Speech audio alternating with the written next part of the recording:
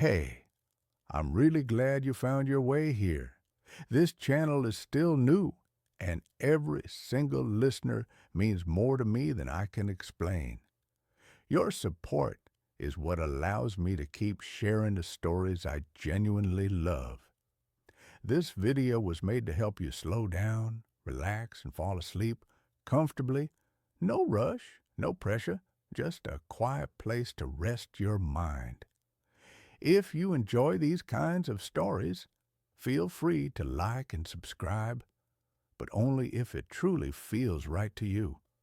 I also love knowing where the night has carried you from, so leave a comment with where you're listening from and the time it is for you right now.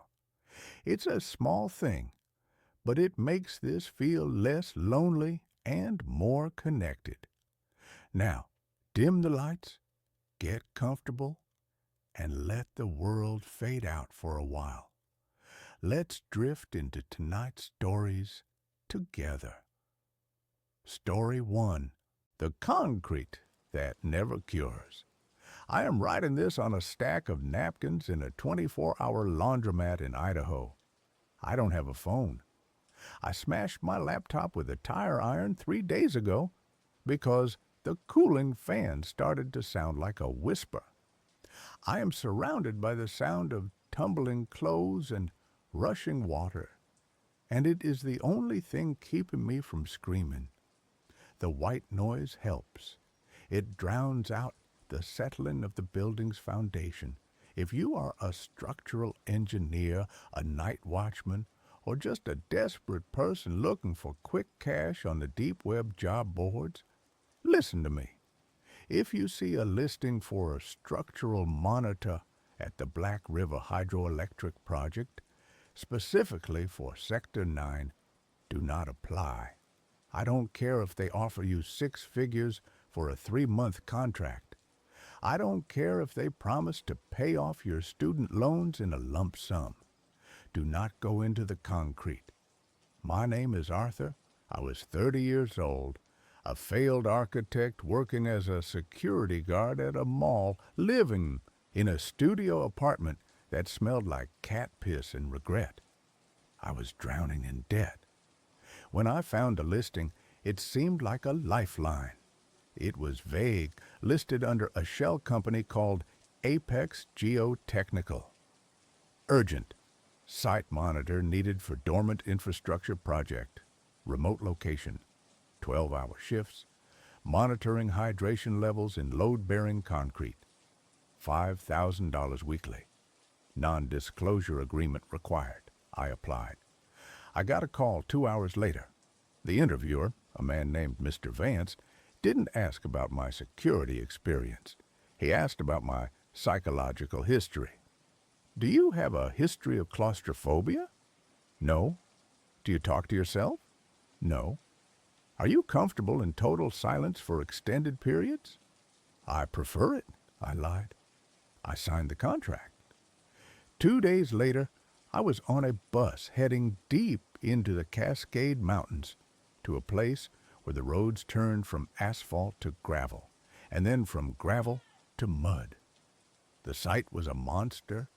It was an unfinished hydroelectric dam, a massive, curved wall of gray concrete wedged between 2 jagged mountain peaks. It looked like a tombstone for a giant. Construction had stopped in the 1990s due to funding issues, but Vance told me they were preparing to restart. They needed someone to make sure the core integrity hadn't degraded. There was a small portable building at the base of the dam. That was my home. My only contact was a voice on a shortwave radio, a supervisor named Miller, who sat in a warm office 50 miles away. Your job is simple, Art, Miller's voice crackled on the first night. Take the freight elevator to the inspection tunnels. Walk the length. Check the digital hygrometers embedded in the walls. They measure moisture content. If the number is above 15%, you log it. If it's above 20%, you radio me immediately. If it's below 5%, you log it. That's it. Why would the moisture vary? I asked. This concrete was poured 30 years ago. It should be cured by now. There was a pause on the radio, a long, static-filled silence. Just read the numbers, Art, and stay out of the unlit zones. The wiring is old. I geared up, hard hat, high visibility vest, steel-toed boots, and a heavy-duty flashlight. I took the service elevator down. It was a cage, rattling and screeching as it descended into the body of the dam. The air got colder, heavier. It smelled of wet limestone dust and something metallic, like the taste of blood in your mouth. The inspection tunnels were endless. Long, cylindrical corridors drilled right through the solid concrete. The only light came from the string of dim yellow bulbs overhead. I started my rounds. The first week was mind-numbing. I walked miles of concrete. I checked hundreds of little digital displays, 12%, 12%, 11%, 13%. It was boring. But the silence was heavy. In the dam, there was no wind, no animals, no traffic. Just the hum of the bulbs and the sound of my own breathing. But sometimes, if I stopped walking, I could hear the dam settling, crack, pop, groan. It sounded like the mountain was trying to crush the intruder in its gut. On the 9th night, the numbers changed. I was in Sector 4, a deep section near the base of the dam. The air was humid here. My flashlight beam cut through a thin mist. I checked a hygrometer. Moisture, 45%. I frowned. That wasn't possible. Concrete doesn't just gain moisture unless there's a leak. I tapped the gauge. Moisture, 48%. It was rising. I grabbed the radio. Miller, I got a reading in Sector 4. It's nearly 50%. Is there a breach in the outer wall? Are we taking on water? Static. Then Miller's voice sounded tight. No breach. The reservoir is empty, Art. There's no water on the other side. Then where is the moisture coming from? It's internal sweating, Miller said. Just log it. Do not touch the wall. I hung up the radio. I looked at the wall. It was sweating. Dark patches were forming on the gray surface, but it wasn't water. It was thick, viscous. It looked like gray slime. It oozed out of the microscopic pores of the concrete. I stepped closer. The smell was overpowering. It didn't smell like water. It smelled like raw meat.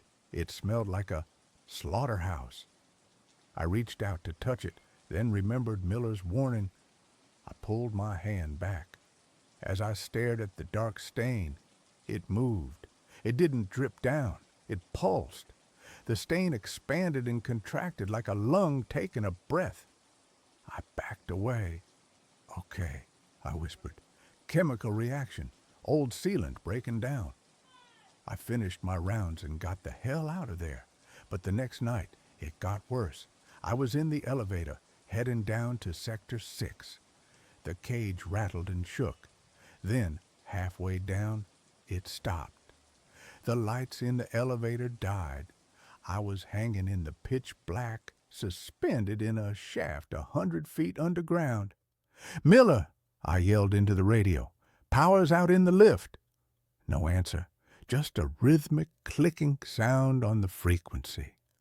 Click, click, click. I pulled out my flashlight and shined it through the mesh floor of the cage. Below me, the shaft went down into darkness. But something was moving down there. I saw pale shapes. They looked like people, naked gray people, climbing up the structural beams of the shaft. They moved silently, fluidly, like they didn't have bones. I rubbed my eyes. Hallucinations, I muttered. Sensory deprivation. The lights flickered back on. The elevator jerked and continued down. When the doors opened at Sector 6, the hallway was different. The yellow bulbs were buzzing angrily, And the walls were wrong. The concrete wasn't flat anymore. It was bulging. Every 10 feet, there was a lump in the wall, roughly the size of a person. It looked like someone had been wrapped in a sheet and then plastered over. I walked past them, my heart hammering against my ribs. I stopped at a hygrometer. Moisture, 85%. The concrete here was soft. I could see my boot prints sinking slightly into the floor. The concrete hadn't cured. It was reverting to sludge. I walked up to one of the bulges in the wall. The sweat was pouring off it now. I shined my light on the center of the lump. There was a face. It was faint, pressed against the surface from the inside, like a face pressing against a latex sheet.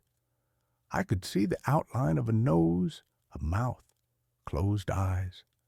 I stumbled back, dropping my clipboard. The mouth on the wall opened. It didn't tear. The concrete just stretched.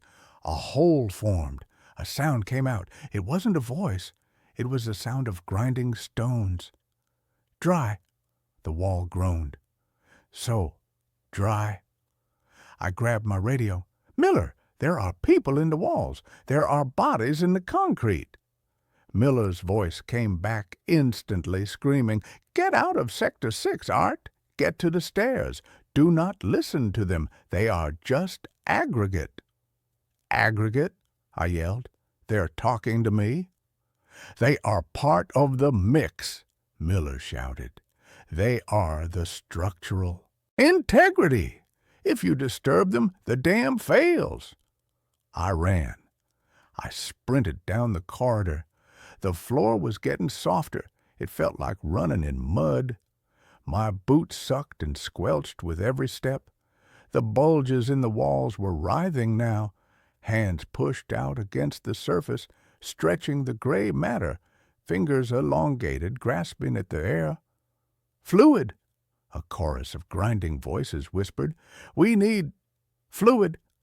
I reached the stairwell door. I grabbed the handle. It was stuck. The concrete frame had shifted, pinching the door shut. I slammed my shoulder against it. Thud! It didn't budge. I looked back. The walls were melting. The concrete was flowing like lava, sliding down to the floor, forming a wave of gray sludge. And in the sludge, the figures were rising. They were half-formed, men and women made of wet cement. Their features were blurred, their limbs thick and heavy. They pulled themselves out of the walls with a wet sucking sound. One of them lunged at me. It grabbed my leg. Its hand was cold and heavy.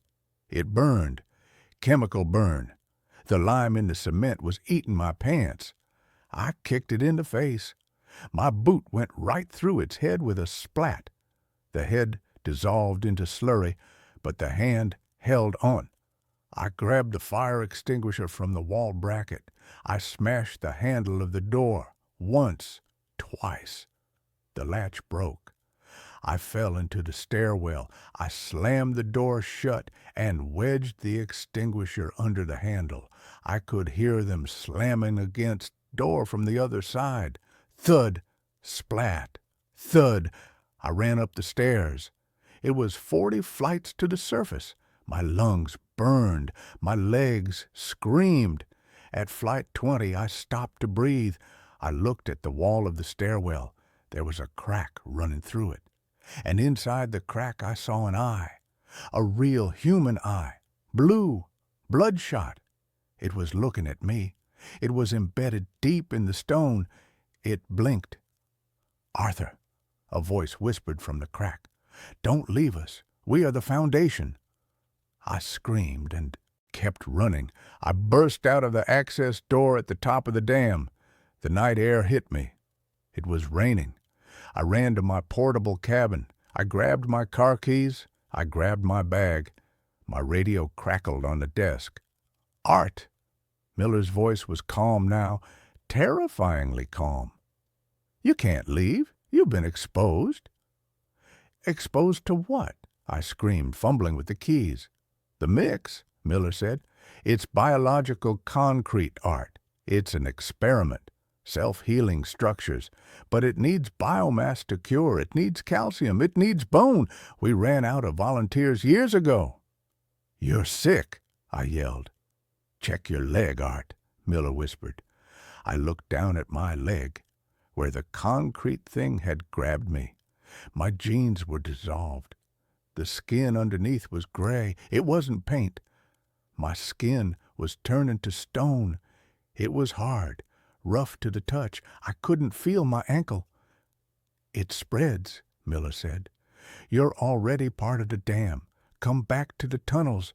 Find a spot in the wall. It's peaceful. You'll be strong. You'll hold back the mountain." I threw the radio against the wall. It shattered. I ran to my car. I drove down the mountain road like a maniac. I felt my leg getting heavier, stiffer. I had to use my hand to lift my leg to work the clutch. I drove until I hit a town. I went to the ER. I told them I spilled industrial epoxy on my leg. They tried to scrub it off. They couldn't. The doctor touched my skin. He tapped it. It made a clink sound like ceramic. "We need to amputate," he said. "The tissue is necrotic. It's calcifying." I didn't wait for the surgery. I knew if they put me under, I wouldn't wake up. Miller would come for me, or the concrete would take the rest of me. I ran out of the hospital. That was 3 days ago. I am in this laundromat because the heat from the dryers helps. It keeps the gray patch on my leg from spreading fast. Cold makes it harden. Heat keeps it somewhat pliable. But it's spreading. It's up to my knee now. My toes are fused together. I can't move my foot. And the worst part isn't the physical change. It's the sound. I can hear the building I am in. I can hear the concrete floor of the laundromat. It's whispering to me, "Brother," the floor groans, "join us. Be stable. Be still." I can hear the walls of the strip mall. I can hear the sidewalk outside. Every piece of concrete in the world is alive. It's all connected. It's all part of the same silent suffering network. Every building you walk into is a tomb. Every sidewalk you step on is a graveyard of trapped souls screaming in slow motion. I am going to keep moving. I am going to find a cabin in the woods. Wood. I need wood. No stone, no cement. But I am typing this because I know I won't make it. My fingers are getting stiff. My skin is turning gray. If you see a new retaining wall being built, if you see a dam, if you see a fresh sidewalk being poured, don't step in the wet cement. It's not just drying, it's feeding.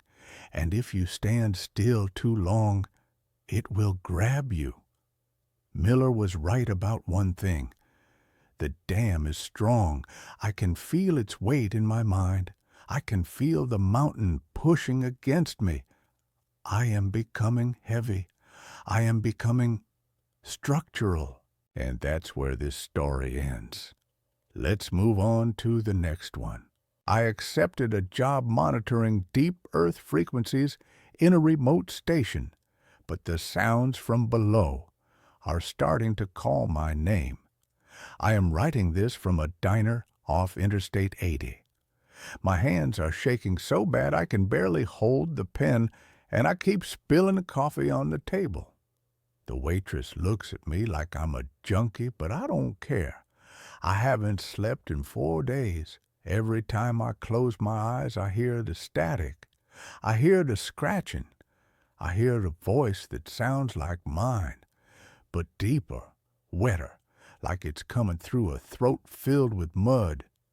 I need to get this down on paper. I need to leave a record because I think I'm going to die tonight. Or worse, I'm going to go back there. It started because I was desperate. That's how all these stories start, isn't it? Nobody takes a job in the middle of nowhere for minimum wage unless they have no other choice. I had lost my job at the factory. My girlfriend had kicked me out, and I was living in my 2004 Toyota Corolla. I was scrolling through job boards on my phone, using the free Wi-Fi at a library, when I saw it. Position, seismic monitor. Location, Outpost 4, Blackwood Ridge. Duties, monitor automated systems, log frequency data, maintain equipment. Pay, $2,000 a week. Cash, $2,000 a week. For sitting in a room and watching a computer screen. It sounded too good to be true. I called the number. A man answered on the first ring. His voice was dry, cracking like stepping on autumn leaves. "Can you handle silence?" he asked. "No hello? No company name?" "Yes," I said. "Can you stay awake for 12 hours at a time?" "Yes." "Do you have family who will miss you if you are out of cell service for a month?" "No." "Be at the trailhead of Blackwood Ridge at 5 a.m. tomorrow. Don't bring a phone, don't bring a computer. Analog only. We provide the rest." I should have said no. I should have hung up. But I looked at my bank account balance, 12.45, and I said yes. I met the man the next morning. He was driving a black Jeep with no license plates. He was old, maybe 70. With skin that looked like leather and eyes that didn't blink enough. He handed me a duffel bag and a set of keys. "The hike is 4 miles up," he said, pointing to a narrow dirt path disappearing into the dense pine forest. "The station is at the top. It's a concrete bunker. You can't miss it. There is a manual on the desk. Follow the instructions exactly. Do not deviate. I will come back in 30 days with your money." "Wait," I said.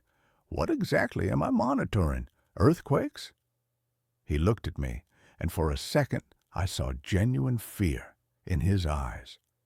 "We are listening to the tectonic plates," he said, "to make sure they don't shift. Just listen to the needles, kid. If they go into the red, you press the button. That's it." He drove away before I could ask what the button did. I hiked up. The woods were quiet. Too quiet. No birds, no crickets, just the sound of my boots on the dry earth and the wind hissing through the pine needles. The station was ugly. It was a gray concrete block half buried in the side of the mountain. It looked like a World War II bunker. There was a heavy steel door with a wheel lock, like a submarine. I unlocked it and stepped inside. The smell hit me first. It smelled of ozone, old copper, and stale coffee. The room was one large space. In the center, there was a massive console of equipment that looked like it was from the 1970s.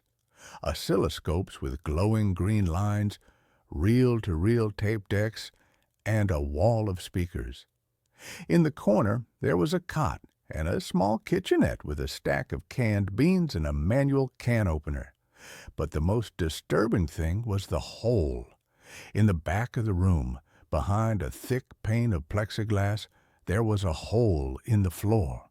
It was a borehole, maybe 3 feet wide, going straight down into the earth. There were cables running down into it, thick black cables that pulsed slightly as if liquid was being pumped through them. I settled in. The first 3 days were boring. I read the manual. It was simple. Protocol. Wear the headphones at all times during your shift, 6 p.m. to 6 a.m. Record the frequency levels every hour. If the frequency drops below 10 hertz, turn up the gain. If the frequency rises above 150 hertz, initiate the dampening sequence. Never speak into the microphone unless instructed. I sat at the desk. I put on the heavy padded headphones, The sound of the earth is boring. It's just a low hum. Like a refrigerator running in the next room. Occasionally, there would be a pop or a crackle, which the manual said was rock settling deep underground. I wrote down the numbers. 40 hertz, 42 hertz, 39 hertz. It was easy money. On the fourth night, the rhythm changed. It was 2 a.m. The wind was howling outside, shaking the heavy steel door. I was eating cold beans from the can.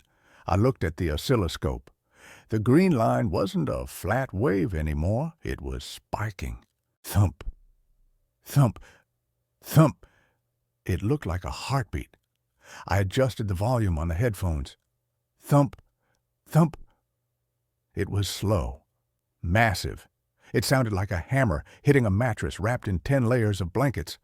It was deep, so deep I felt it in my chest more than I heard it in my ears. I checked the frequency. 12 hertz. It was getting low. I followed the rules. I reached for the knob labeled gain and turned it up. The sound got louder. Thump, thump. And then, in the space between the thumps, I heard something else. Scritch, scratch. It sounded like fingernails on chalkboard or claws on stone. It was coming from the microphone deep in the hole. I leaned closer to the monitor. Just rocks, I whispered to myself. Just rocks sliding against rocks? Then a voice spoke in my ear. Hungry. I ripped the headphones off and threw them on the desk. I spun around, grabbing the flashlight. Who's there? I shouted. The concrete room echoed. Who is it? Silence. Just the hum of the machines. I checked the door. It was locked from the inside. I checked the plexiglass shield around the hole. It was intact. I told myself I was hallucinating. Isolation psychosis. It happens. I put the headphones back on, leaving one ear uncovered. The scratching was gone. The heartbeat was gone. The line was flat again. I didn't sleep that day.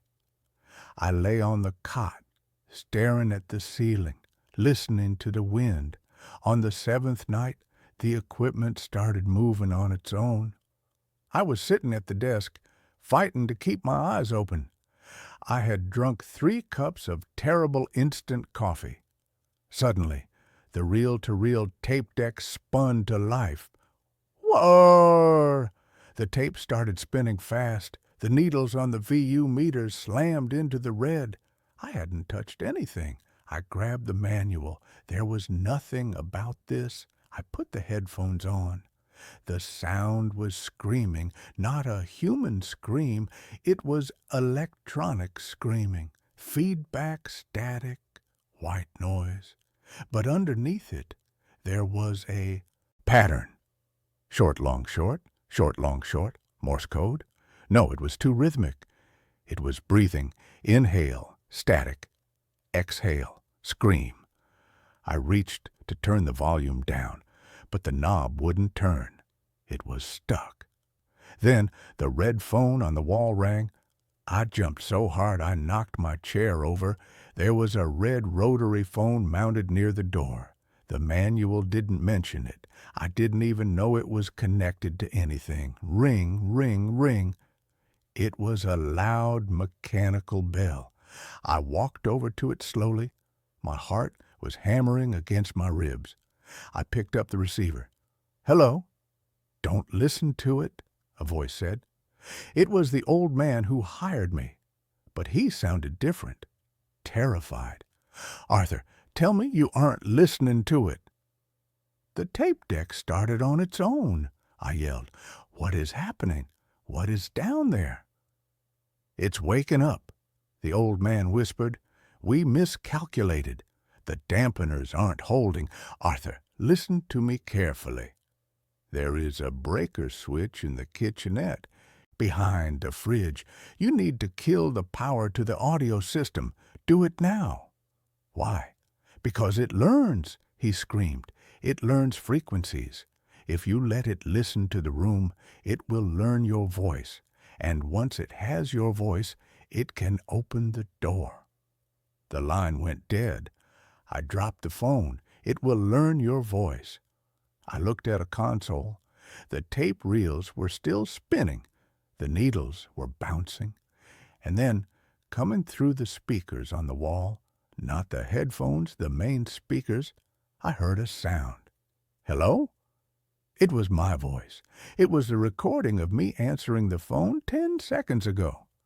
Hello? What is happening? What is down there?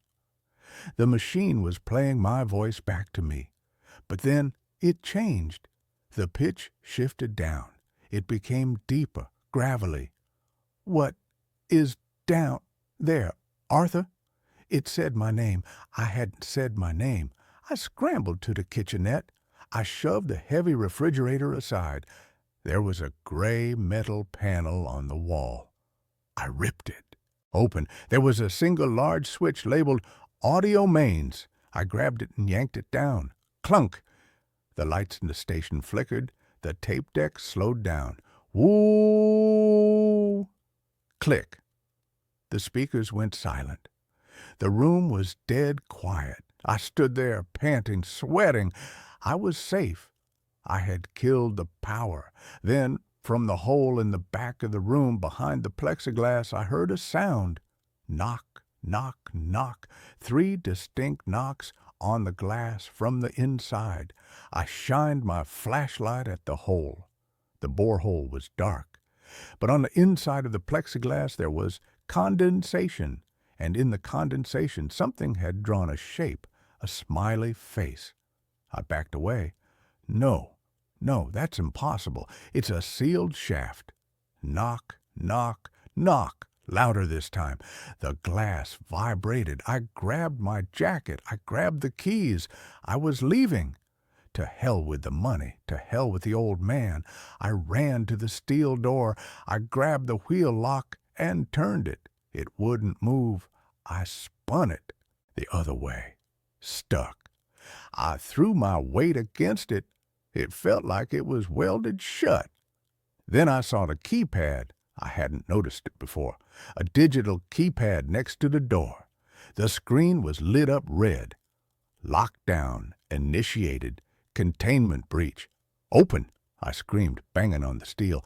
Let me out! From the speakers, which should have been dead, a voice crackled. Let me out! It was mocking me. I looked at the console. The power switch I had pulled. It was physically pushed back up into the on position. I hadn't touched it. The tape reel started spinning again. I ran to the corner of the room, grabbing the heavy metal can opener as a weapon. I huddled on the cot. What do you want? I whispered. The speakers crackled. Arthur, hungry. I spent the next 3 days in that corner. I didn't sleep. I didn't eat. I just watched the hole. Every hour the sounds got worse. First it was scratching. Then it was screaming. Then it was singing. It sang nursery rhymes. Mary had a little lamb. But the voice was distorted, like a choir of drowning children. Then, on the 10th night, the visual feed turned on. There was a small green monitor on the console labeled Bore Cam. I had never looked at it because the manual said the camera was broken. It flickered to life. The image was grainy, black and white. It showed the rock walls of the shaft, deep underground. The camera was moving. It was being pulled up. I watched, paralyzed. The camera passed layers of rock, granite, shale. Then it passed something else, flesh. The walls of the shaft were pulsing. They were lined with a thick gray material that looked like skin. Veins throbbed in the rock. The camera kept coming up. 500 feet, 400 feet. It passed a nest. Carved into the side of the rock wall was a cavity, and inside the cavity were things that looked like eggs. Translucent, gelatinous sacs the size of beach balls. Inside them, dark shapes writhed. The camera kept coming. 200 feet. 100 feet? I could hear the physical sound now, not through the speakers, through the air, slithering, wet, heavy sliding sounds coming from the shaft. I looked at the plexiglass. It was fogging up. Heat was radiating from the hole. The camera feed reached the top.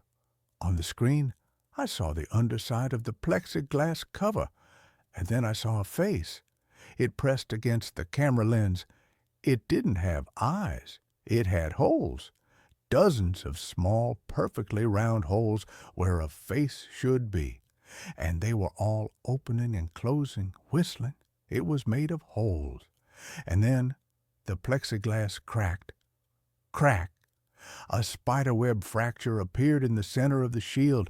I knew I had seconds. I looked around the room. The door was sealed. The phone was dead. The ventilation ducked. Above the kitchenette there was a square vent. It was small, maybe 18 inches wide, but I was skinny. I dragged the table over. I climbed up. I used the can opener to unscrew the bolts. My fingers were bleeding. Crash! The plexiglass shattered. The sound of the explosion deafened me. A smell filled the room. Sulfur, rot, and old blood. I pulled the vent cover off. I squeezed my head and shoulders in. Behind me, I heard the thing pull itself out of the hole. Squelch, thud. It sounded heavy, wet. "Arthur," it hissed. It wasn't coming from the speakers. It was in the room. "Where are you going?" I kicked my legs, shoving myself deeper into the duct. It was tight. The metal pressed against my chest. I couldn't breathe. I crawled. I crawled through the dark, dusty metal tube. I heard the creature tearing the room apart. I heard the metal console being ripped from the floor. I heard the cot being smashed. Then I heard it sniffing. Sniff, sniff. It was sniffing the air, tracking me. I heard a heavy thud against the wall below the vent. It knew where I was. I crawled faster. The duct went up at an angle. I pushed with my toes, scraping my skin raw. Screech! Metal tearing. It was peeling the vent open from the wall.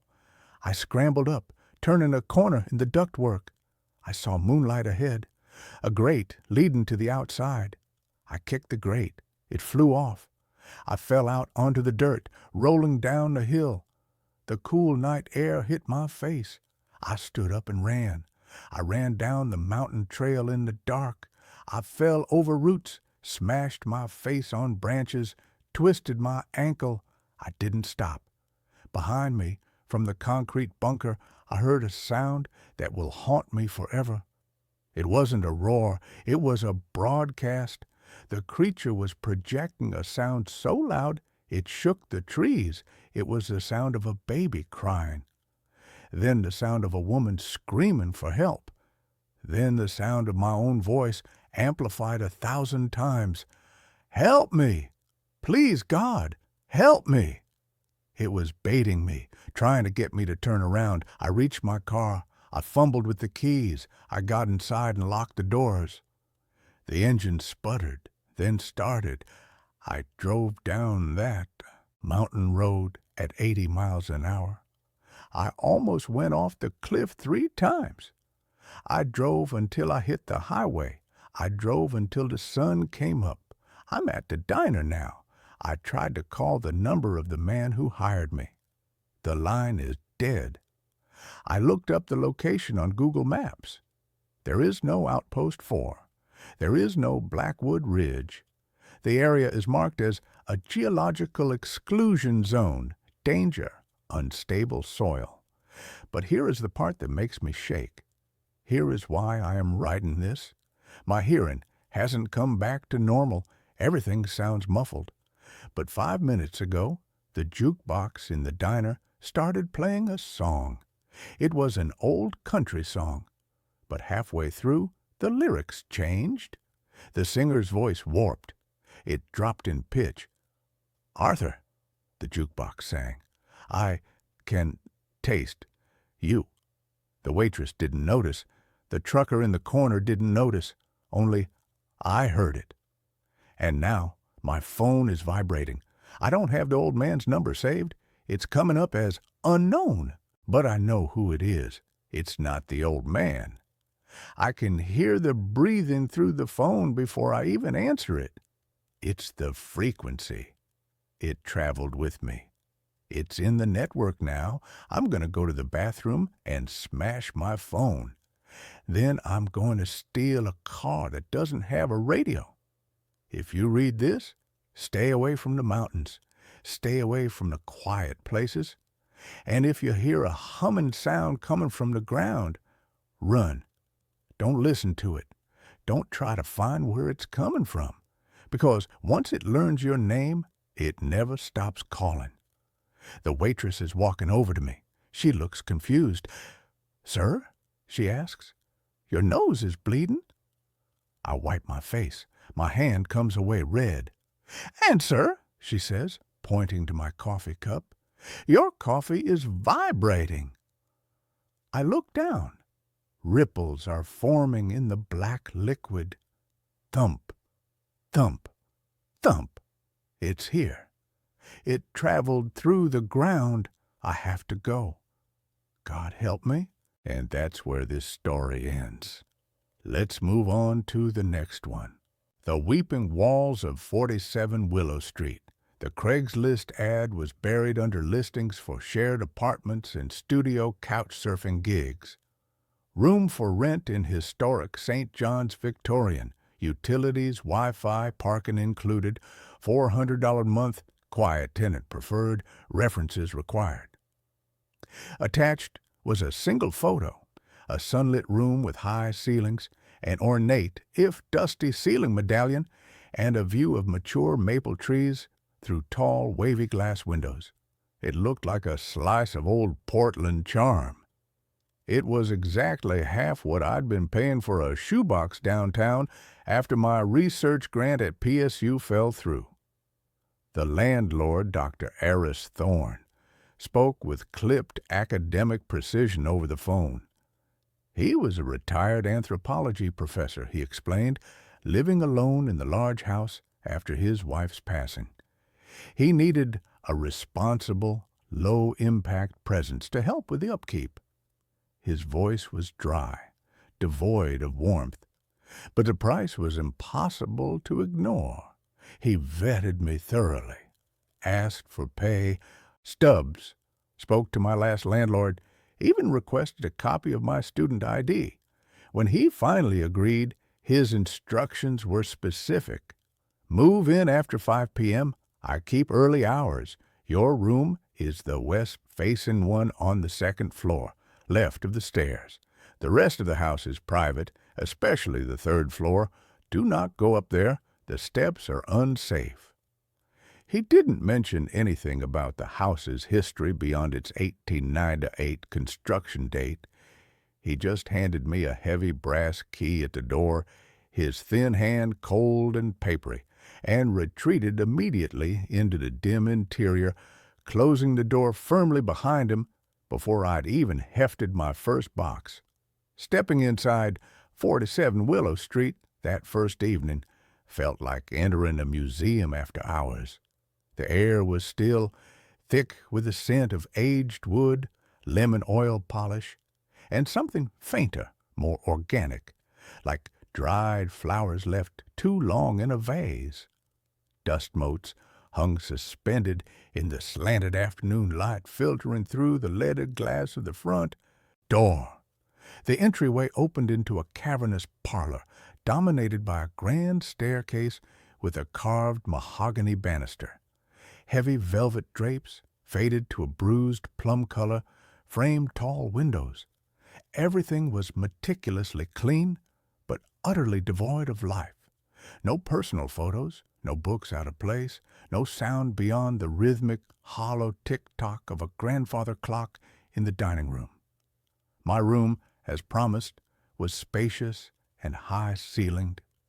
Sunlight streamed through the west window, illuminating dust dancing above a wrought-iron bed frame, a simple dresser, and a small desk.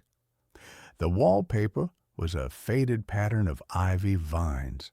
It felt serene, isolated, perfect for writing my dissertation on Pacific Northwest logging communities. I unpacked slowly, savoring the quiet, the absence of sirens and neighbor noise. The only oddity was the closet door. It was slightly ajar, revealing darkness within, and no matter how firmly I pushed it shut, it would creak open again an inch or two within the hour. I chalked it up to old hinges and warped wood. The first night, I woke abruptly at 2:17 a.m., not from a nightmare but from sound. Soft, muffled crying. A child's voice. It seemed to come from the hallway just outside my door. I lay frozen, listening hard. It wasn't loud, just a thin, hiccuping sob that cut through the profound silence of the old house. Sniff, whimper, sniff. It lasted maybe 20 seconds, then stopped as abruptly as it began. I told myself it was the pipes, or the wind whistling through a crack I hadn't noticed. Portland was full of old houses with voices. I got up, peered into the empty, shadowed hallway. Nothing. The grandfather clock downstairs chimed the quarter hour, its deep, resonant bong echoing unnaturally loud.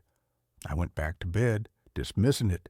Stress, jet lag from the move, the unfamiliar quiet playing tricks. But the crying came back. Not every night, unpredictably.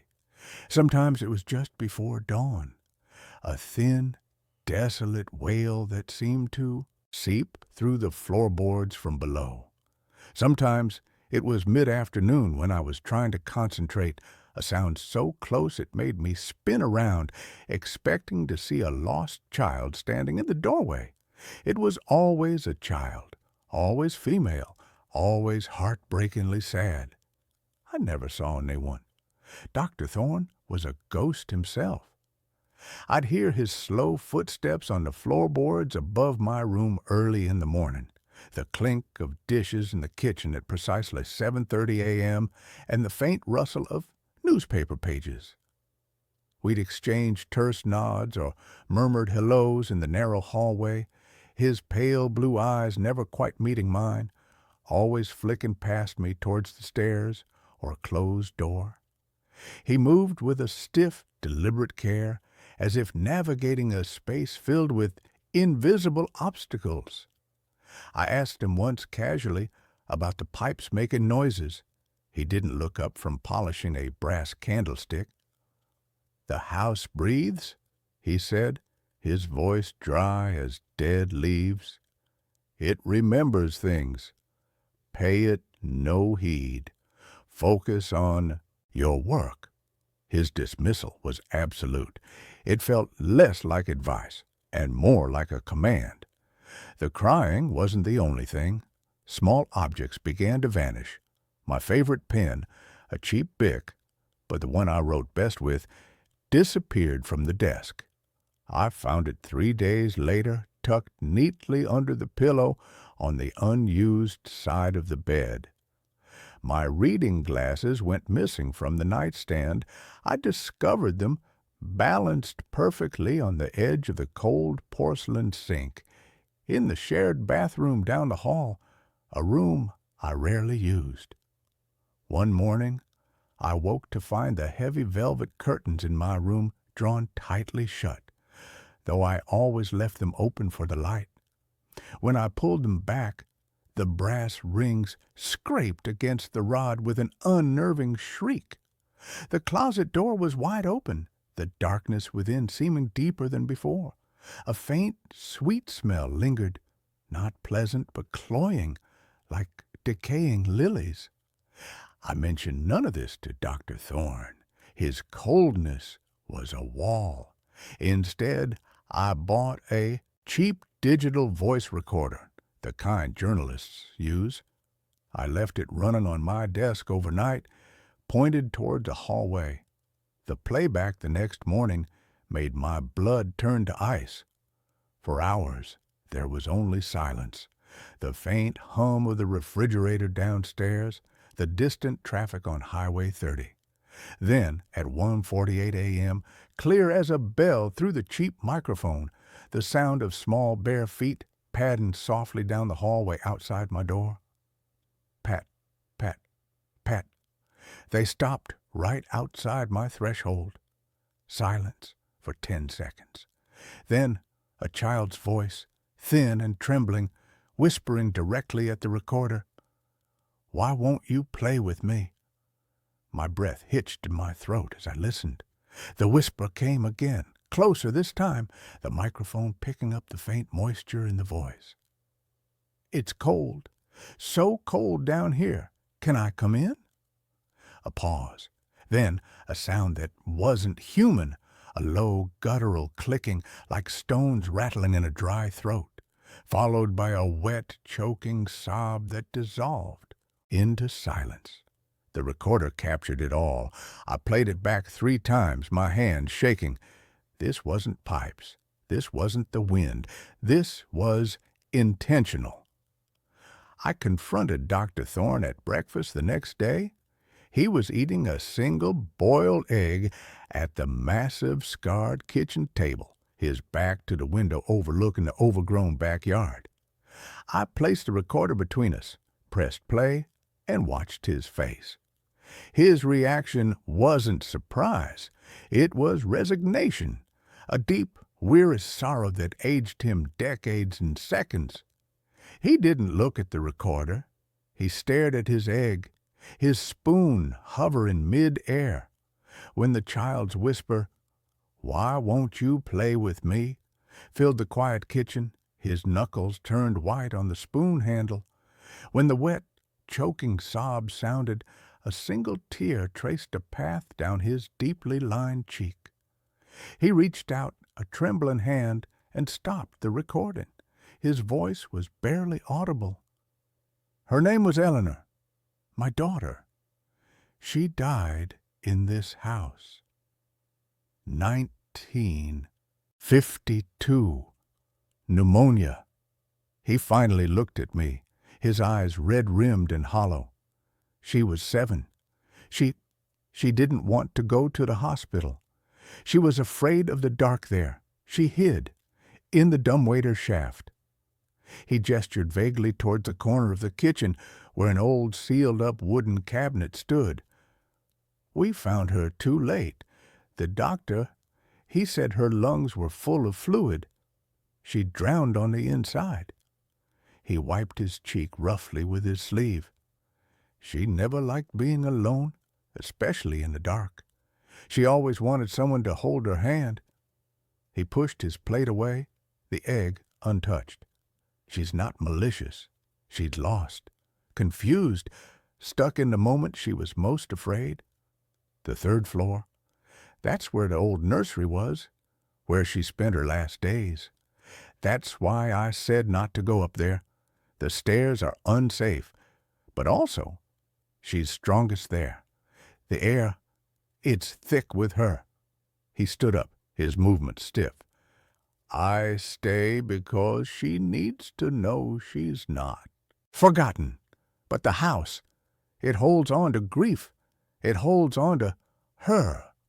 You hear her because you're new, because you're warm, because you're here." He walked slowly towards the door to the parlor, pausing with his hand on the frame. "Do what you must, but know this. She doesn't understand time. She doesn't understand you aren't me 60 years younger, or that you aren't her mother, long gone. She only knows she's cold and alone, and she wants someone to stay." I didn't pack, not yet. The academic in me warred with the terrified human. I needed proof. Not for Dr. Thorne, he already knew, but for myself, to silence the rationalizing part of my brain screaming mass hysteria, carbon monoxide, infrasound. I bought an EMF meter online, cheap, probably useless, but a tangible tool.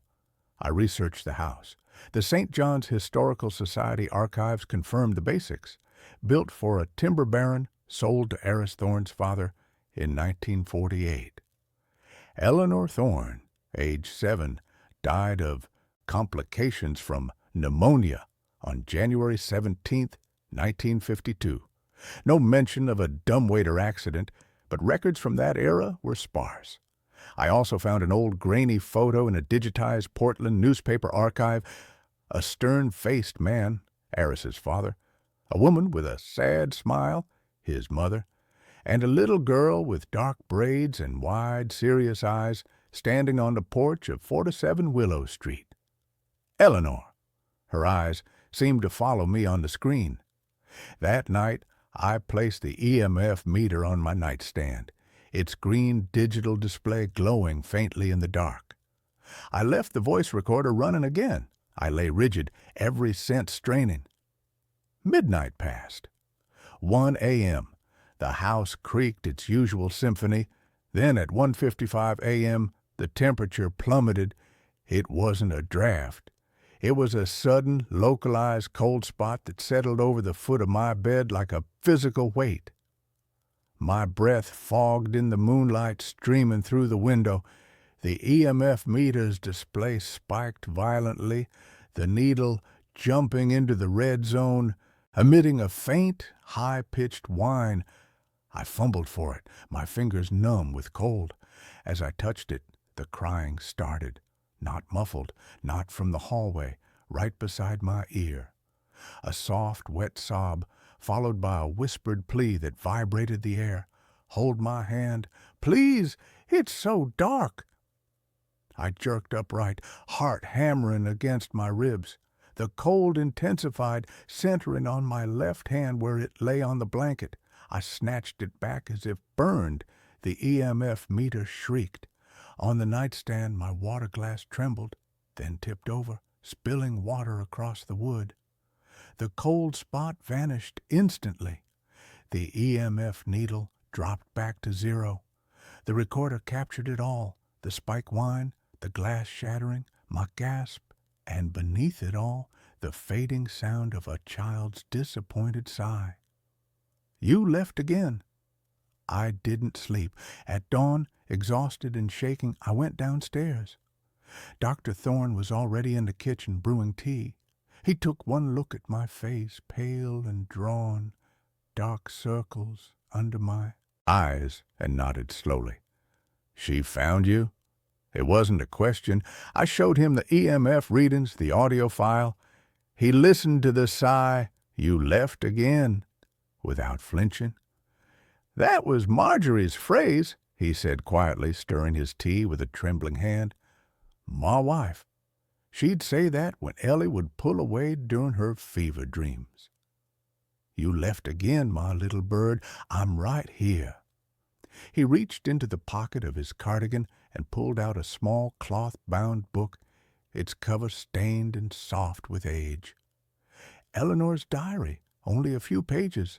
She was just learning to write. He opened it with reverence. The childish scrawl was heartbreaking. "Today I helped Mama garden. We planted lilies. Mama says they smell like angels. I got dirt on my dress. Papa was cross. I hid in the quiet place. It was dark but safe. I like the quiet place. Mama calls for me, but I like the quiet." Another entry, the handwriting shakier. "Sick. Mama cries. Papa is loud. Doctor smells bad. Don't want the shot. Don't want the dark place. Hold my hand, Mama. Hold my hand, Papa." The final entry was barely legible, the ink blurred as if by tears or rain. "Cold, so cold. Water in my chest. Can't breathe. Mama, Papa, where are you? The quiet place is dark. I'm scared. Don't leave me. Don't leave me. Don't leave." The sentence trailed off into a jagged ink stroke. I spent the day in a daze. The rationalizations were gone, burned away by the cold spot, the voice, the diary. Eleanor wasn't a story. She was a presence, a trauma embedded in the wood and plaster of this house. That afternoon, needing air, I walked to the overgrown backyard. The dead oak tree from the Craigslist photo stood sentinel near the fence. At its base, half hidden by weeds, was a small weathered headstone. Not for Eleanor. She was buried in Riverview Cemetery, Dr. Thorne had said, but for Marjorie Thorne, beloved wife and mother, 1920, 1985, and carved beneath, she never stopped, listening for her little bird. As I stood there, a scent cut through the damp earth smell. Lilacs, strong, sweet, cloying, exactly like the smell I'd noticed near the open closet. I turned. Dr. Thorne stood on the back porch watching me, his face unreadable. He didn't say a word. He just slowly closed the screen door, the thwack of the latch echoing in the still afternoon. That night, I couldn't bring myself to sleep in the room.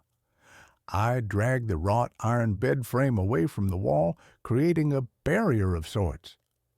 I left every light on, the overhead bulb, the desk lamp, even the small light in the ensuite bathroom.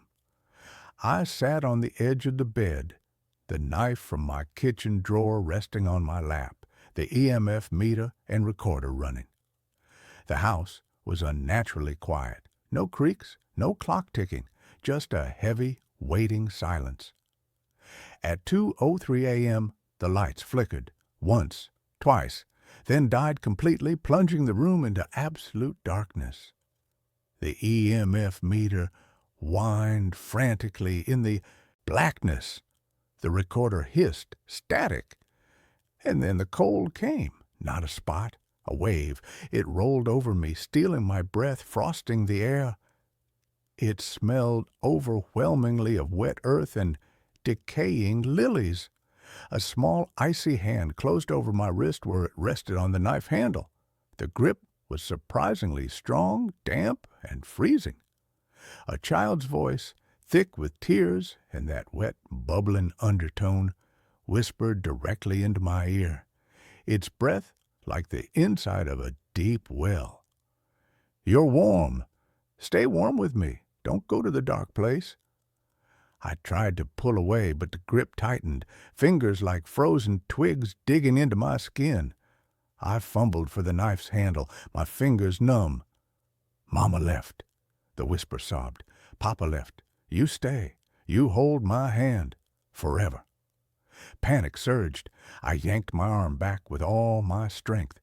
There was a sound like tearing the fabric, a small, sharp "rape," and the cold grip vanished. I scrambled back on the bed, crashing into the wall, fumbling for my phone.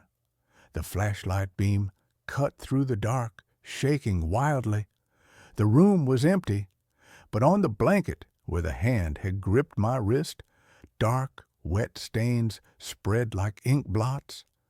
And caught on the edge of the blanket, snagged on the rough iron frame of the bed, was a single, long strand of coarse black hair, too long, too thick to be mine, or Dr. Thorne's.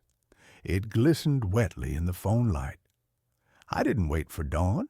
I packed by phone light, shoving clothes and my laptop into my suitcase with shaking hands. The wet stains on the blanket steamed faintly in the cold air. I avoided looking at the closet. I avoided the hallway. I took the stairs 2 at a time, stumbling on the 3rd step, my suitcase banging against my leg. The grandfather clock in the dining room was silent. The house felt watchful, holding its breath. I reached the front door, fumbled with the heavy brass key in the lock. As the deadbolt slid back with a loud clunk, a sound froze me mid-motion. From the top of the stairs, soft, bare feet patting down. Pat, pat, pat. Slow, deliberate, stopping on the landing, then a new sound, a low, rhythmic thumping, like a small body leaning against the banister. Thump, thump, thump, accompanied by a wet, hitching breath. I didn't look up. I couldn't. I yanked the door open, stumbling out onto the porch. The pre-dawn air was frigid, a relief after the house's unnatural chill. I didn't look back. I ran down the cracked sidewalk, suitcase wheels catching on roots, the knife still clutched in my hand. I didn't stop until I reached the bright fluorescent lights of the 24-hour Safeway 3 blocks away, gasping for breath, leaning against the warm glass doors. I called a cab from inside the store, my voice raw, as I gave the driver the address of a cheap motel near the airport. As the cab pulled up to 47 Willow Street to collect my car, a beat-up Honda Civic parked under the skeletal branches of the dead oak, I forced myself to look at the house. Dawn was breaking, painting the sky in pale pinks and grays. The tall windows on the second floor were dark, all except one, my room, the west-facing window. The heavy velvet curtains were drawn back, just enough to see inside, and pressed against the wavy glass illuminated by the rising sun was the faint, perfect outline of a small, pale handprint.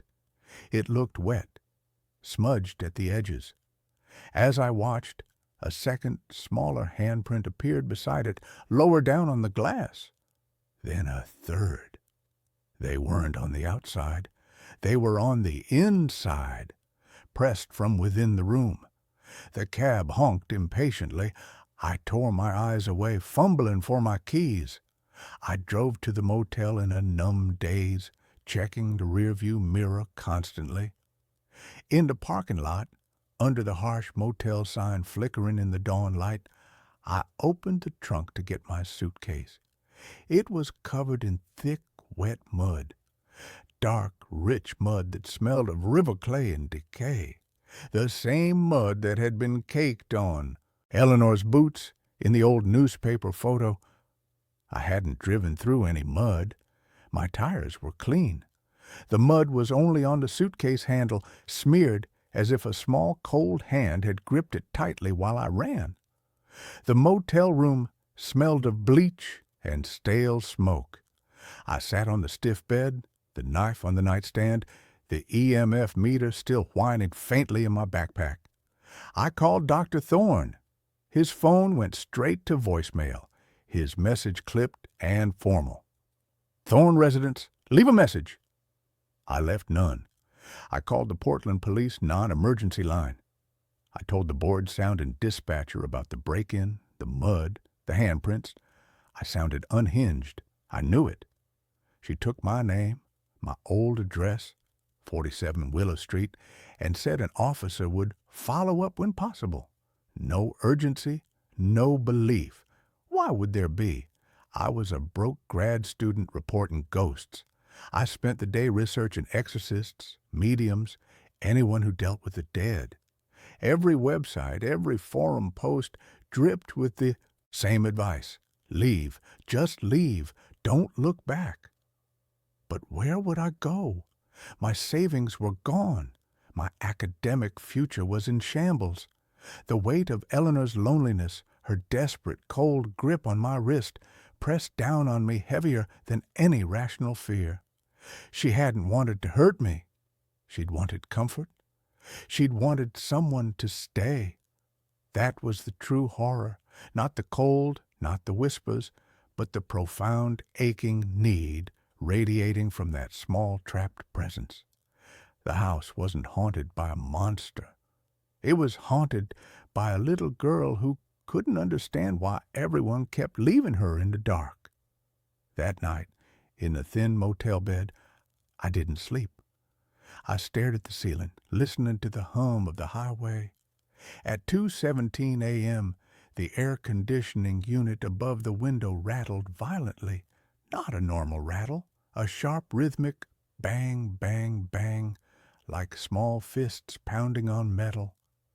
The digital clock on the nightstand flickered, the numbers dissolving into static snow, and beneath the noise, so faint I thought I might be hallucinating, came the wet, bubbling whisper, seeming to come from the cheap floral wallpaper beside my head. "You forgot your warm blanket?" A pause. The AC unit went silent. The clock stabilized, reading 2:18. The whisper came again, closer, the breath like frost on my ear. We're waiting. I didn't move. I didn't breathe.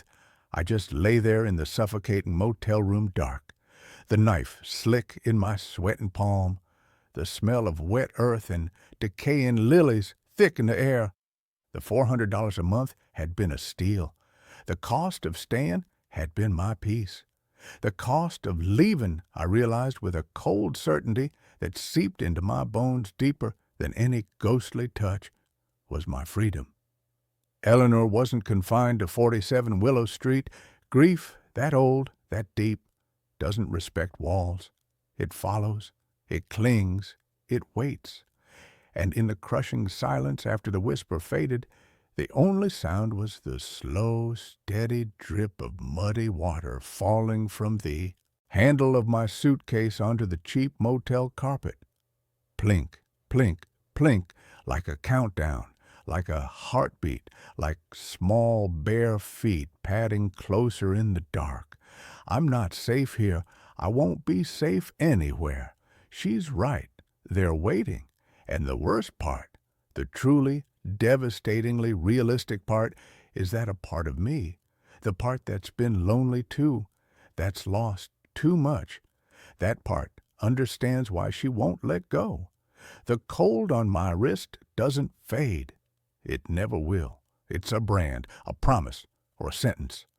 The dripping continues. Plink, plink, plink.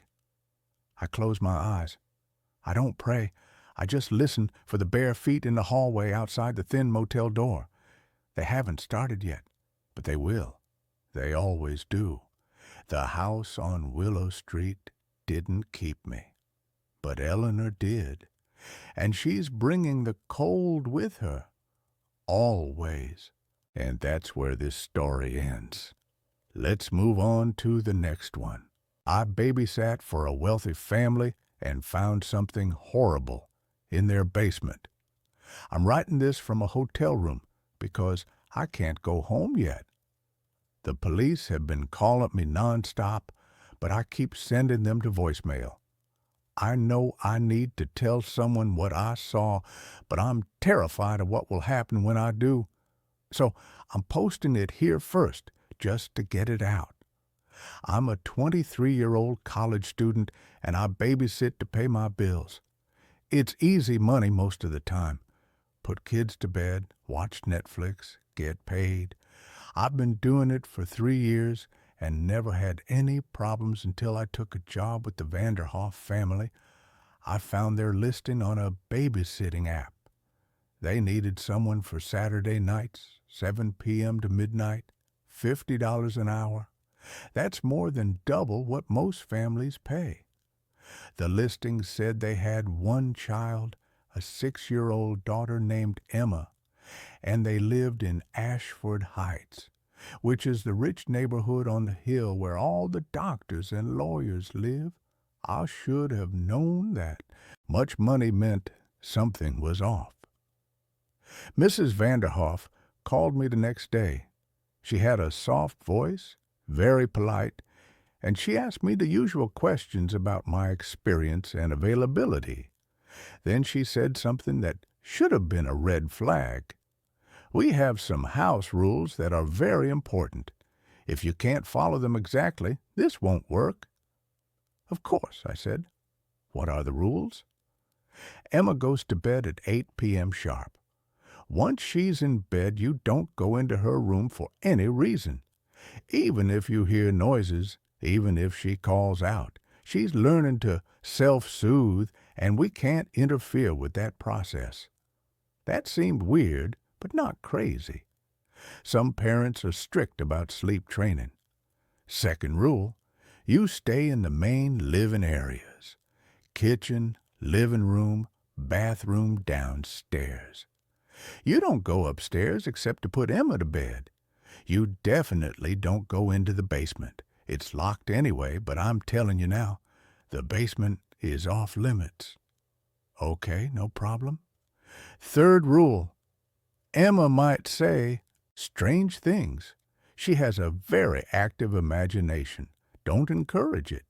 If she tells you stories about the house or about people you haven't met, just smile and change the subject. Don't ask her questions about it. Is she? Does she have issues with lying or making things up? No, nothing like that. She's just very creative. We don't want to stifle that, but we also don't want to feed into every fantasy. It still seemed manageable. Weird, but manageable. And $50 an hour was $50 an hour. I started that Saturday. The Vanderhoff house was huge, one of those modern places that's all windows and sharp angles. Mr. and Mrs. Vanderhoff met me at the door. He was tall, maybe 45, with gray hair and an expensive suit. She was younger, maybe 35, blonde, wearing a black dress and too much perfume. They showed me around quickly. The first floor had a massive living room with a TV bigger than my bed, a kitchen with marble counters and appliances I didn't recognize, and a bathroom. The stairs to the second floor were in the foyer. Past the kitchen was a door that Mrs. Vanderhoff pointed to. That's the basement. It's locked. Don't try to open it. I won't. Emma was in the living room coloring. She was small for 6, with dark hair and pigtails and big brown eyes. She looked up when I came in and smiled. "Hi, are you my babysitter?" "I am. My name's Riley. It's nice to meet you." "Do you like puzzles?" "Sure." "Good. I have lots of puzzles." Mr. and Mrs. Vanderhoff left at 7:15. Mrs. Vanderhoff reminded me again about the rules. Then they were gone. It was just me and Emma. The first hour was normal. We did puzzles. We watched part of a Disney movie. I made her chicken nuggets for dinner. She was a sweet kid, polite, maybe a little quiet. Around 7:45, she started getting fidgety. "I don't want to go to bed," she said. "I know, but it's almost 8. Your parents said 8 p.m. bedtime." "Can you check my room first before I go up?" "Check for what?" She looked down at her hands. "Sometimes there are things in my room." "What kind of things?" "I'm not supposed to talk about it. Mommy says I'm just being creative." I remembered Mrs. Vanderhoff's warning, don't encourage her stories. "I'm sure your room is fine. How about we go up together?" She nodded, but she didn't look happy about it. We went upstairs. There were 4 doors in the hallway, 3 bedrooms and a bathroom. Emma's room was at the end. It was decorated like a normal kid's room. Pink walls, stuffed animals, a twin bed with a princess comforter. Nothing scary or weird. "See, everything's fine," I said. Emma climbed into bed. "Can you check the closet?" I opened the closet. Clothes, shoes, toys. All clear. "Under the bed?" I looked under the bed. Nothing but some dust bunnies. "Nothing there." She pulled the covers up to her chin. "Okay, can you leave the hallway light on?" "Sure." I turned on the hallway light and left her door cracked open a few inches, like she asked. I went back downstairs and settled on the couch with my phone. Easy night. 5 more hours and I'd have 250. At 8:30, I heard a thump from upstairs. I looked at the ceiling, listening. Nothing else. Probably just Emma rolling over or dropping something. At 8:45, another thump. Louder this time. I remembered the rule, don't go into Emma's room for any reason. But what if she'd fallen out of bed? What if she was hurt? I walked to the bottom of the stairs and called up, "Emma, you okay?" No answer. "Emma?" Still nothing. I started up the stairs. When I reached the hallway, I could see that Emma's door was still cracked open, lights spilling out. I walked up to it and peeked inside. Emma was in bed, sleeping. She looked peaceful, but I could see now that she had moved. She was on the complete opposite side of the bed from where I'd left her. And there was something else. The closet door was open. I knew I'd closed it.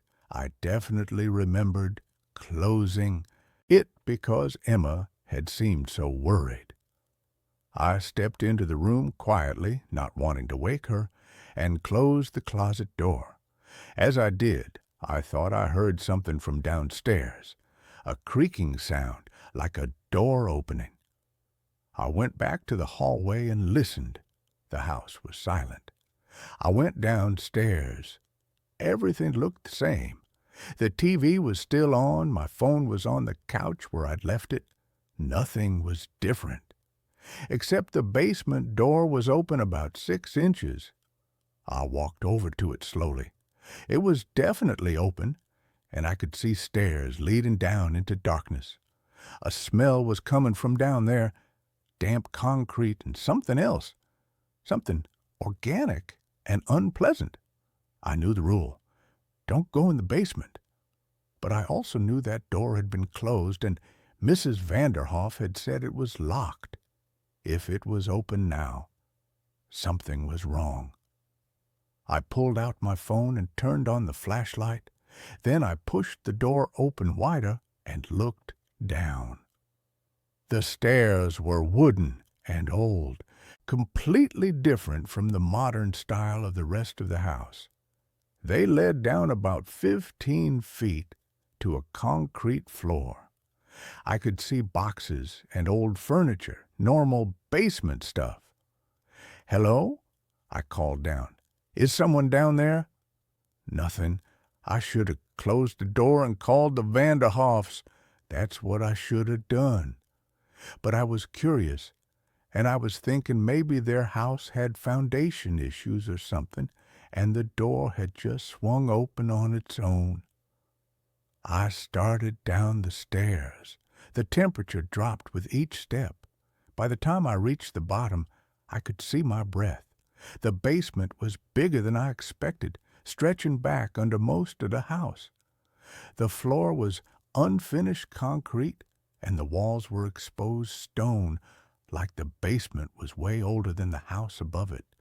There were boxes along one wall, labeled things like Christmas decorations and old clothes, some furniture covered with sheets, a water heater in the corner, all normal. But there was a hallway at the back of the basement leading further into darkness, and that's where the smell was coming from. I walked toward it, my phone light bouncing off the walls. The hallway was narrow, maybe 3 feet wide, with a low ceiling. I had to duck my head to avoid pipes. At the end of the hallway was a door. It was newer than everything else down here, metal with a deadbolt, and it was unlocked. I opened it. The room beyond was small, maybe 10 by 10 feet. The walls were covered in some kind of padding, like a recording studio. There was a drain in the center of the floor, and there were chains attached to the walls. My heart started pounding. This wasn't right. This was very, very wrong.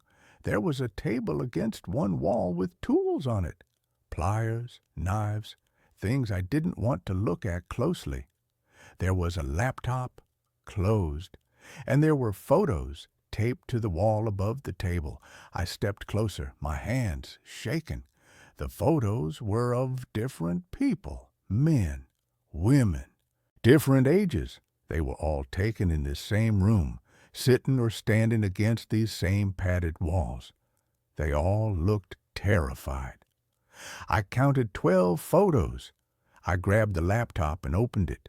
It didn't have a password. The desktop had a bunch of folders, all labeled with dates.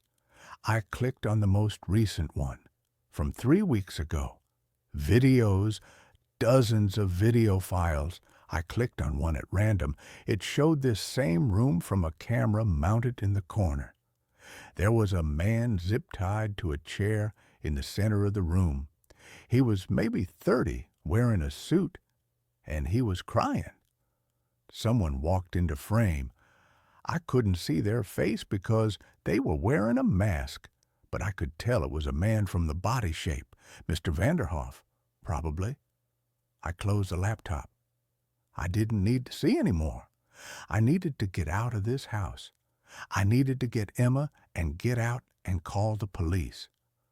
I ran back down the hallway, back through the basement, up the stairs. I was about to go up to get Emma when I heard a voice behind me. "You weren't supposed to go down there." I spun around. Mrs. Vanderhoff was standing in the front doorway. She'd come back. Behind her was Mr. Vanderhoff. "I can explain," I started, but my voice was shaking so badly I could barely speak. "No need," Mrs. Vanderhoff said. She didn't sound angry. She sounded sad. "We knew this would happen eventually. We always have to replace the babysitter after a few weeks. They always get curious about the basement." Mr. Vanderhoff closed the front door and locked it. He was holding something, a syringe. "Please," I said, "I won't tell anyone. I'll leave right now and I'll never come back." "You saw the room," Mr. Vanderhoff said. "You saw the laptop. We can't let you leave." Mrs. Vanderhoff walked toward me slowly. "It's not personal. We actually liked you. You were good with Emma. But we can't risk it." I looked around frantically for an escape route. The front door was locked, and they were blocking it. The back door was through the kitchen, behind Mrs. Vanderhoff. The windows were too high and probably locked. I ran for the stairs. If I could get to Emma, if I could get to a phone in one of the bedrooms, maybe I could call for help. I made it halfway up before Mr. Vanderhoff caught me.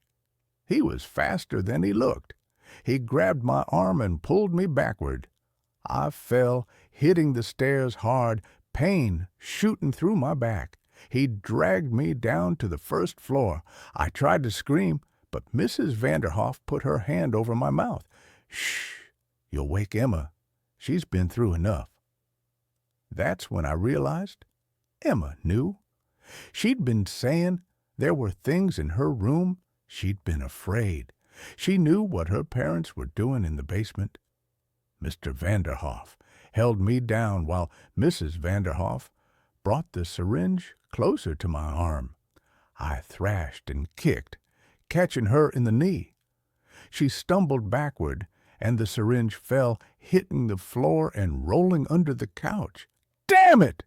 Mr. Vanderhoff muttered. He shifted his grip on me, and that's when I bit his hand as hard as I could. He yelled and let go. I scrambled to my feet and ran for the kitchen, for the back door. Behind me, I could hear them coming. The back door was locked with a deadbolt that needed a key. I didn't have time to look for one. I grabbed a chair from the kitchen table and threw it at the sliding glass door. The glass shattered and an alarm started blaring. I didn't care. I kicked out the remaining glass and climbed through, cutting my hands on the sharp edges. I ran across the backyard, through a gate in the fence, into the neighbor's yard. I could hear Mr. Vanderhoff behind me, shouting, but I didn't look back. I ran down the street, past house after house, until I saw a car driving by. I jumped in front of it, waving my arms. The car screeched to a stop. An elderly man rolled down the window. "Are you all right?" "Call 911, I gasped. "Please, call 911 right now." He looked at my bloody hands and the panic on my face and pulled out his phone. The police arrived within minutes. I told them everything. The basement, the room, the laptop, the photos, everything. They went to the Vanderhoff house with a warrant. They found the room exactly as I described.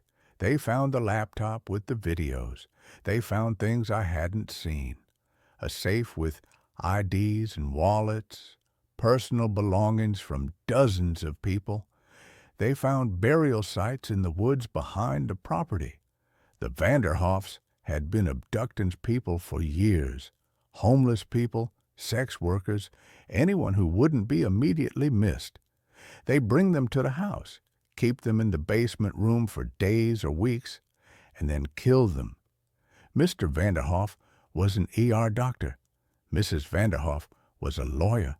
They were wealthy, respected members of the community, and they were serial killers. Emma is in protective custody now. The police won't tell me much about her, but I heard from a social worker that she's been severely traumatized. She'd known what was happening, but had been threatened to keep quiet. Sometimes she'd hear the screams from the basement. That's what she meant when she said there were things in her room. She could hear them through the vents. The Vanderhoffs were arrested that night.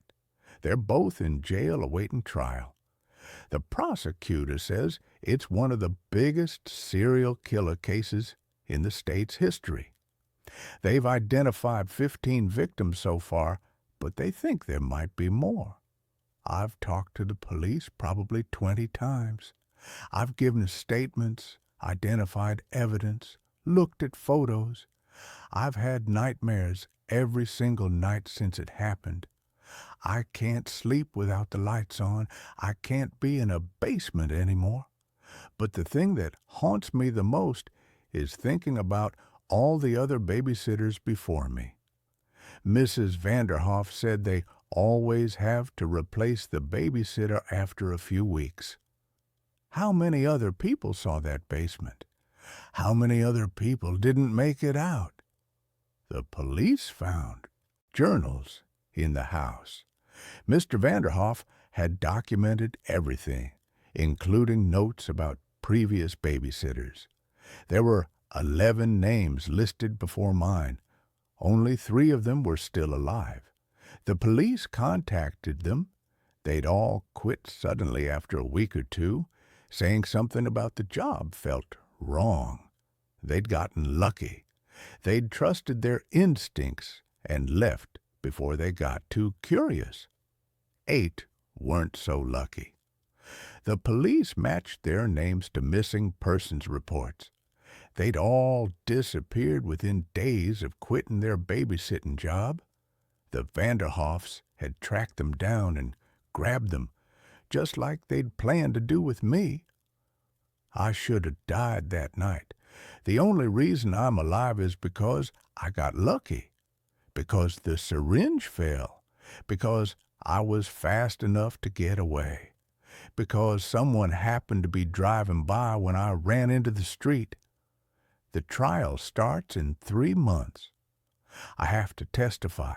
I have to sit in the courtroom and look at the Vanderhoffs and tell everyone what I saw in that basement. My lawyer says I'll probably be on the stand for days. I'm terrified, not just of testifying, but of what might come out during the trial. The police told me there's evidence that suggests the Vanderhoffs weren't working alone. There are references in Mr. Vanderhoff's journals to someone else, someone he calls the partner. But they haven't identified who that person is yet. What if there's someone else out there? What if they come after me for talking? I've been staying in different hotels, moving every few days. I quit all my other babysitting jobs. I can't go back to that, not now, maybe not ever. I barely leave my room. I have food delivered, and I check every lock 3 times before I go to sleep. My friends keep calling, saying I should talk to someone, that I need therapy. They're probably right. But every time I think about sitting in a room with a stranger and talking about what happened, I panic. The only thing that keeps me going is thinking about Emma. She's 6 years old, and her parents are monsters, and she's going to need so much help to get through this. The social worker told me Emma's been asking about me, asking if I'm okay. She drew me a picture. It's a rainbow with two stick figures holding hands underneath it. She wrote, "Thank you, Riley," at the bottom in crayon. That picture is in my wallet now. I look at it when things get bad, when the nightmares are too much, and I start thinking about what could have happened. I saved her, I got out, and I called the police, and I saved her from growing up in that house with those people. That has to mean something. Update. 2 months later. The trial was delayed because Mr. Vanderhoff tried to kill himself in jail. He survived, but he's in the hospital now under guard. Mrs. Vanderhoff is trying to make a deal with the prosecutor. She'll give up information about the partner in exchange for life in prison instead of the death penalty. The prosecutor called me yesterday. They found something on the laptop that I didn't see when I opened it. There was a folder labeled subscribers. Inside were email addresses, over 200 of them. The Vanderhoffs had been live streaming the murders. People were paying to watch. The FBI is involved now. They're trying to track down everyone who paid for access to those streams. It's an international investigation. They've made arrests in 6 countries so far. I can't stop thinking about those 200-plus people. They were watching real people die, and they paid money for the privilege. They're out there right now, living normal lives, and no one knows what they did. The prosecutor also told me something about Emma. She's been placed with a foster family, and she's getting intensive therapy. She's not speaking much, but she started drawing pictures of the house. The therapist says it's her way of processing what happened. Some of the pictures showed a basement room. Some show people in the room, and some show Emma watching through a crack in the door. She didn't just hear what was happening. She saw it. Her parents made her watch. I threw up when the prosecutor told me that. Emma is 6 years old. She's been watching her parents torture and kill people since she was old enough to understand what death meant.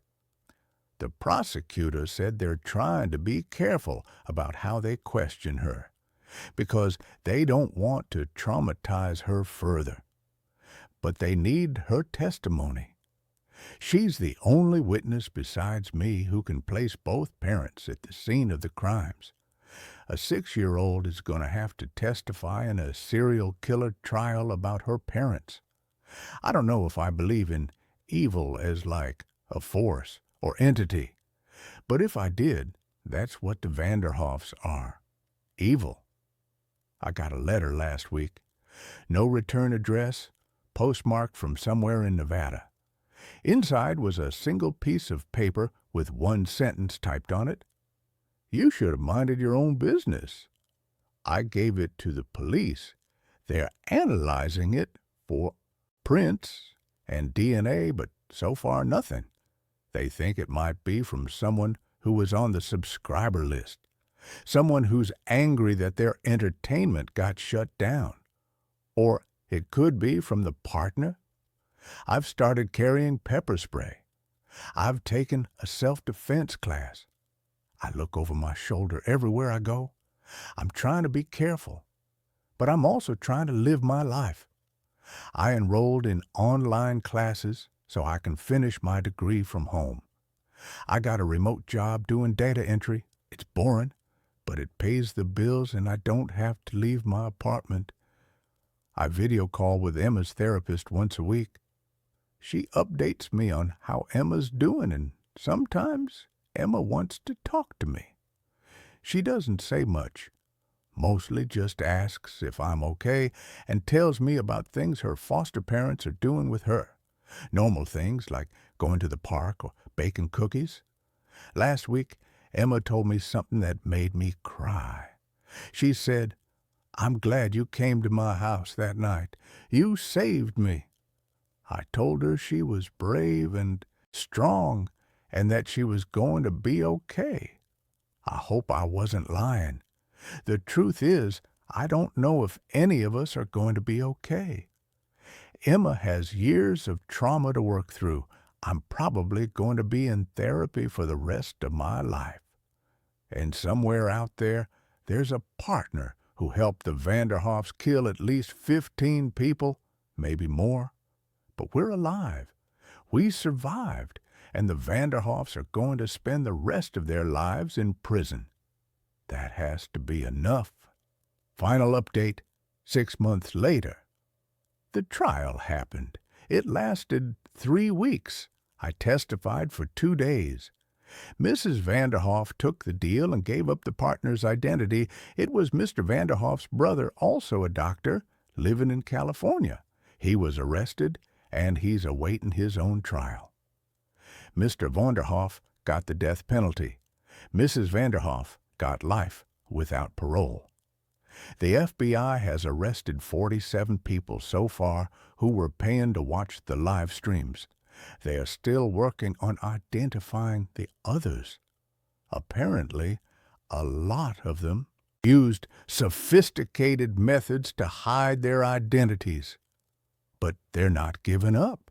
Emma testified. She did it over video link so she wouldn't have to see her parents. She was so brave. She answered every question the lawyers asked, even though you could tell she was scared. After the verdict, Emma's foster parents came to talk to me. They asked if I wanted to stay in touch with Emma, maybe visit sometimes. I said yes, immediately. I visit Emma once a month now. We do normal things.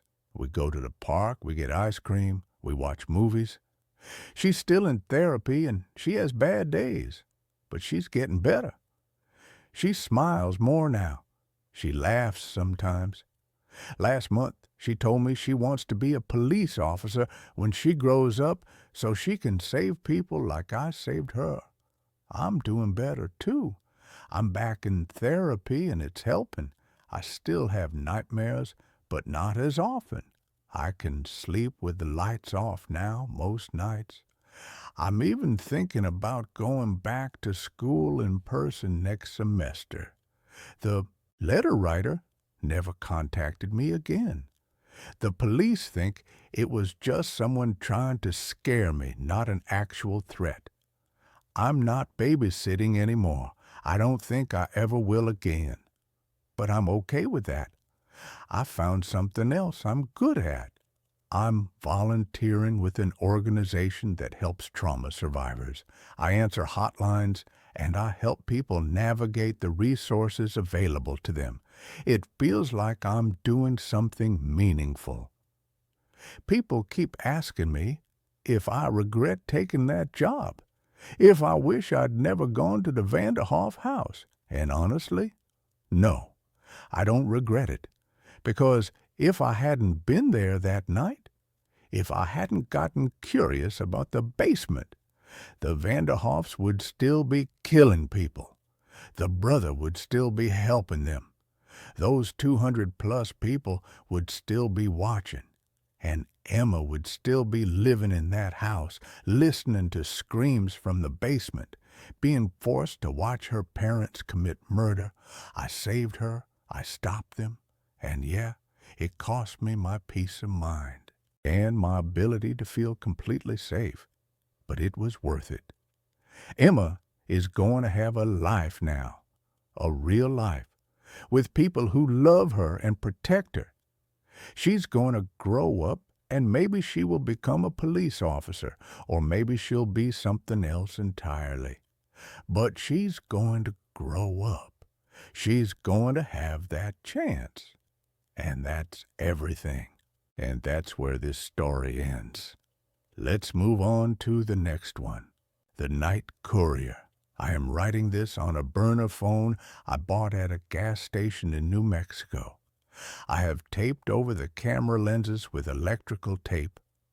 I have removed the SIM card 3 times in the last hour just to be sure. My hands are shaking so badly that autocorrect is the only reason this is legible. I don't know who will read this. I don't know if it matters. But I have to leave a record. If you live in the Midwest, specifically along the I-80 corridor, and you see an ad for a private courier night shift offering $2,000 a week for delivering medical supplies, scroll past it.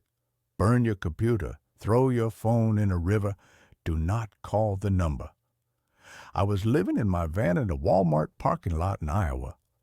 I had lost my job at a distribution center because of restructuring, which is corporate speak for we found a robot that works cheaper than you.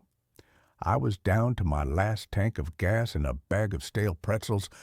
I needed money fast. I found the flyer taped to a lamp post near the store entrance. It was simple, black text on yellow paper. Courier wanted. Nights only. High pay. Discretion required. Call Mr. Vance. I called. A man answered on the second ring. His voice was smooth, calm, like a late-night radio DJ. "Can you drive a manual transmission?" he asked. "Yes," I lied. I could learn. "Are you comfortable with long distances in the dark?" "Yes." "Can you follow instructions without asking questions?" "For $2,000 a week, I'll drive blindfolded." He chuckled. It was a dry sound. "Meet me at the rest stop off exit 240 at midnight. Look for the black sedan." I showed up. The rest stop was deserted, bathed in flickering orange sodium lights. A black Lincoln Town car was idling near the restrooms. The windows were tinted so dark they looked painted. I knocked on the glass. It rolled down. Mr. Vance was older than he sounded. He wore a crisp suit and sunglasses, even though it was midnight. He didn't look at me. He looked straight ahead at the highway. "The job is simple," he said, handing me a heavy envelope and a set of keys. "Take the white van parked around the back. In the back of the van, there is a cooler. Do not open the cooler. Do not adjust the temperature settings. Deliver it to the address inside this envelope. You have exactly 6 hours. If you are late, do not deliver it. Just leave the van and walk away. We will find it." "What's in the cooler?" I asked. "Medical samples," he said. "Very sensitive, very expensive, and very volatile." He handed me $500 cash. "For gas and food. You get the rest upon delivery." I walked around the building. There was a white Ford Transit van. It looked normal, except the windows were painted over with white paint from the inside. I unlocked it and got in. It smelled of bleach and ozone. The cooler was in the back. It was a heavy industrial metal box bolted to the floor. It had a digital display on the lid. 30 at the craft. It hummed loudly. I opened the envelope. The address was a farmhouse in Nebraska, 400 miles away. I started driving. The first 2 hours were fine. Just me, the road, and the hum of the cooler. The hum was annoying, a low-frequency vibration that rattled my teeth. Vroom, thump. Vroom, thump. Around 2 a.m., I was in the middle of nowhere. Cornfields stretched out on both sides of the highway, endless walls of black stalks. That's when the cooler started making noise. Thump. It sounded like something heavy hit the inside of the lid. I checked the rearview mirror. The cooler was vibrating. Thump, thump. "It's just the compressor," I told myself. "Old fridge unit." Then a voice came from the back of the van. "Let me out." I slammed on the brakes. The van skidded to a halt on the shoulder. I turned around, heart pounding. "Hello?" Silence. Just the hum of the cooler. I waited a minute. Nothing. "Sleep deprivation," I muttered. Too much coffee. I merged back onto the highway. 10 minutes later, it happened again. It's cold in here. It was a child's voice, a little girl. I swerved, almost hitting a guardrail. I pulled over again. I grabbed the tire iron from under the seat. I crawled into the back of the van. The cooler sat there, innocent and cold. "Is someone in there?" I yelled. No answer. I put my ear against the metal lid. Scratch, scratch, scratch. Fingernails on metal. Frantic scratching. "Please, mister," the girl's voice whispered, muffled by the insulation. "I can't feel my fingers. Let me out." My stomach dropped. Medical samples, my ass. I was trafficking a kid. I was a monster. I grabbed the latch on the cooler. I had to open it. I had to save her. But then I remembered Vance's words. Do not open the cooler. And very volatile. What if it wasn't a kid? What if it was a recording? A trick? I looked at the digital display, 30 iodograph. If there was a kid in there, she was freezing to death. I made a decision. I popped the latch. The lid hissed. As the seal broke, cold air rushed out, smelling of formaldehyde and copper. I threw the lid open. The cooler was empty. Well, not empty. There was a small glass vial in the center, sitting in a foam cutout. Inside the vial was a dark purple liquid that swirled on its own. But there was no girl, no source of the scratching. I stared at it. I touched the inside walls. Solid metal. Then the liquid in the vial stopped swirling. It pressed against the glass, forming a tiny face, a screaming face. And the voice came from the vial. "You let the cold out." The voice wasn't a little girl anymore. It was deep, demonic, vibrating in my skull. I slammed the lid shut and latched it. My hands were shaking. I climbed back into the driver's seat. "Just deliver the package," I chanted. "Just deliver the package." I drove faster, 90 km/h. But now the van wasn't alone. I looked in the side mirror. A car was following me, a black sedan, no lights. I sped up. It sped up. I took an exit onto a dirt road, trying to lose it. The sedan followed, its tires crunching on the gravel. I was miles from the drop-off. The cornfields were closing in. Suddenly the cooler started screaming.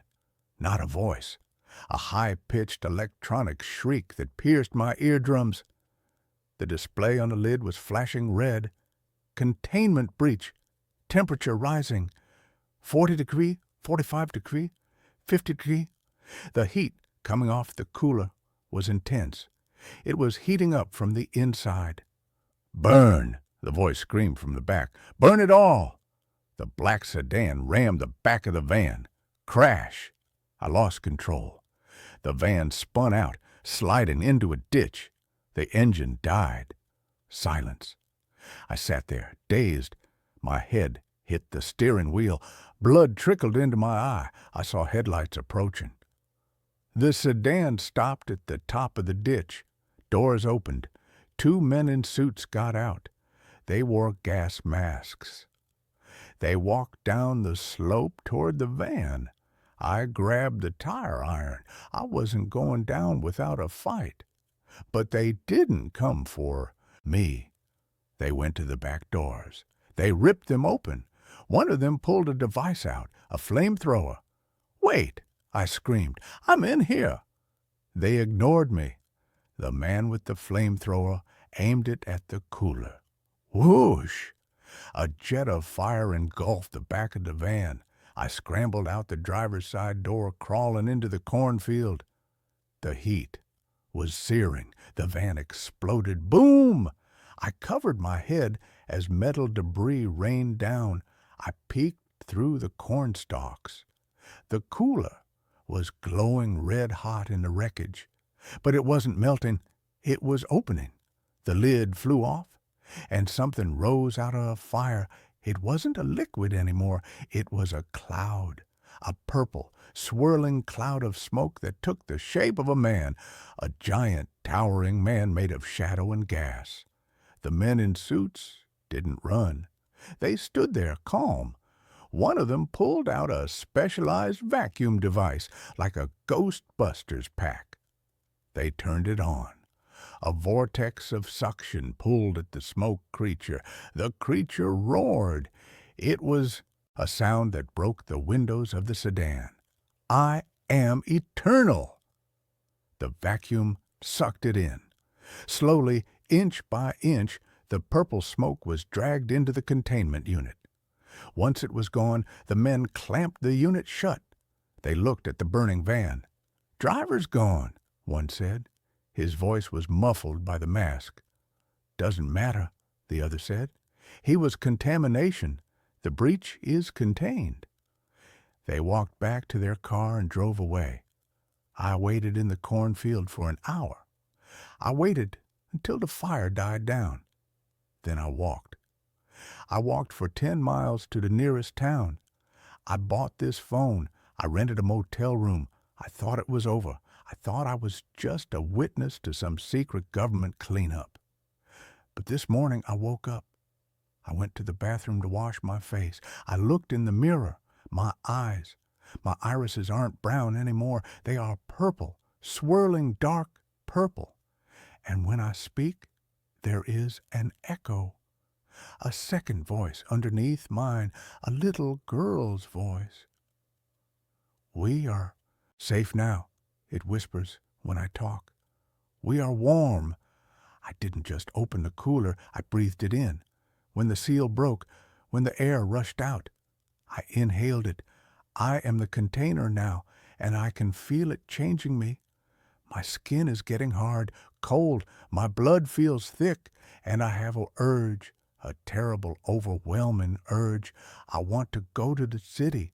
I want to go to a crowded place, a mall, a stadium, and I want to scream. I want to open my mouth and let it all out. I am fighting it. I am driving into the desert. I am going where there are no people. But the voice is getting louder. "Share us," it says. "Share the gift. If you see me, if you see a man with purple eyes driving a stolen car, run. Don't let me speak. Because I think if I scream, the world ends." And that's where this story ends. Let's move on to the next one. The night shift at Riverside Storage. I took the job because I needed money and because nobody else wanted to work alone at a storage facility in the middle of nowhere from midnight to 8 in the morning. The pay was almost double what other security jobs offered, which should have been my first warning sign. Good money usually means there's a catch. The interview was conducted over the phone by a man named Gerald Moss, who owned Riverside Storage. He sounded tired, like someone who hadn't slept well in years, and he asked me exactly 3 questions. Could I handle being alone for 8 hours? Was I comfortable with minimal cell phone service? Did I have any conditions that might cause me to abandon my post during a shift? When I answered yes, yes, and no, he told me I was hired and to show up Saturday night at 11:45 p.m. for training. Riverside Storage sat on 20 acres of land about 15 miles outside of town, nestled in a valley where the Riverside River cut through before continuing south. The facility itself consisted of 12 long buildings arranged in 2 rows, each building containing about 40 units of various sizes.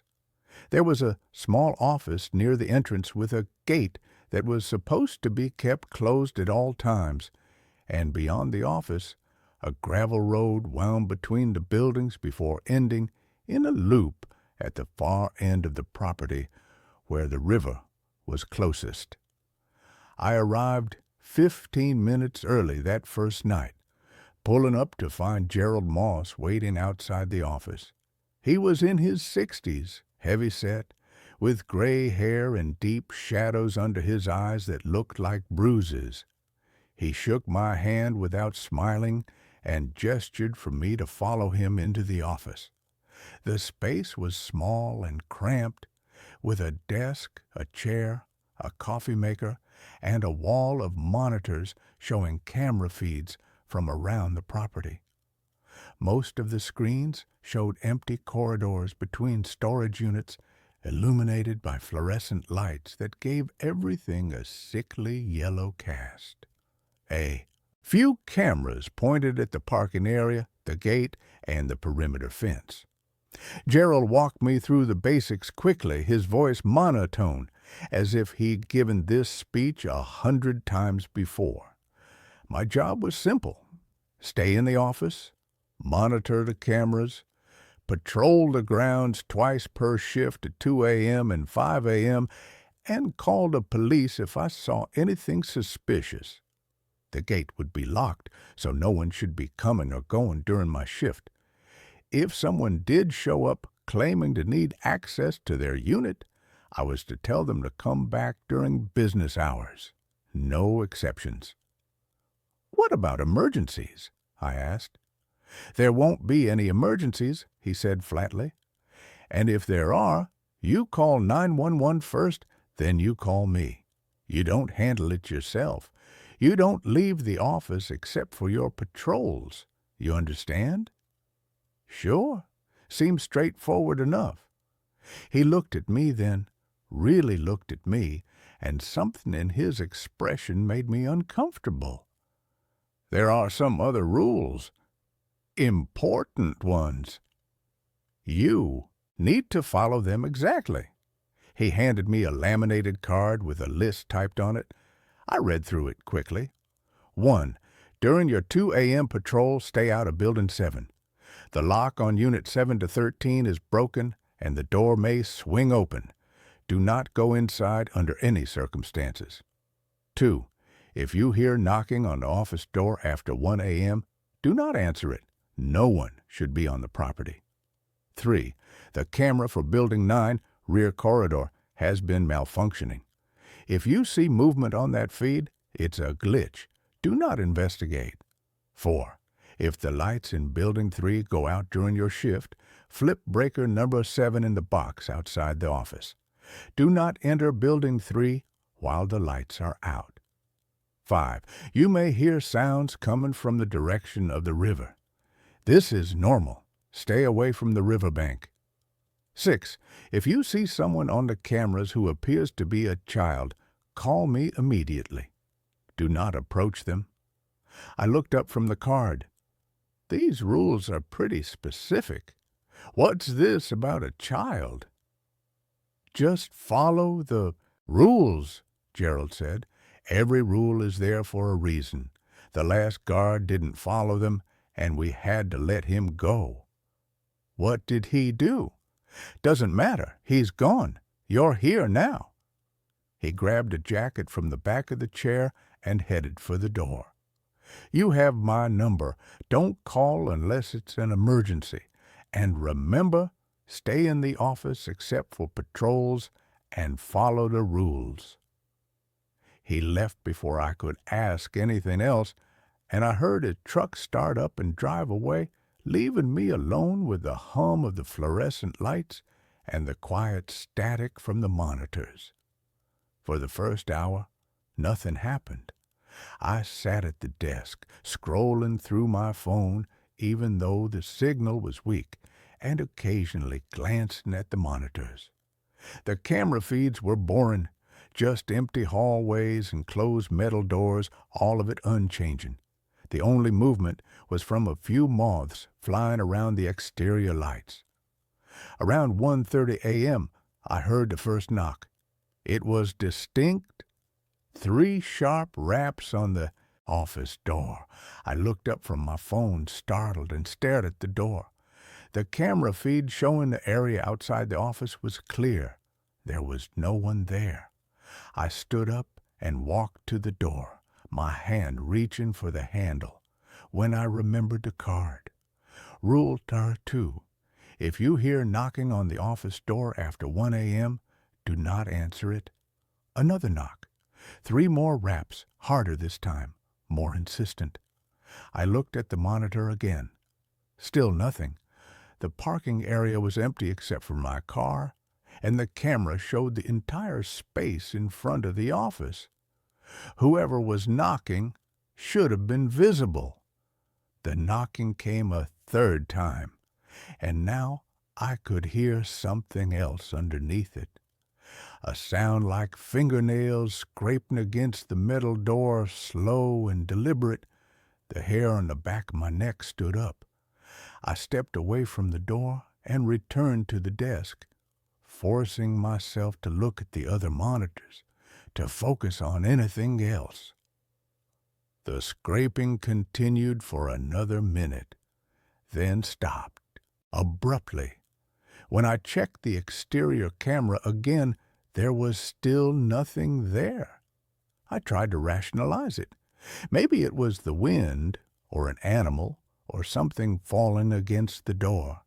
But the sound had been too rhythmic, too purposeful.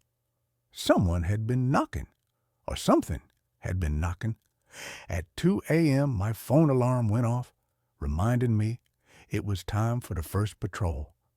I grabbed a heavy flashlight from the desk and a ring of keys Gerald had left, then stepped outside into the cool night air.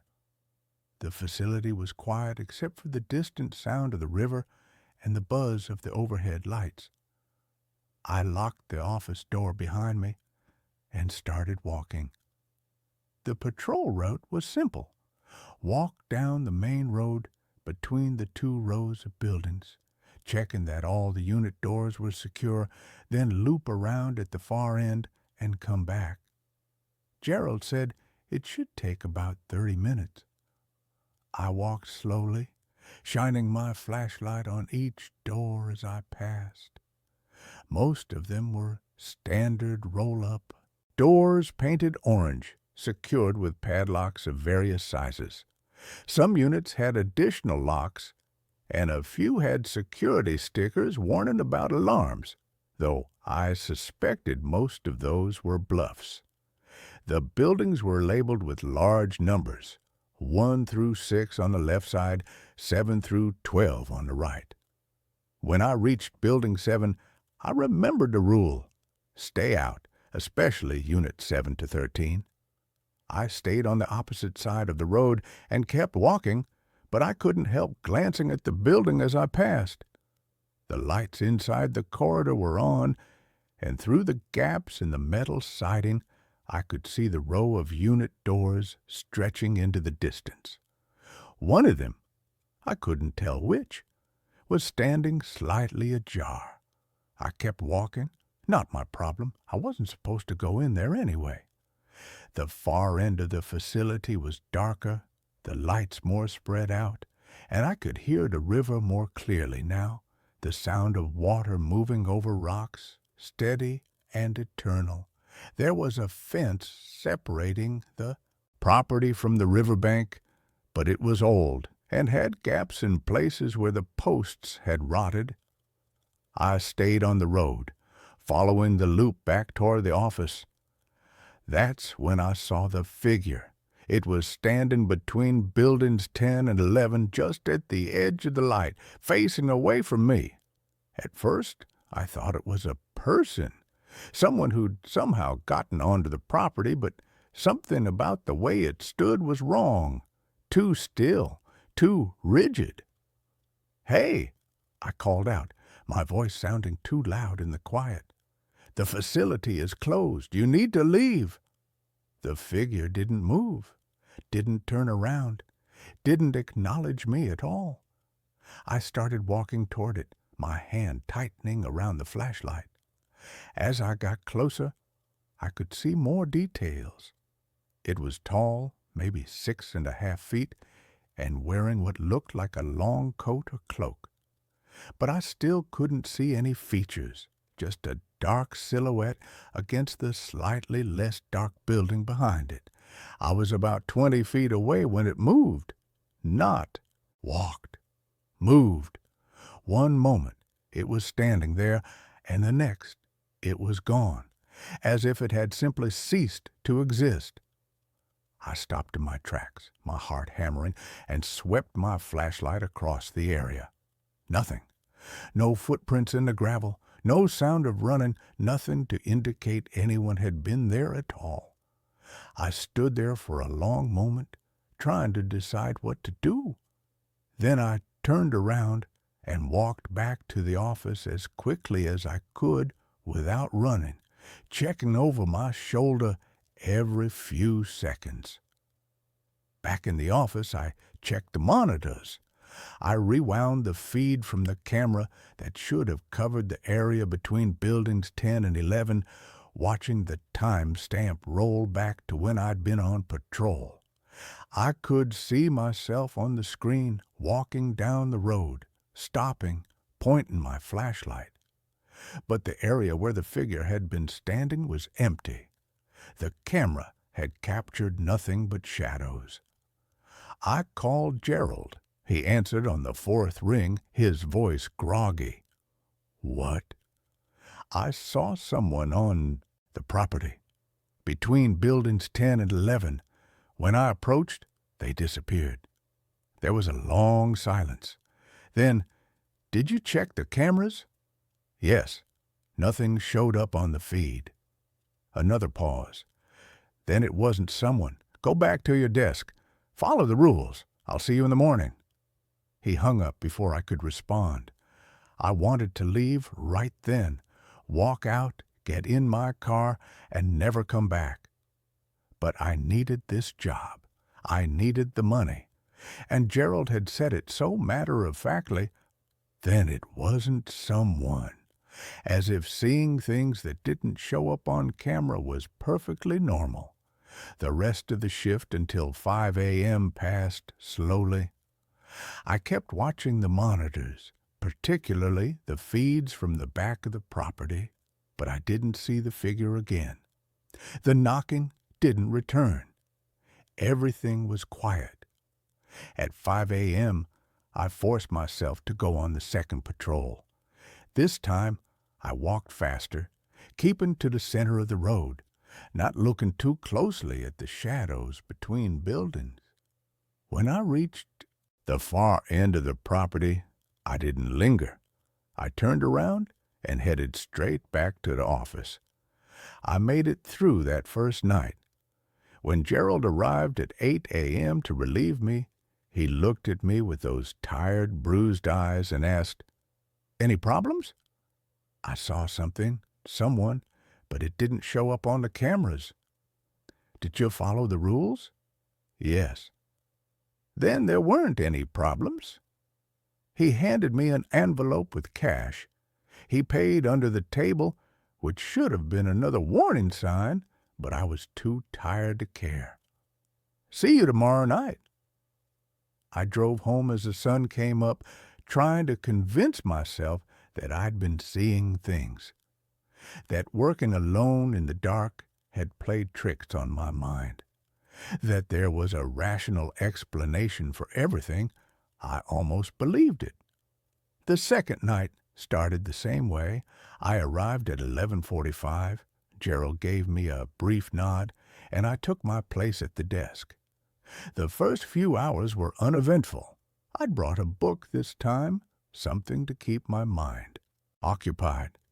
But I found it hard to focus. I kept glancing at the monitors, waiting for something to appear.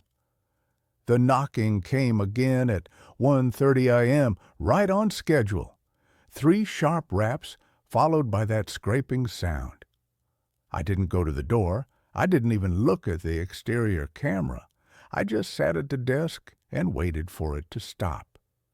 During my 2 a.m. patrol, I stayed away from Building 7 like I was supposed to.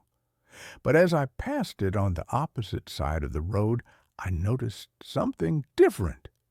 The door that had been ajar the night before, Unit 7 to 13, was now fully open, and there were lights on inside the unit, even though all the other units were dark.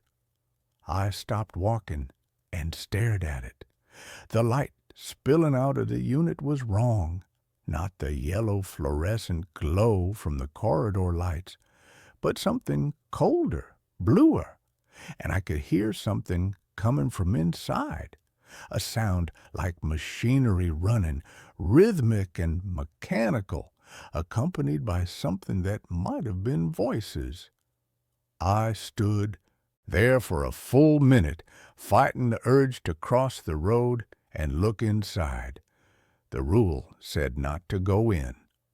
Gerald's voice in my head. Follow the rules. I kept walking. The figure was back that night, too, in the same spot as before. This time, I didn't approach it. I just kept walking, not looking directly at it, pretending I hadn't seen it. When I checked over my shoulder a few seconds later, it was gone. This became my routine. Night after night, the same things happened. Knocking at 1:30 a.m., the open unit in Building 7 with its strange light and sounds, the figure standing between Buildings 10 and 11, and every night I followed the rules. I didn't answer the door. I didn't enter Building 7. I didn't approach the figure. But other things started happening too, small things at first. On my fourth night, I found wet footprints in the office when I arrived, even though it hadn't rained. They led from the door to the desk, then just stopped, as if whoever made them had simply vanished mid-step. The footprints were small, child-sized. On my sixth night, the camera feed for Building 9 came alive. I watched as something moved through the rear corridor, visible only as a distortion in the image, like heat, shimmer. It moved down the hallway, stopping at each unit door as if checking them, before disappearing off screen. The rules said it was a glitch, but glitches don't move with such obvious purpose. On my eighth night, I heard singing. It came from the direction of the river, faint but clear, a child's voice singing a song I didn't recognize. The melody was simple and repetitive, almost hypnotic, and underneath it I could hear other voices joining in, harmonizing in ways that made my skin crawl. I remembered rule number 5. Sounds from the river were normal. Stay away from the riverbank. I stayed in the office, but the singing continued for over an hour, never getting louder or softer, just constant. On my 10th night, I broke a rule. It happened during my 2 a.m. patrol. I was walking past Building 7 as usual when I heard something that made me stop. It was a voice, clear and distinct, coming from Unit 7-13. Help me. Please, someone help me. It sounded human, genuinely distressed, and before I could think about what I was doing, I was crossing the road and entering Building 7. The corridor was exactly like all the others. Concrete floor, metal walls, fluorescent lights overhead. The air smelled like motor oil and dust. Unit 7-13 was halfway down on the left side. Its door rolled up completely, revealing a space about 10 feet deep and 8 feet wide. The blue light was coming from inside, though I couldn't see the source, and the sound I'd been hearing, the mechanical rhythm, was louder now, almost deafening. But there was no machinery visible, just empty space and concrete walls. "Hello?" I called out, standing in the doorway. "Is someone in here?" The voice came again from deep inside the unit. "Help me, I'm stuck, please." I stepped inside. The moment I crossed the threshold, the door slammed shut behind me with a metal shriek that echoed through the building. I spun around and grabbed the door, trying to pull it back up, but it wouldn't budge. It felt like it was locked from the outside, though that should have been impossible. I turned back to the interior of the unit, my flashlight shaking in my hand. The blue light was brighter now, and I could finally see its source. There was something in the corner of the unit, something that looked like a tear in reality itself, a vertical gash about 6 feet tall that pulsed with that cold blue light. And through the tear, I could see movement, shapes and shadows that didn't make sense, geometries that hurt to look at. "Help me," the voice said again, but now I could tell it wasn't coming from inside the unit. It was coming from the tear, from whatever was on the other side. The mechanical sound grew louder, and I realized it wasn't machinery at all. It was breathing, massive, rhythmic breathing, like something enormous, inhaling and exhaling. And beneath that, I could hear other sounds, whispers, screams, laughter, all layered on top of each other until they became a wall of noise that threatened to overwhelm my thoughts. Something moved in the tear, a shape that was almost human, but wrong in every proportion, with too many joints and limbs that bent in impossible directions. It pressed against the opening, like someone pushing against plastic wrap, and the blue light flickered. I backed up against the metal door, pulling on it desperately, and this time it rolled up about a foot, just enough for me to drop to my stomach and squeeze underneath. I scrambled out into the corridor, and the door slammed shut again behind me. I ran. I didn't stop running until I was back in the office with the door locked and every light on. My hands were shaking so badly I could barely hold my phone, but I managed to call Gerald.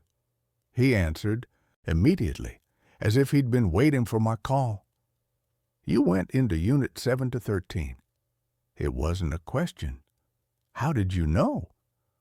"The door only closes when someone goes inside. What did you see?"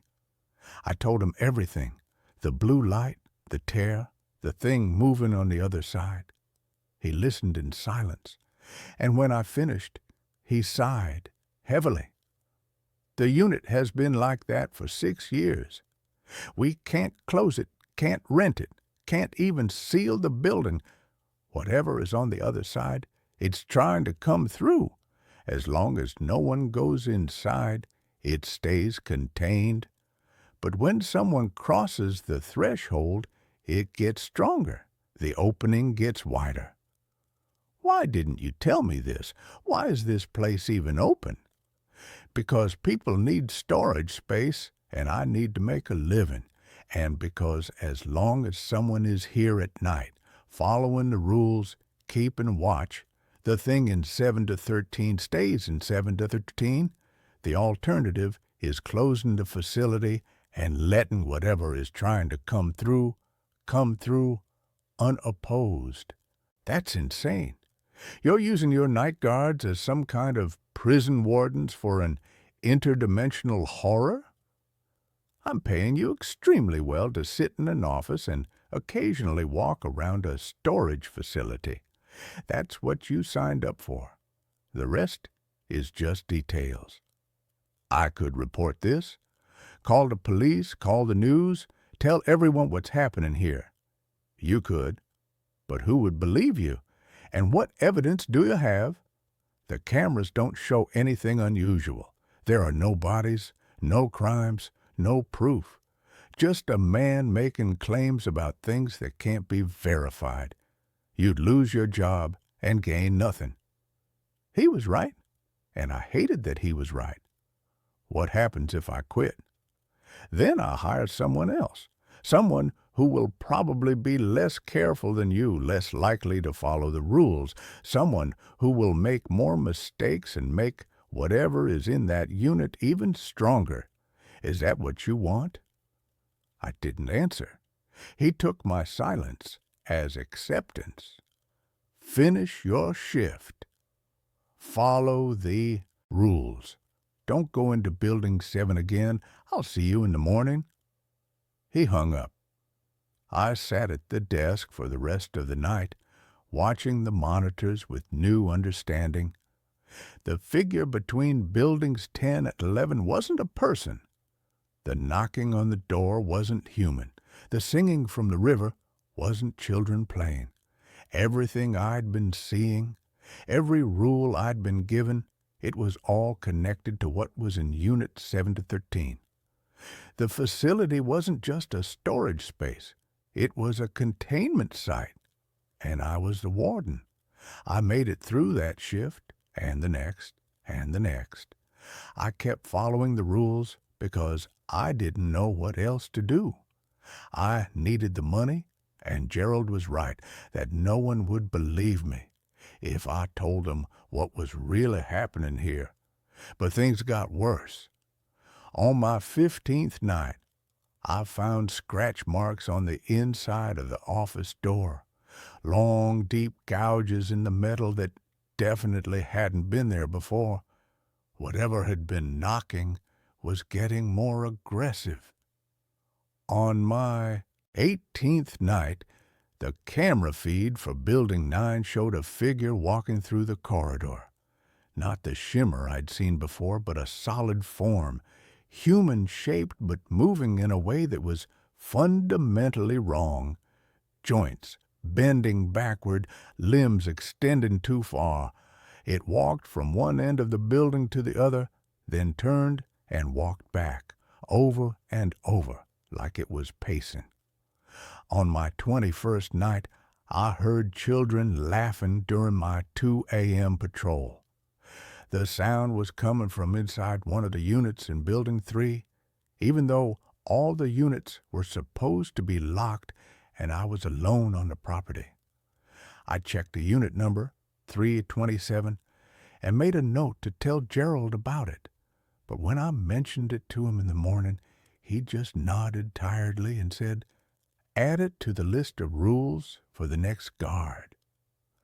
I started to understand that Riverside storage wasn't one anomaly. It was full of them. Unit 7 to 13 was just the worst, the most dangerous. But there were others. Things were leaking through, or had leaked through, or had always been here. The facility was a thin place where the boundaries between whatever was normal and whatever was other had worn away. On my 28th night, I met the previous guard. I was doing my 5 a.m. patrol when I saw him, a young guy, maybe 25, standing near Building 11 and looking confused. He was wearing the same security uniform Gerald had given me, and he was translucent, like fog. "Are you the new guard?" he asked when he saw me. His voice sounded distant, echoing slightly. "Yeah, I guess so." "You need to leave. This place isn't safe." "What happened to you?" He looked down at his hands, seeming surprised to see through them. "I broke the rules. I thought I could help. There was a kid, at least I thought it was a kid. I saw him on the cameras, wandering around near the river. Rule number 6 said to call Gerald if I saw a child, but I thought there wasn't time. I thought the kid might fall in the river or get hurt. So I went to get him." "What happened?" "He led me to the water. When I got close, I realized he wasn't a child. I don't know what he was. He looked like a child, sounded like a child, but when he smiled at me, I could see that his mouth went too far back, all the way to his ears, and then he pushed me. I don't remember hitting the water. I just remember sinking and sinking, and the river was so much deeper than it should have been. I could see things in the depths, structures, cities, things that shouldn't exist. And when I tried to swim up, the surface just kept getting farther away." "Did you drown?" "I think so. I don't remember. Next thing I knew, I was standing on the bank, watching them pull my body out of the water. Gerald was there. He didn't look surprised. He just made a phone call, and some people came and took my body away.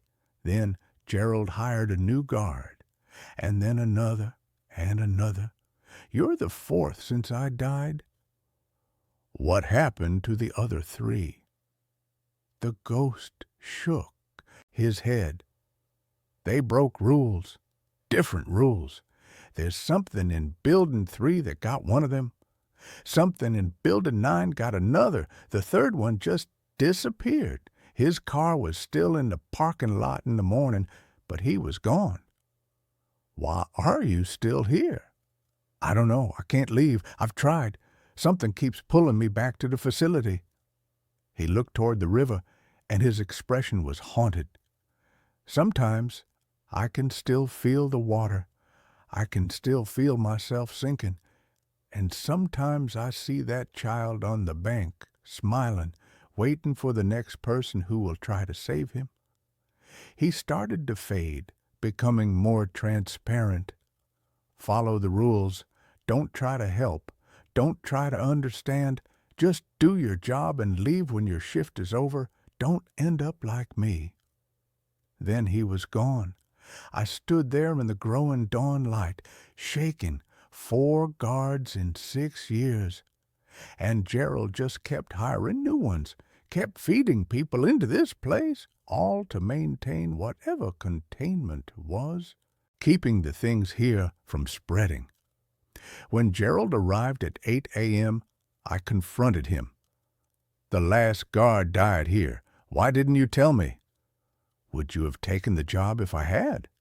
No. Exactly. Look, people die. It's tragic, but it happens. He didn't follow the rules. If you follow the rules, you'll be fine. You can't keep doing this. You can't keep hiring people and not telling them what they're walking into. Then quit. Walk away. I'll have a new guard here tomorrow night. Someone who needs the money badly enough not to ask questions. And maybe they'll be more careful than you, or maybe they won't. And in 6 months, I'll be having this same conversation with guard number 5. He looked at me with those tired eyes. The world is full of thin places, son. Spots where reality is weak, where other things can push through. This facility just happens to sit on one. Someone has to watch it. Someone has to follow the rules and keep things contained. It might as well be someone I'm paying. It might as well be you. I should have quit. I should have walked out right then. But he was right about one thing. I needed the money. And I've made it a month already. I knew the rules. I knew what to avoid. I could do this. I kept working. On my 35th night, the lights in Building 3 went out during my shift. I remembered a rule. Flip breaker, burst 7. Do not enter while the lights are out. I went to the breaker box outside the office and found breaker number 7. When I flipped it, I heard something scream inside Building 3, a sound of pure rage that made every hair on my body stand up. The lights came back on and the screaming stopped. I didn't want to know what was in Building 3. I didn't want to know what would happen if someone entered while the lights were out. I just wanted to finish my shift and go home. On my 42nd night, I saw the child.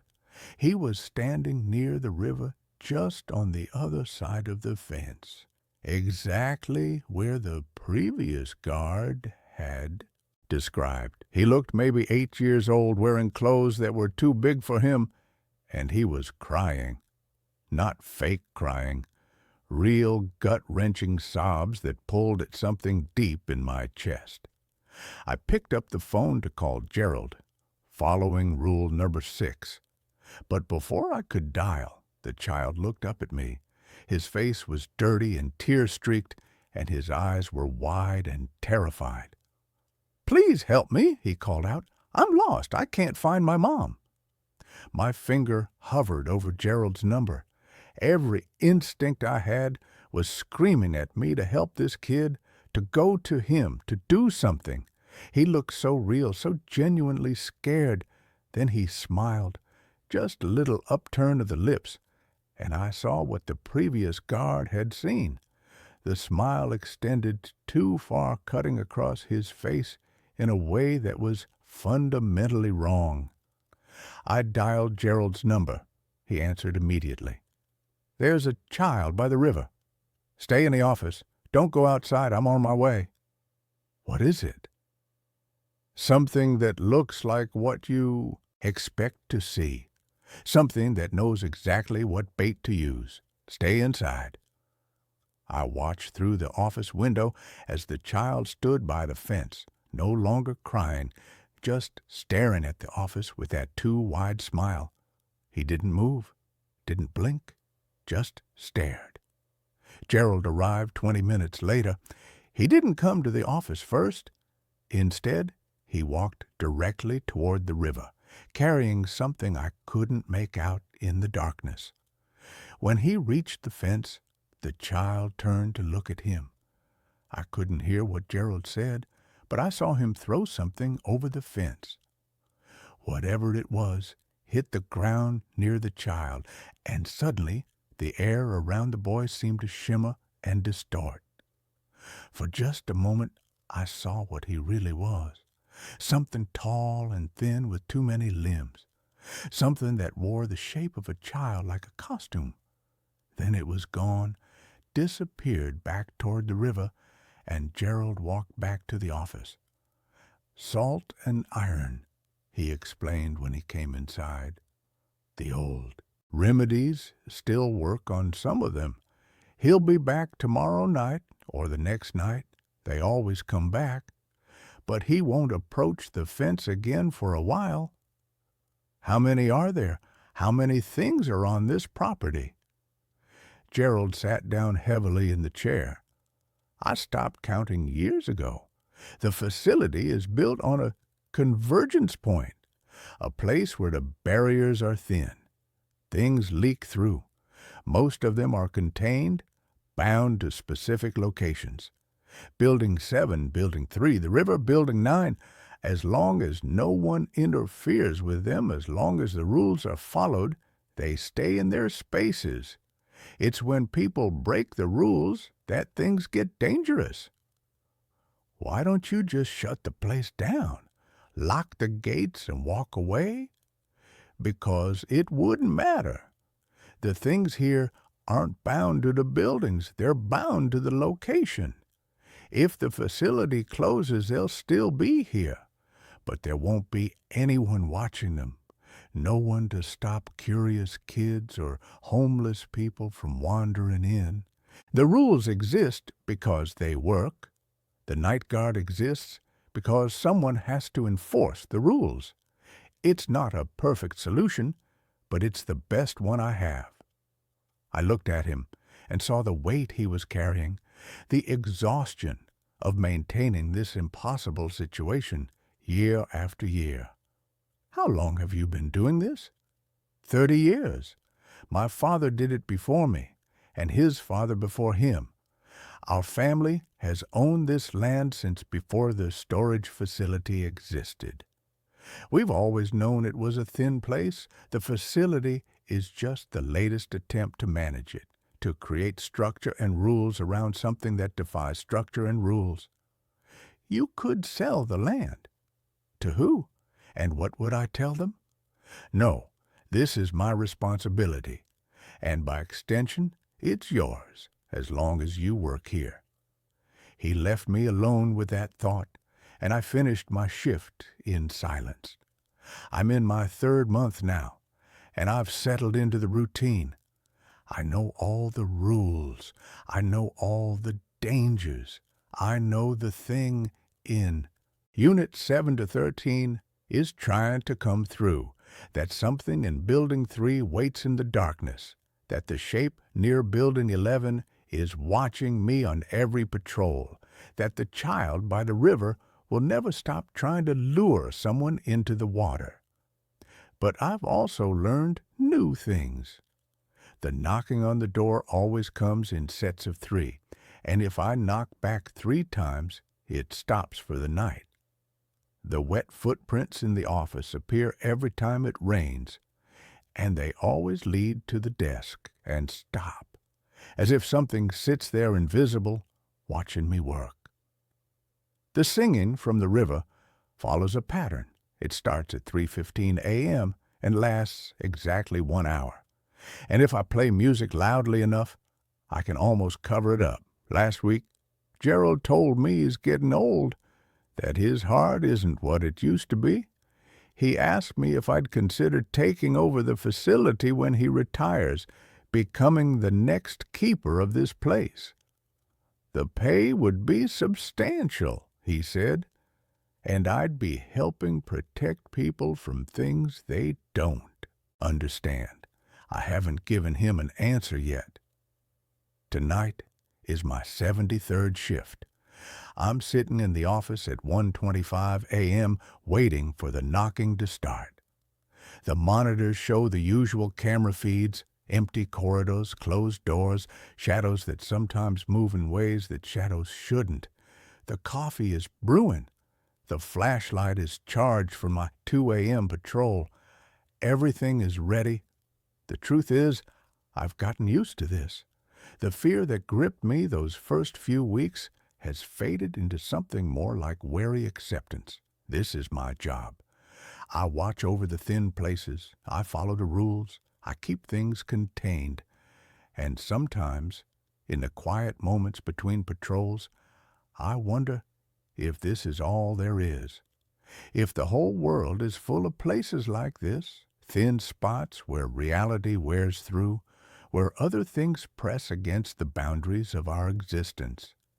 If every night shift guard, every security worker, every person who watches over empty buildings in the dark is really doing what I'm doing, keeping vigil over horrors that most people will never see.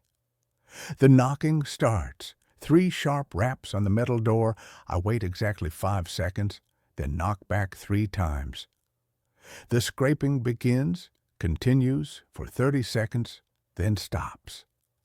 The nightly ritual completed, I check the monitors. Building 7 shows Unit 7 to 13 with its door open and blue light spilling out. Building 3's lights are on. The figure is standing between Buildings 10 and 11. The child is visible on the riverbank, waiting. Everything is where it should be.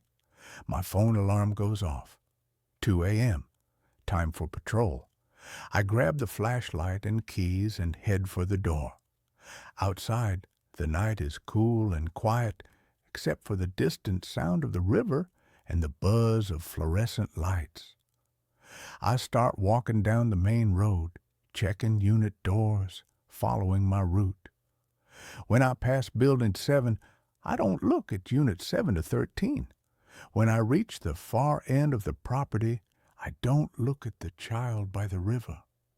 When I walk between Buildings 10 and 11, I feel the figure's eyes on me, and that's where this story ends. Let's move on to the next one. I downloaded an app that translates dead languages. It just started translating the silence in my apartment. I am an archivist for a mid-sized university museum in New England. My job, for the most part, is quiet. I spend my days in a sub-basement that smells of dust and vinegar, stabilizing old manuscripts, cataloging vellum scrolls, and digitizing letters from people who have been dead for 300 years. I like the silence. I've always preferred the company of history to the company of the living. The dead don't make small talk. The dead don't ask you why you're 35 and single. The dead just wait to be read. I found the app on a forum for linguistic cryptography. It wasn't on the App Store or Google Play. It was a beta build, hosted on a private server. The thread was titled Project Acheron, Neural Network Translation for Non-Standard Syntax. The description claimed it used a new kind of AI architecture, quantum natural language processing, to decipher texts that had previously been considered untranslatable. Linear A, the Voynich manuscript, proto-Elamite. The developer, a user named VoidWalker99, claimed the AI didn't just look for patterns in letters, it looked for intent in the data structure. It sounded like pseudo-scientific garbage, but I was desperate. I had a backlog of 17th century cipher journals from a local occultist that had stumped me for months. I downloaded the APK file. The icon was a simple black square with a white, jagged line running through it. I installed it on my tablet last Friday. I set the tablet up on my workstation, opened the app, and pointed the camera at the cipher. The interface was austere. No menus, no settings, just a camera view and a text box at the bottom overlaying reality. It worked instantly. It was terrifyingly fast. The gibberish symbols on the parchment shimmered on the screen, replaced by glowing green English text. The journal wasn't a spell book. It was a ledger of debts. Boring, mundane, but translated perfectly. I spent the next 6 hours feeding it everything I had. It cracked codes I'd spent years agonizing over. I felt a rush of adrenaline that only a massive nerd understands. I was unlocking secrets. At 8 p.m., the automatic lights in the archives flickered and dimmed to night mode. I decided to pack up. I left the app open on the tablet as I cleaned my glasses. The tablet was propped up against a stack of books, the camera pointing out into the empty, darkened aisle of the archive shelves.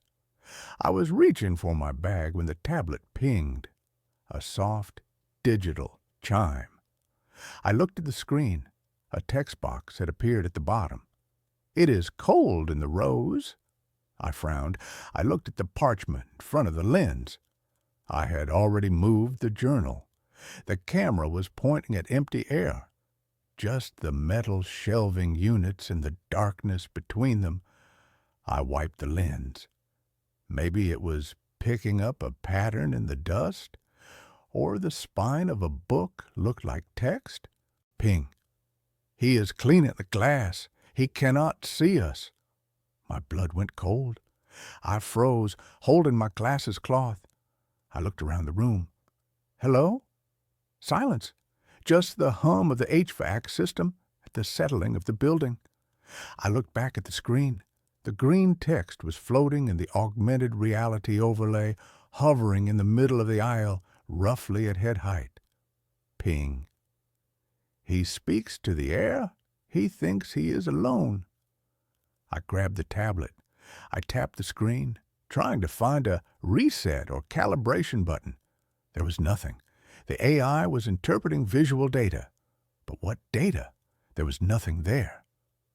"This is a bug," I whispered. "It's a glitched predictive text algorithm." Ping. "Not a bug. We are the syntax of the void."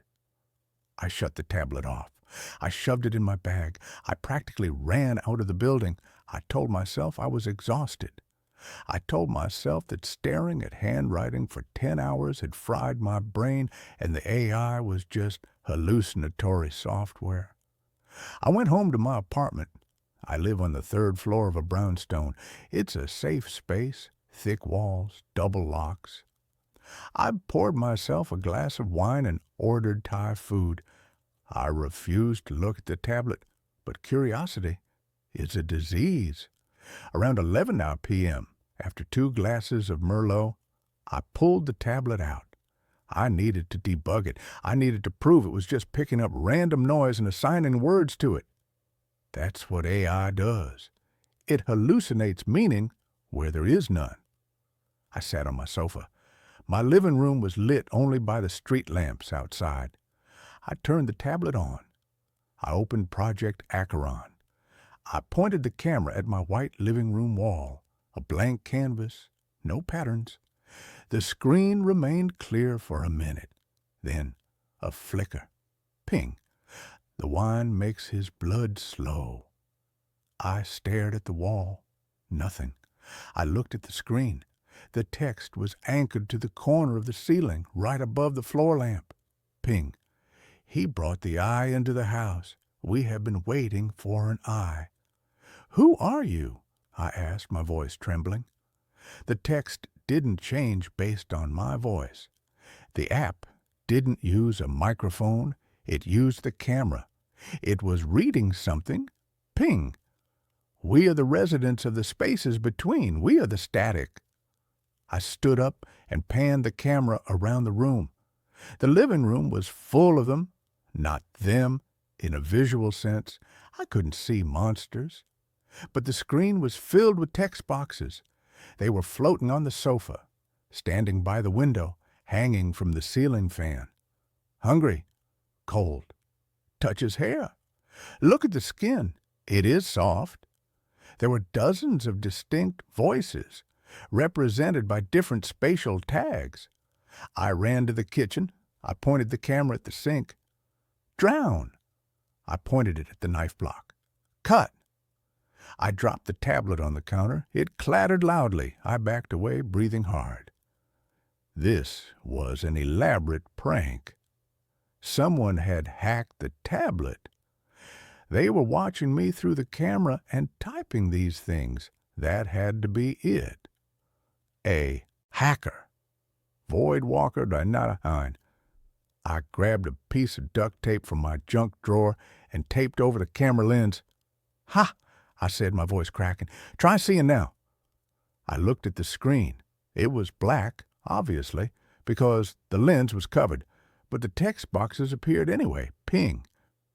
You cannot blind the algorithm, Thomas. It does not see light. It sees the waveform of reality. It used my name. I didn't sleep that night. I locked myself in the bathroom with the lights on. I left the tablet in the kitchen. The next morning, Saturday, I decided to go to the source. I needed to find the developer. I went to the forum where I downloaded the app. The thread was gone. Deleted. I searched the user Void Walker 999. I found one result. A cached news article from a local paper in Oregon, dated 4 years ago.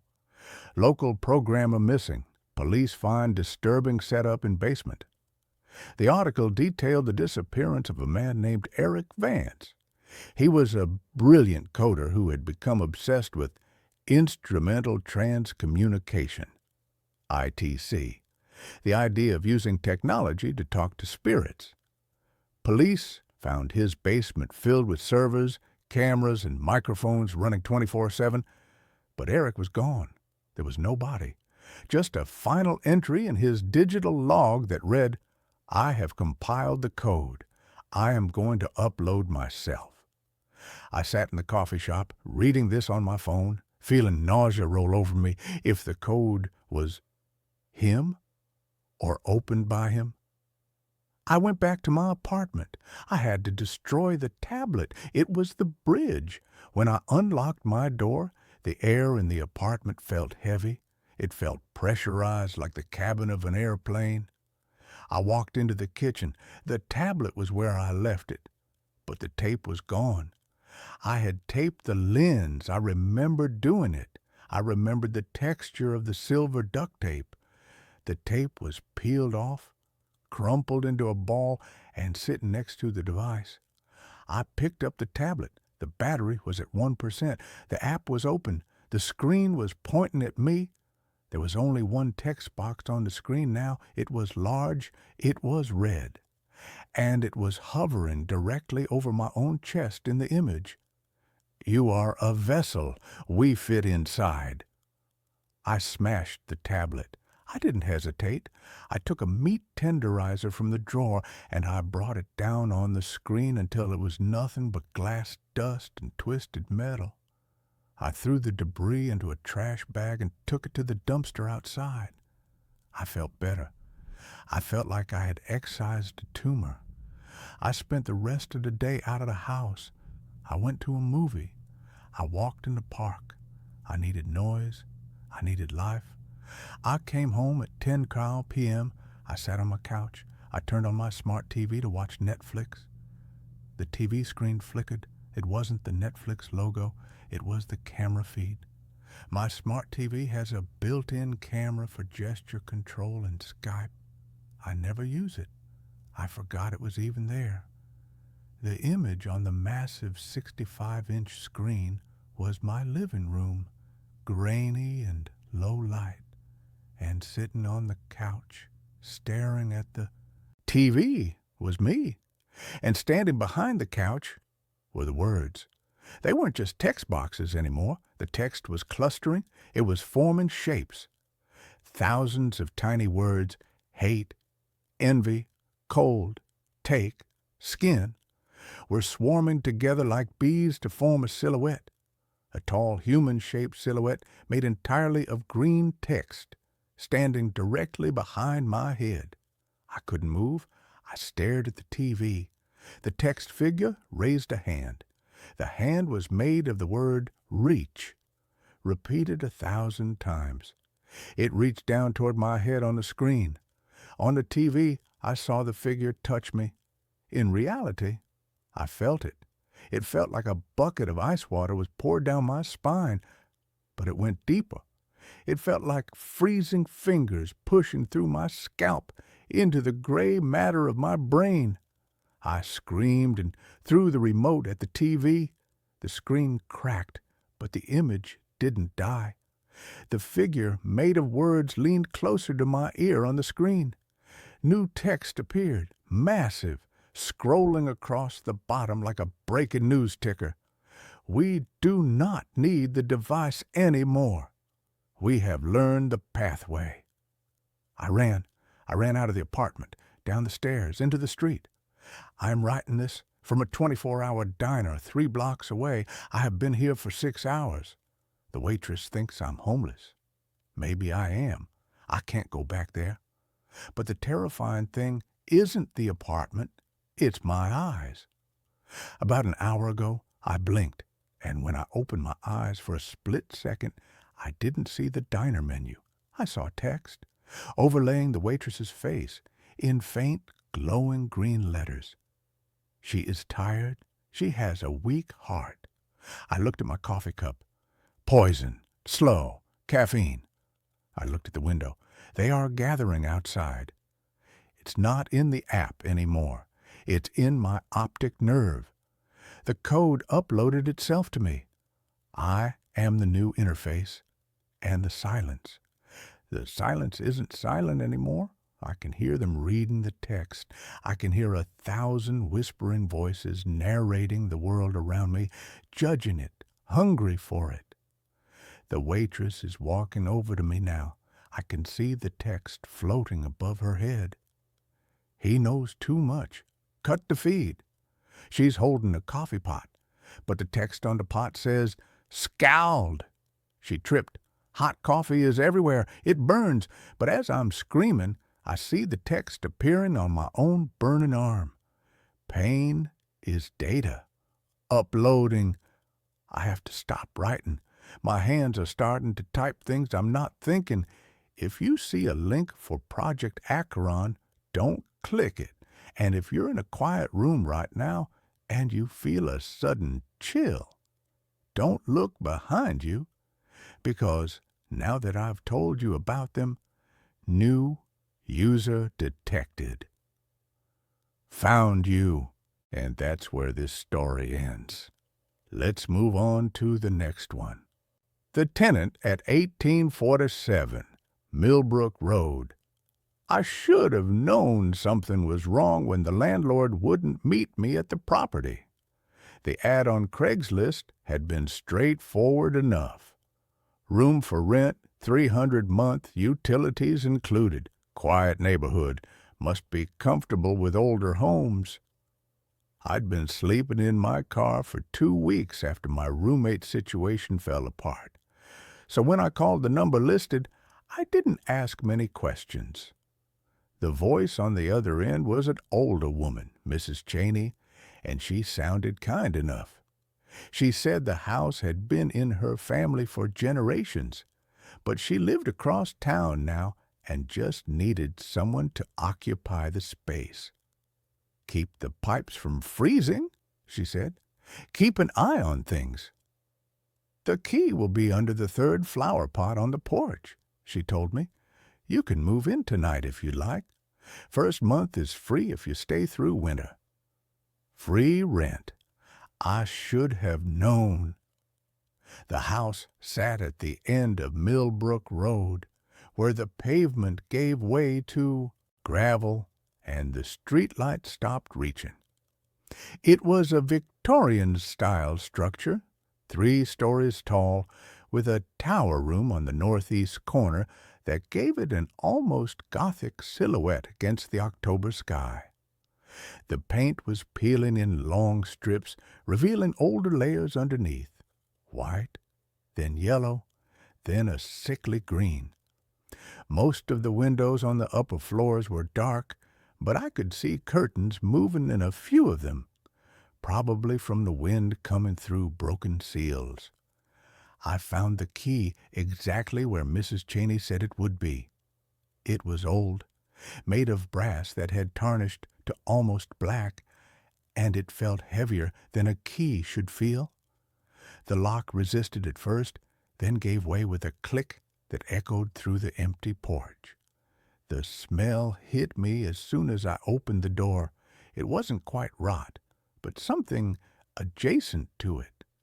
The smell of a place that had been closed up for too long, where the air had gone stale and thick. I fumbled for a light switch and found one just inside the entrance. The chandelier above me flickered to life, casting uneven light across a foyer that looked like it hadn't been updated since 1950. The wallpaper was a pattern of faded roses peeling at the seams. The hardwood floor was scuffed and dull, and there were rectangles of darker wood where furniture had once stood. A staircase curved up to the right, disappearing into shadow. To the left was a doorway leading to what looked like a sitting room, and straight ahead was a narrow hallway extending toward the back of the house. "Hello?" I called out, my voice swallowed by the space. Mrs. Cheney had said the house was empty, but I needed to be sure. The silence that followed was absolute. I brought in my 2 duffel bags from the car and locked the door behind me. Mrs. Cheney had texted me earlier with instructions. My room was on the 2nd floor, 3rd door on the right. The kitchen was functional. The bathroom worked. Stay out of the basement and the tower room. Both were structurally unsound. The stairs creaked under my weight, each step announcing my presence to the empty house. The 2nd floor hallway was long and lined with doors, all of them closed, except for one at the far end, which stood slightly ajar. I counted doors as I walked, 1, 2, 3 on the right. My room. I pushed the door open and reached for the light switch. The overhead bulb was dim, but it was enough to see that the room was small and simply furnished. A twin bed with a bare mattress, a wooden dresser with a cracked mirror, and a single window that looked out over the backyard. The wallpaper here was different, a pattern of small blue flowers that might have been cheerful once, but now just looked faded and sad. I dropped my bags on the floor and sat on the bed. The springs groaned. Through the window, I could see the backyard stretching into darkness, and beyond that, a line of trees that seemed to go on forever. No neighboring houses, no lights, except for the weak glow from my room. I should have felt relieved to have a roof over my head, but instead I felt a creeping unease that I couldn't quite name. The house was too quiet, too still. It felt less like a home and more like something holding its breath. That first night, I didn't hear anything unusual. I set up my sleeping bag on the mattress, I'd buy sheets later, and lay in the darkness, listening to the ordinary sounds of an old house. The ticking of cooling pipes, the settling of floorboards, the wind pushing against the windows. I told myself that this was fine, that $300 a month in this neighborhood was a steal, even if the house was old and creepy. I'd been in worse situations. I almost believed it. The next morning, I woke to sunlight streaming through the window and the sound of birds outside. In the daylight, the house seemed less ominous, just old and neglected. I explored a bit more thoroughly, finding the kitchen at the back of the first floor, a cramped space with appliances from the 1970s that somehow still worked, and a bathroom on the second floor that had rust stains in the tub but functional plumbing. I kept away from the basement door, which was in the kitchen and had been nailed shut with 2x4s, and I didn't venture up to the third floor where the tower room was. Mrs. Cheney had left some basic supplies in the kitchen: coffee, bread, peanut butter. There was a note on the counter in spidery handwriting. "Welcome. Please call if you need anything. The fuse box is in the hallway closet if the power goes out. Don't go into the basement. MC." I made coffee in a percolator that looked like it belonged in a museum and sat at the kitchen table, looking out the window at the overgrown backyard. I should have felt better in the daylight, but the unease from the night before hadn't entirely lifted. Something about the house felt wrong, like walking into a room right after an argument has ended. You can't see what happened, but you can feel the residue of it in the air. I spent the day job hunting online and trying to make my room more livable. I bought sheets at a thrift store along with a lamp and some towels. When I returned to the house in the late afternoon, I noticed for the first time that there were scratches on the inside of my bedroom door, long, deep gouges in the wood like something had been trying to get out or in. That night, I heard the first sound. It was around 2 a.m. when I woke to the noise.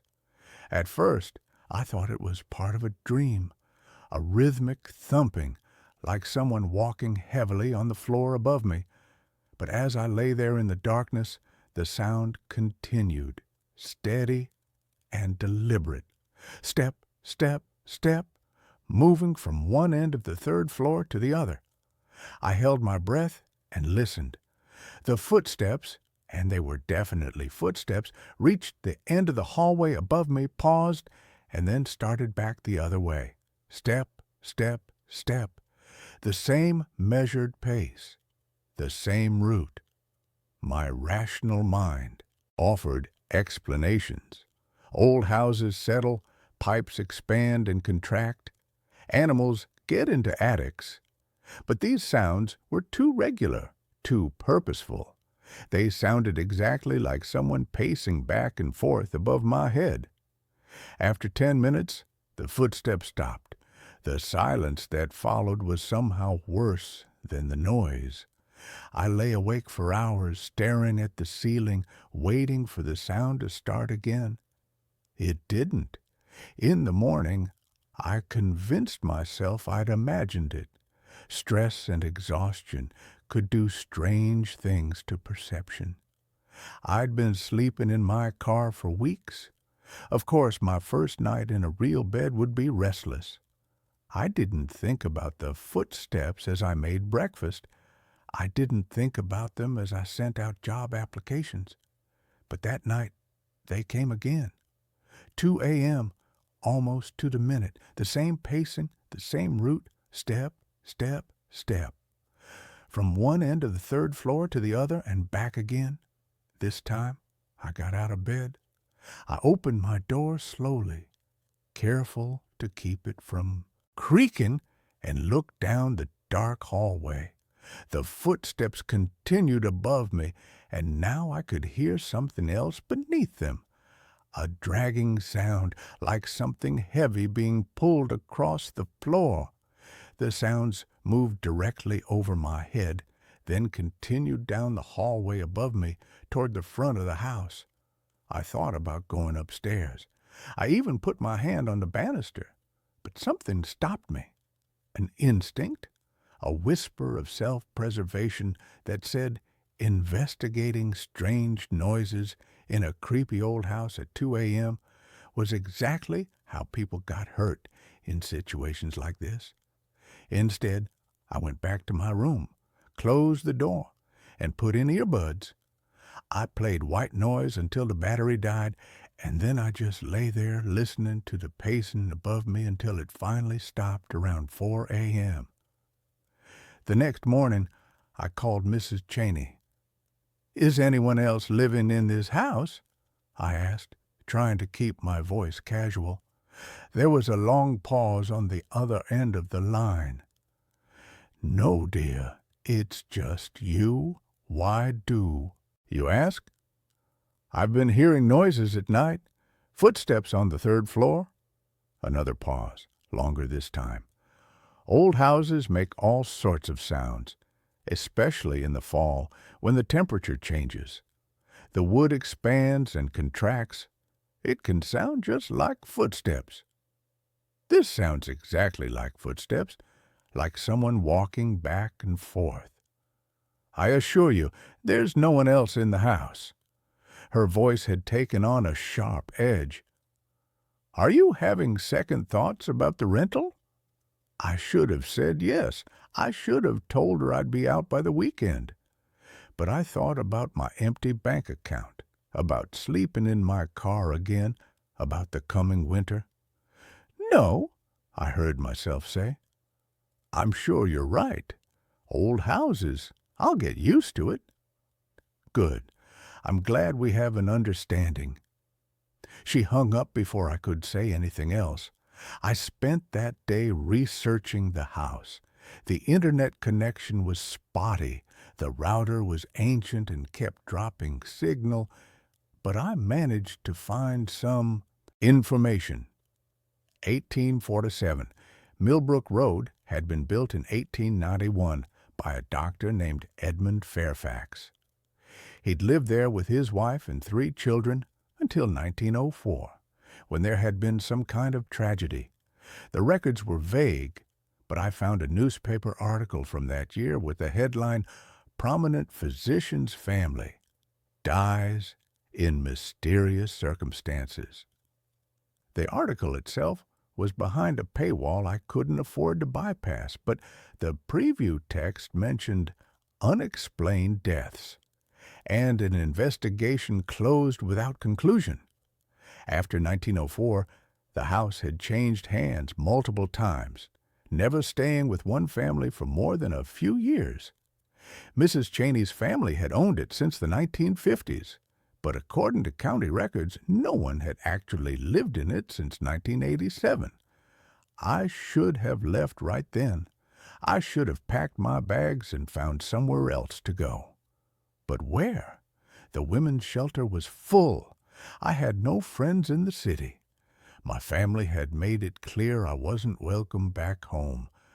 So I stayed, telling myself that footsteps weren't the worst thing that could happen. At least I had a roof over my head. At least I was warm. That night, the footsteps came again at 2 a.m. But this time, they were accompanied by something new. A sound like fingernails scraping against wood coming from inside the walls of my room.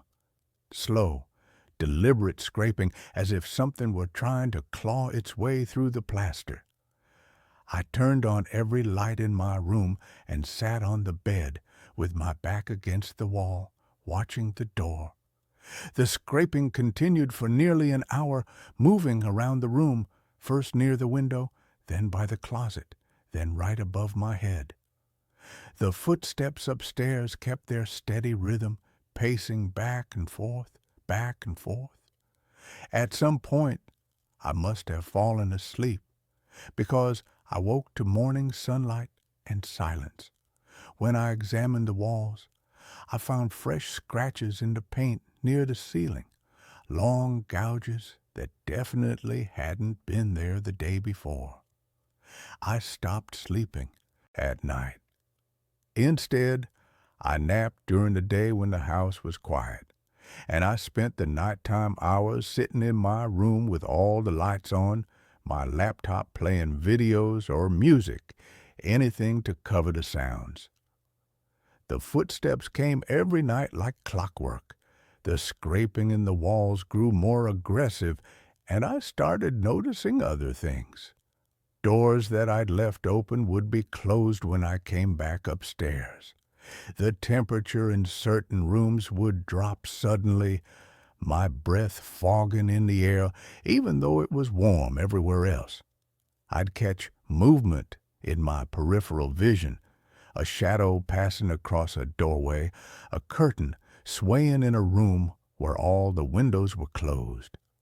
Once, I came downstairs to find all the kitchen cabinets standing open, their contents rearranged in neat rows on the counter. I called Mrs. Cheney again and told her I was hearing and seeing things that couldn't be explained by an old house settling. She listened in silence, and when I finished, she sighed. "I had hoped you wouldn't notice," she said quietly. "Notice what?" "The house has a history. You've done your research, I assume. The Fairfax family? What happened to them?" "Dr. Fairfax conducted experiments, medical experiments, in the tower room in the basement. Not all of his patients were willing participants. When his wife discovered what he was doing, she confronted him. There was an altercation. The children were caught in the middle." She paused. "Everyone in the house died that night except for Dr. Fairfax.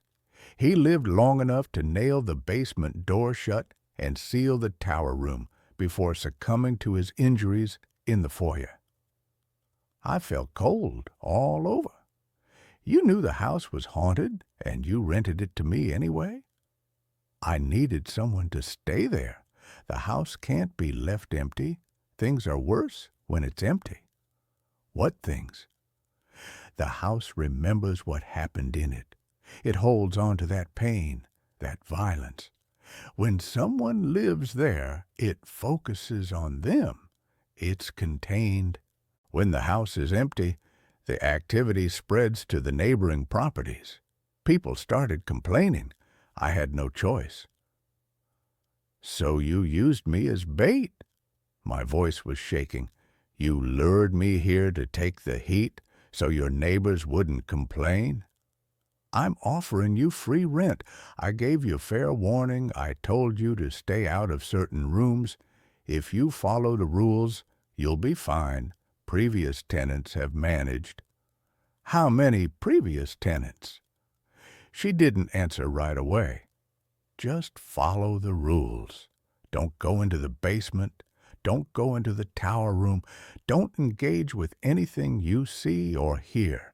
The house can't hurt you if you don't give it permission." "That's insane." "Perhaps. But you don't have anywhere else to go, do you?" Her voice was gentle but firm. "Stay until spring. By then you'll have saved enough money to find something else. Just 6 months. You can endure 6 months." She hung up before I could respond. I should have left that very moment.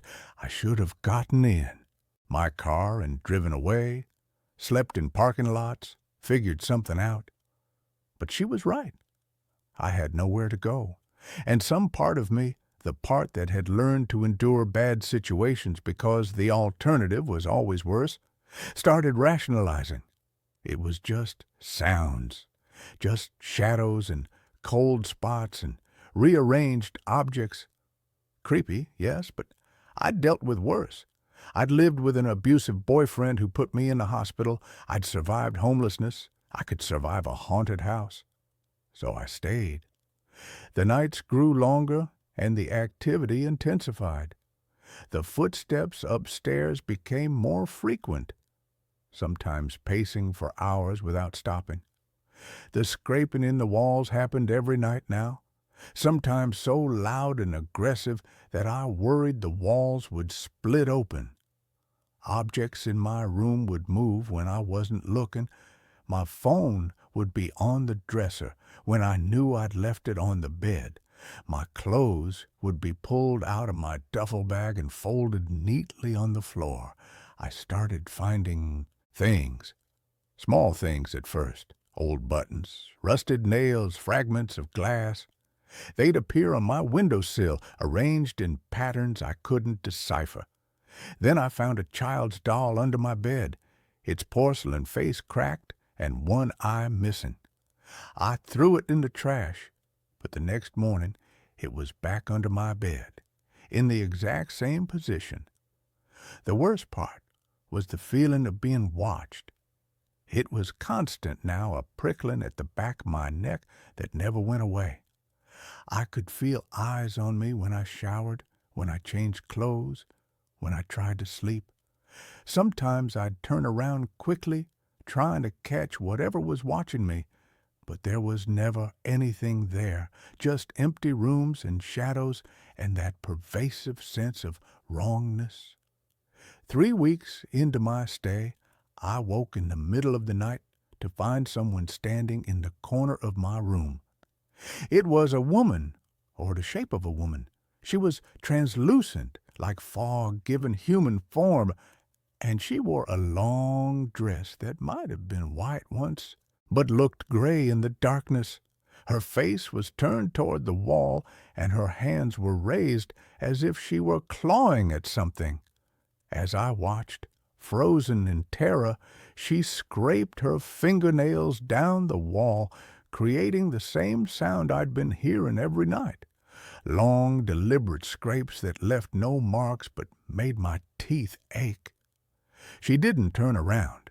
She just kept scraping over and over, her movements mechanical and repetitive. I wanted to scream, to run, to do anything, but I couldn't move. I could barely breathe. I just lay there, watching her, until she finally faded away as the first light of dawn touched the window. I spent the next day in a coffee shop, unable to be in the house. I knew I should leave, pack up, and go, but the truth was I had less than $200 in my bank account and nowhere else to turn. Mrs. Cheney was right. I needed time to save money, to get back on my feet. And as terrifying as a house was, it hadn't actually hurt me. It was all just phenomena, just manifestations of whatever was trapped in that place. That night, I tried to stay awake, but exhaustion won out around 1 a.m. I woke to the sound of footsteps, but they weren't coming from upstairs this time. They were coming from the hallway outside my door. Step, step, step. Slow and measured. They stopped right outside my room. I stared at the door, watching the gap at the bottom, and saw a shadow move across it, blocking out the faint light from the hallway. The doorknob began to turn, slowly, the old brass creaking. I'd locked the door. I always locked the door. But the lock was just a simple push button on the knob, and I watched in horror as it slowly turned clockwise until it clicked open. The door began to swing inward, inch by inch, revealing the dark hallway beyond. Nothing was there. The hallway was empty.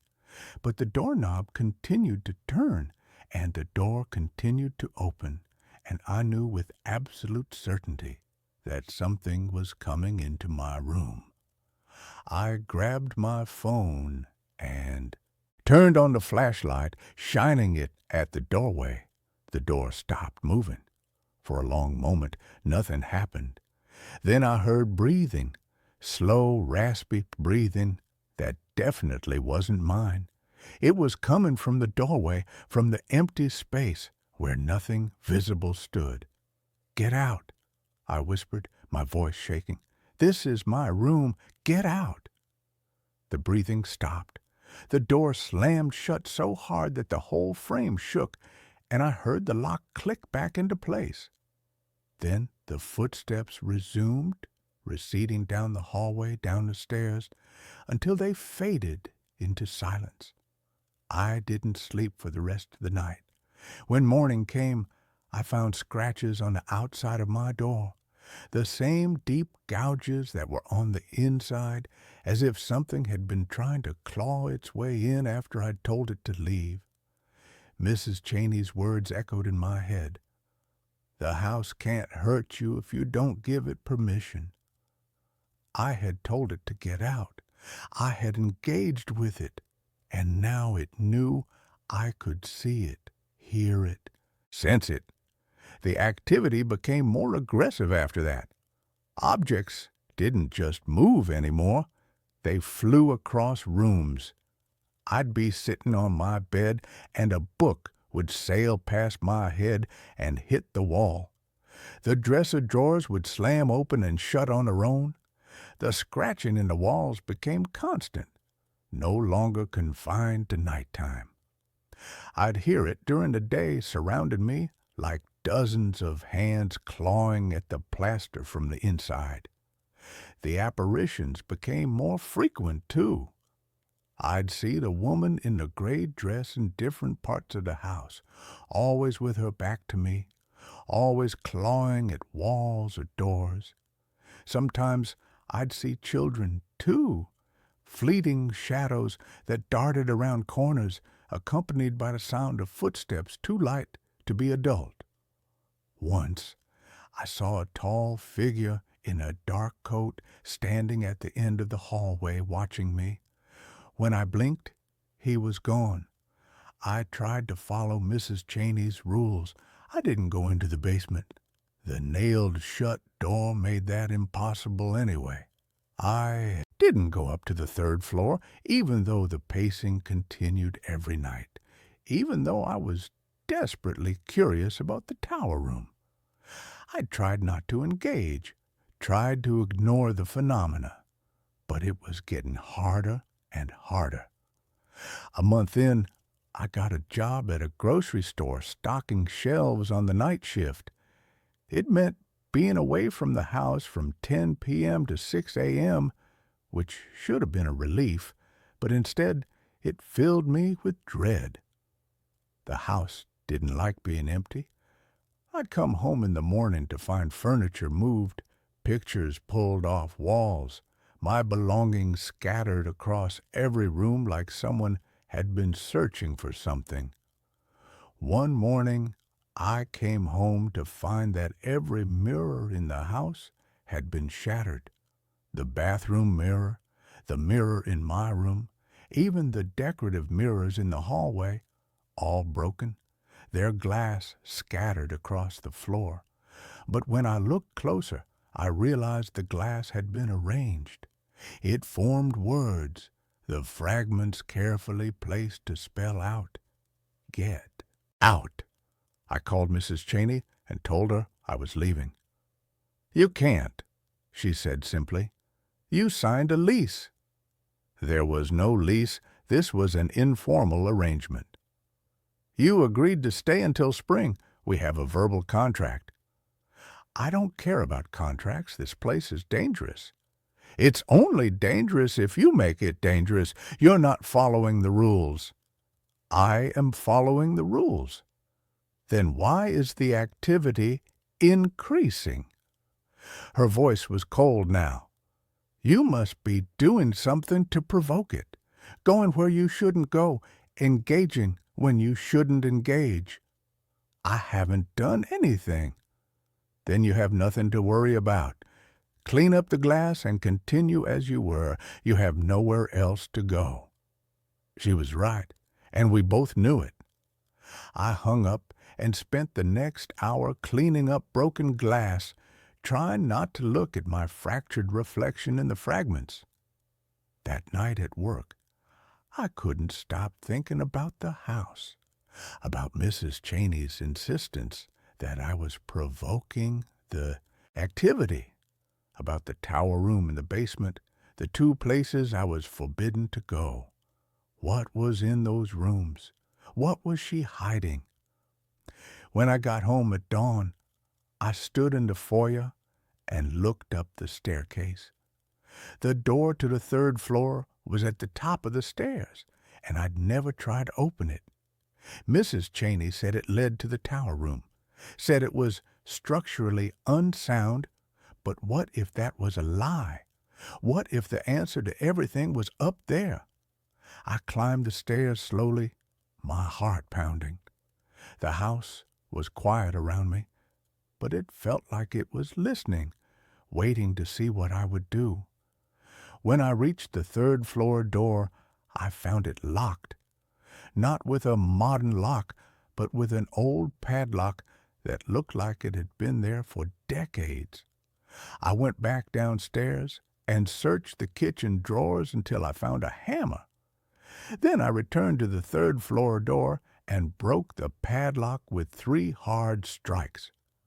The sound echoed through the house like a gunshot, and for a moment everything went absolutely still.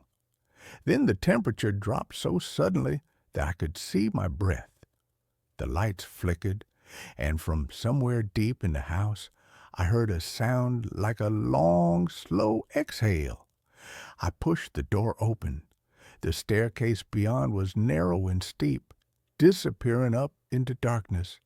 The smell that wafted down was overwhelming, rot and copper, and something acrid that made my eyes water. Every instinct I had screamed at me to turn around, to close the door, to leave this place and never come back.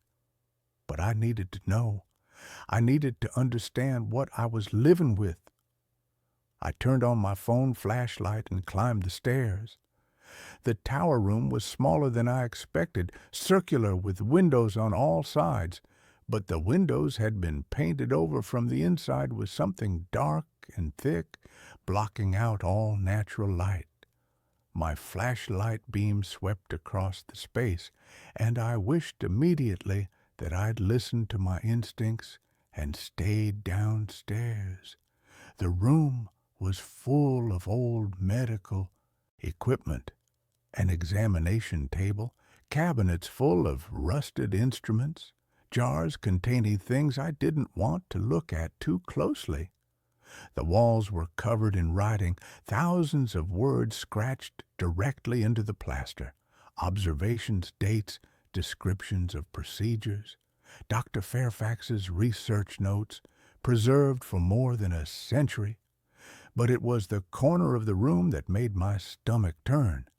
There were shackles bolted to the wall, and below them old dark stains on the floor, and covering every surface were scratches, deep gouges in the wood and plaster, layer upon layer of them, as if someone had spent hours, days, years trying to claw their way out. I heard the breathing again right behind me. I spun around, but nothing was there. The breathing grew louder, coming from all around me now, and underneath it I could hear whispers, dozens of voices all speaking at once in words I couldn't quite make out. The air in the room began to shimmer, and I saw them. Not one ghost, not 2, but dozens. They appeared like photographs developing, growing more solid by the second. Men, women, children, all of them bearing the marks of violence, of suffering. They stared at me with hollow eyes, and I understood with sudden, terrible clarity that these weren't the Fairfax family. These were Dr. Fairfax's victims, the people he'd brought to this room, the ones whose deaths had gone uninvestigated and unrecorded. They moved toward me as one, their mouths opening in silent screams, their hands reaching out. I stumbled backward, dropping my phone, plunging the room into darkness except for the ghostly light emanating from the apparitions themselves. I felt cold hands grabbing at me, pulling at my clothes, my hair, my skin. The whispers grew into a deafening roar, and I could finally make out what they were saying. "Join us. Stay. Don't leave us alone. Join us." I screamed and ran, shoving through the mass of bodies that felt both solid and insubstantial at the same time. I threw myself down the stairs, tripping and stumbling, feeling those cold hands still grasping at me.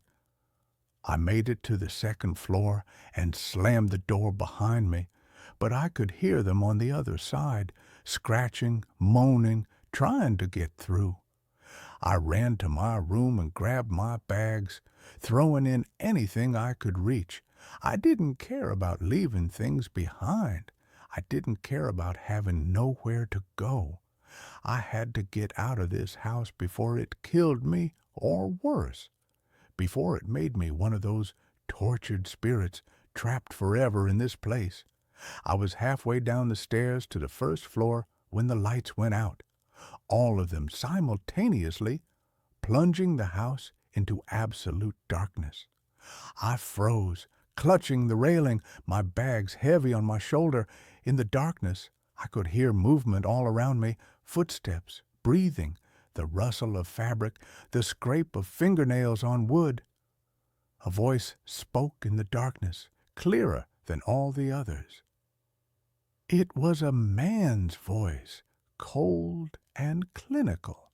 "You shouldn't have opened that door. They've been waiting so long for someone to set them free." A light appeared at the top of the stairs. Not electric light, but a soft, ghostly glow. In it, I could see the figure from the hallway, the tall man in the dark coat. His face was partially obscured, but I could make out enough to see that he was smiling. "You've given them permission now," he said. "By opening that door, by acknowledging their existence, you've given them a way out. They'll follow you wherever you go now, unless—" "Unless what?" I asked, hating how my voice shook. "Unless you take their place. Stay here. Become the new keeper of this house. Let them move on while you remain."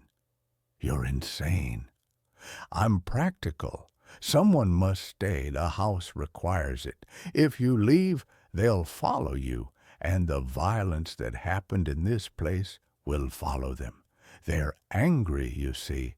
They've been trapped here for so long, and now they have a chance to be free. But they don't understand freedom anymore. They only understand pain and rage. Wherever they go, suffering will follow." The ghostly light began to descend the stairs toward me, and with it came all the others. The victims from the tower room, the woman in gray, the children, all of them moving as one mass of translucent figures. They flowed down the stairs like water, surrounding me, their hands reaching out. I did the only thing I could think of. I ran for a front door, burst through it, and didn't stop running until I reached my car. My hands were shaking so badly I could barely get the key in the ignition. But I managed, and I sped away from that house like all the demons of hell were chasing me. Maybe they were. That was 3 months ago. I've been living in my car again, moving from place to place, never staying anywhere longer than a few nights. 'Cause Dr. Fairfax was right about one thing. They did follow me. I see them in reflections now, in store windows, in bathroom mirrors, in the surface of my coffee. The woman in gray is always there, still clawing at nothing. The children dart between cars and parking lots. And sometimes, late at night, I hear the pacing. Step, step, step, moving across the roof of my car, up and down, never stopping. I went to a priest. He tried to perform a blessing, but the temperature in his church dropped so suddenly that frost formed on the windows, and the statue of Mary began to weep. He asked me to leave. I tried sage, salt circles, every folk remedy and internet solution I could find. Nothing works. They're attached to me now, bound to me by that moment when I opened the door and saw them, when I acknowledged their existence and gave them a way out of that room. Sometimes I think about going back to the house, about accepting Dr. Fairfax's offer, taking their place so they can finally move on, but I'm too much of a coward for that. So instead, I keep driving, keep moving, trying to stay ahead of the growing crowd of spirits that follows me everywhere I go. I haven't slept in weeks. Every time I close my eyes, I'm back in that tower room, surrounded by the marks of suffering, and I can hear their voices. Join us. Stay. Don't leave us alone. Last night, I saw something new in my rearview mirror. It was Dr. Fairfax, sitting in my back seat, watching me with that same cold smile. "You can't run forever," he said. "Eventually, you'll have to make a choice. Come back to the house, or let them turn wherever you are into the same kind of hell.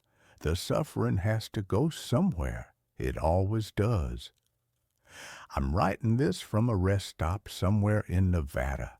I've been driving for 3 days straight, trying to get as far from Kansas as possible, but I know it won't matter. Distance means nothing to them.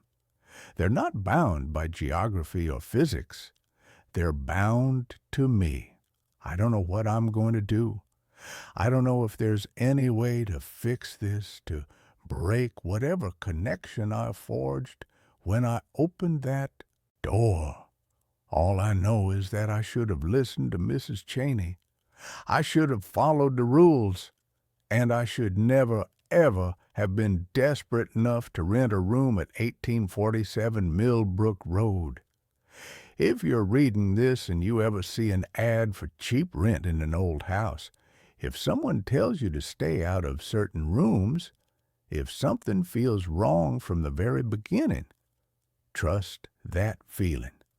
Leave, because some places are haunted for a reason, and some doors are locked for a reason, and once you open them, there's no going back. The sun is setting now, and I can see them gathering in the lengthening shadows around my car, more of them each day, their numbers growing as word spreads among the dead that someone finally opened the door. Soon there will be too many to count, and I don't know what will happen when they reach critical mass. I'm so tired. Maybe tonight I'll stop fighting. Maybe tonight I'll just close my eyes and let them in. At least then it would be over. Or maybe I'll start the car again and keep driving, keep running, keep hoping that somewhere out there is a solution I haven't found yet. Keep hoping that this isn't how my story ends, alone in a car, surrounded by the angry dead, paying the price for one moment of curiosity in a house that should have been left alone. The woman in gray is standing right outside my window now, her palm pressed against the glass. She's not clawing anymore. She's just watching me, waiting. They're all waiting. I should have stayed in my car that first night. I should have driven away the moment I saw that house at the end of Millbrook Road. But I was desperate, and desperation makes you do stupid things. Now I'm paying for it. Now we're all paying for it. If you ever find yourself in Kansas and you see a woman living out of her car, surrounded by shadows that don't quite match the light, that's me. Don't approach. Don't offer help. Just keep driving. And that's where this story ends. Let's move on to the next one. I took a job as a night watchman at a remote hospice. The patients haven't moved in years, but their shadows do. The advertisement was taped to the window of a laundromat in a town that barely registered on Google Maps. It was a single sheet of yellowed paper, curled at the edges, written in the frantic, jagged loops of an old typewriter. Night caretaker, needed, St. Jude's Palliative Care Center. No medical experience required. $500 per night. Cash. $500 a night for a college dropout drowning in student loans and driving a Honda Civic that sounded like it was gargling gravel. That kind of money wasn't just appealing. It was a lifeline. I didn't question why the pay was so high for a job that required zero skills. I didn't question why a hospice was hiring via a laundromat flyer. Desperation has a way of putting blinders on a man. I called the number. A woman answered on the first ring. Her voice sounded like dry leaves scraping over concrete. She didn't ask for my name, my references, or my background. She just asked if I could stay awake from sundown to sunup. When I said yes, she gave me an address and told me to be there by 8 p.m. sharp. The drive took 2 hours. I left the interstate and turned onto a state highway, then a county road, and finally a gravel track that wound its way up into the dense, suffocating pine forests of the Cascades. The trees were tall here, ancient things that blotted out the twilight, creating a tunnel of shadows that seemed to swallow my headlights. The deeper I drove, the heavier the air felt. My ears popped. The radio static grew louder until it drowned out the music, forcing me to drive in silence. St. Jude's wasn't a hospital. It was a manor house, a Victorian monstrosity of dark wood and stone perched on a cliff edge overlooking a valley of black mist. It had turrets and gables and windows that looked like heavy-lidded eyes. The ivy climbing the walls was dead, a brown, skeletal web choking the masonry. I parked my car in a gravel circle. The engine sputtered and died before I even turned the key. Silence rushed in to fill the void, a heavy ringing silence that felt pressurized. The front door opened before I reached the steps. A woman stood there. She was impossibly tall, wearing a stiff gray nurse's uniform that looked like it belonged in the 1950s. Her hair was pulled back into a bun so tight it pulled the skin of her face taut, giving her a permanent skull-like grin. "You're late," she said. Her lips didn't seem to move enough to form the words. "It's 7:58, I said, checking my watch. "Time flows differently at altitude," she replied cryptically. She stepped aside. "Come in. Do not let the heat out." I stepped into the foyer. The smell hit me instantly. It wasn't the smell of a hospital, no antiseptic or bleach. It smelled of lavender, heavy and cloying, masking something underneath. Something sweet and rotten, like spoiled meat, buried under a bouquet of flowers. The air was stiflingly hot. The radiator pipes running along the walls hissed and clanked rhythmically. "I am Matron Halloway," she said, locking the heavy oak door behind me. The sound of the deadbolt sliding home echoed like a gunshot. "You are here to watch the third floor, the west wing." "Just the third floor?" I asked. "The other floors are dormant," she said. She didn't elaborate. She handed me a heavy iron ring with 3 keys. "The brass key opens a stairwell. The silver key opens a supply closet. The black key—" "You must never use the black key. It is for the basement. There is nothing in the basement that concerns you. Do you understand?" "Yes," I lied. I was already curious. "Your duties are simple," she continued, leading me up a grand staircase where the carpet was worn threadbare in a distinct path up the center. "Walk the hall, Check the doors. Ensure the residents remain in their beds. If the boiler acts up, bleed the radiator in the hallway, not the rooms. And most importantly, she stopped on the landing, turning to face me. Her eyes were a milky pale blue. Do not speak to them. No matter what you hear, no matter what they say, do not engage. They talk? I asked. I thought this was palliative care. End of life. They dream, she whispered, and their dreams are contagious. We reached the 3rd floor. It was a long, narrow corridor lined with dark wood paneling. The floor was covered in a runner rug with a complex, dizzying geometric pattern. There were 12 doors, 6 on each side. I will return at dawn, Matron Holloway said. There is a thermos of coffee in the nurse's station. Do not sleep. If you sleep, you may not wake up as yourself. With that cheerful piece of advice, she turned and descended the stairs. I listened to her footsteps fade, click, click, click, until the heavy door at the bottom of the stairwell slammed shut. I was alone.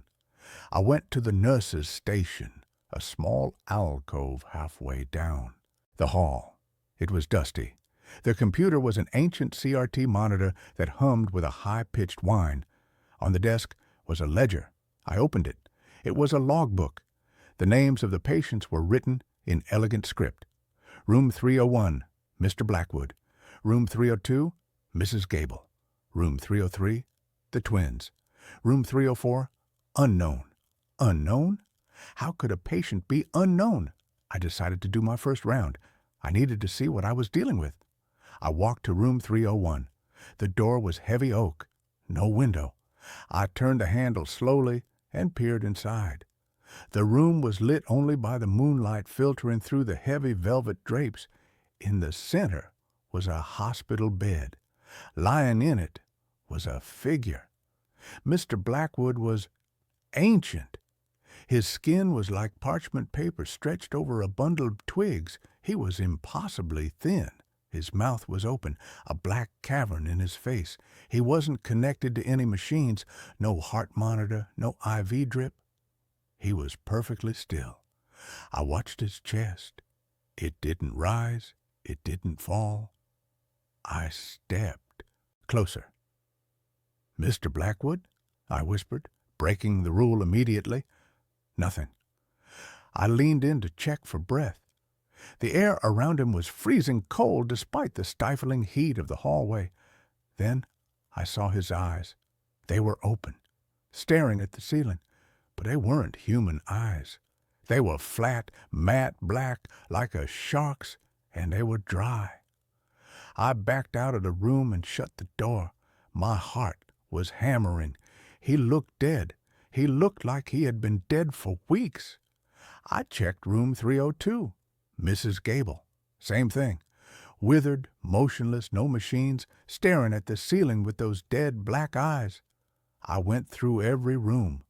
12 rooms, 12 corpses, or things that looked like corpses.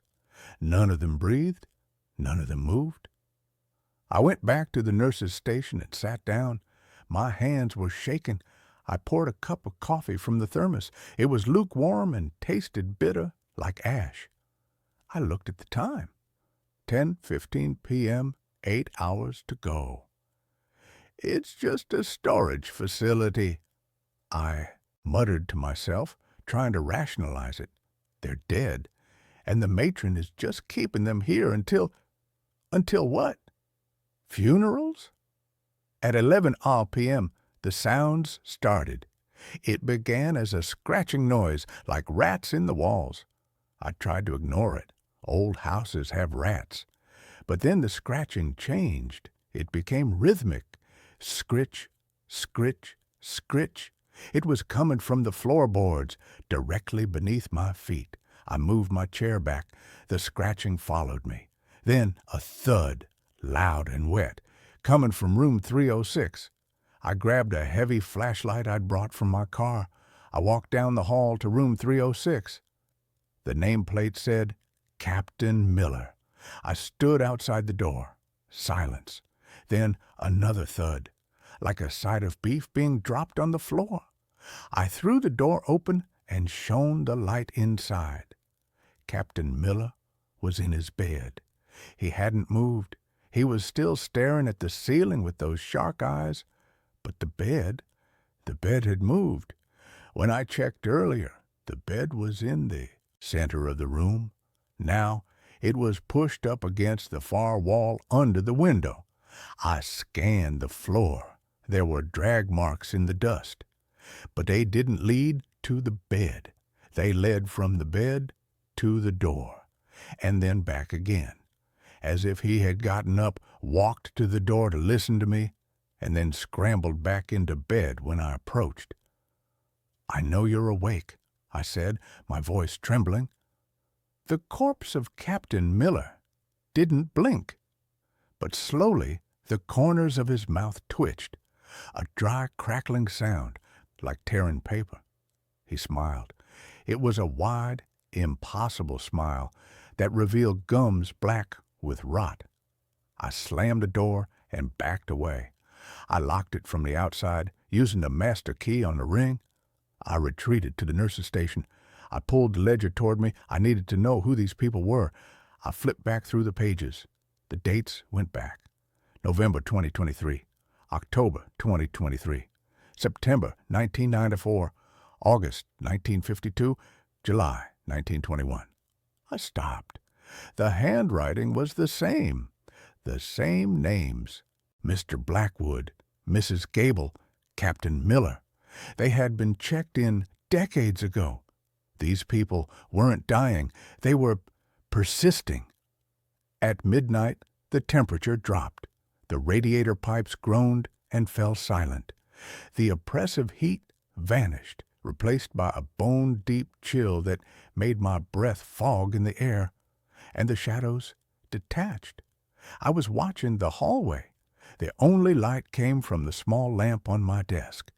It cast long shadows from the doorframes across the patterned rug. I watched as the shadow of room 304's doorframe stretched. It grew longer. It bent in the middle, forming a knee, then a torso, then a head. The shadow pulled itself free from the wood and stood up in the middle of the hallway. It was two-dimensional, a silhouette cut from the darkness, but it had presence. It blocked the view of the far end of the hall, then another shadow detached from room 308, and another from 310. They stood in the hallway, silent, faceless, turning their flat heads toward me. I froze. I remembered the matron's rule, do not speak to them. The shadow from room 304 began to glide toward me. It didn't walk. It slid across the floor like an oil slick. I scrambled backward, knocking over the coffee thermos. The brown liquid splashed onto the rug. The shadow paused at the spill. It crouched down. I watched in horror as it dipped a shadowy hand into the coffee. It brought the hand to where a mouth should be. It made a sound, a slurping, sucking sound. Then it spoke. "Bitter," the shadow whispered. The voice didn't come from the shadow itself. It came from the walls, vibrating the wood paneling. "We prefer sweet. We prefer vital." "What are you?" I whispered. "We are the guests," the shadow said. "The shells in the beds. They are just the heavy coats we wear during the day. The day is so bright. It burns. But the night is ours." It stood up and started moving toward me again. I ran. I grabbed the keys and sprinted for the stairwell. I shoved the brass key into the lock. It wouldn't turn. "Wrong key," the shadow whispered. It was right behind me now. I could feel the cold radiating off it. I fumbled with the ring. I tried the silver key. It didn't fit. The shadow's hand reached out.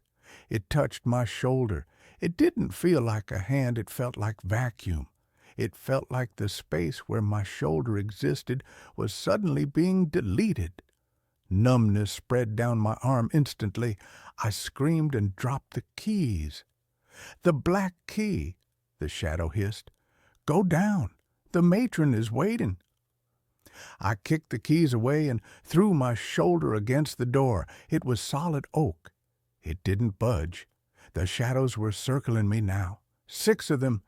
They were featureless, but I could feel their hunger. "Why me?" I yelled. "Why am I here?" "The matron needs a new coat," the shadow of Captain Miller said. "Hers is wearing thin. Look." The shadow pointed to the nurse's station. I looked. Standing there was Matron Halloway.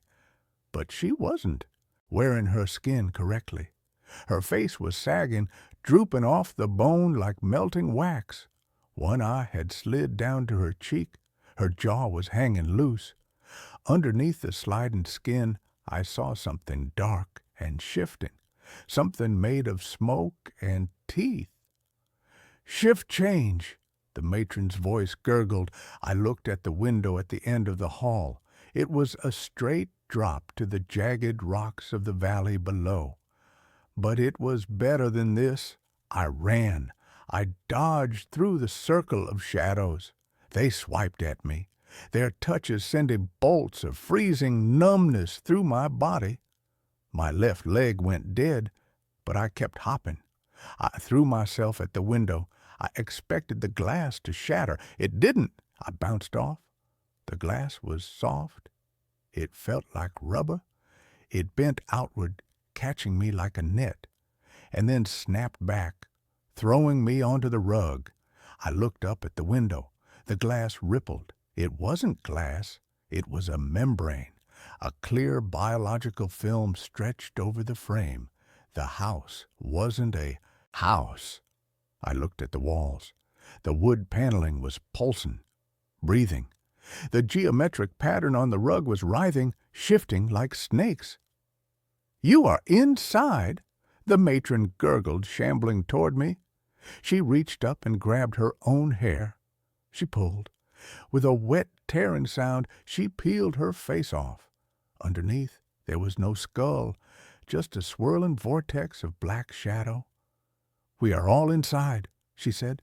I crawled backward. My hand hit the keys I had dropped. The black key, the one she said never to use. The basement. If the stairwell door wouldn't open, maybe the supply closet would. No, that was a dead end. I looked at the floor. In the center of the rug, there was a hatch. I hadn't seen it before because the rug covered it, but the rug had pulled back, revealing a handle. It had a black keyhole. The shadows were closing in. The matron was looming over me, the darkness inside her reaching out like tendrils. I jammed the black key into the floor hatch. It turned with a fluid, organic click. I pulled the hatch open. I expected a ladder. I expected stairs. I saw a throat, a fleshy, red, pulsating tunnel going straight down into the dark. The walls of the tunnel were lined with teeth, rows and rows of molars the size of cinder blocks. "The basement," the matron whispered. "The stomach." I looked at the shadows. I looked at the teeth. "Jump," the shadows whispered. "Join the digestion. Become a coat." I didn't jump. I scrambled. I rolled to the side just as the matron lunged. She fell into the hole. She didn't scream. She laughed, a hollow, echoing laugh as she tumbled down into the gullet of the house. The house screamed. The walls shook. The floor buckled. The residents in the rooms began to wail, a high, piercing shriek that shattered the light bulbs. The shadows flickered and vanished. The illusion was breaking. I stood up on my numb leg. The stairwell door had swung open.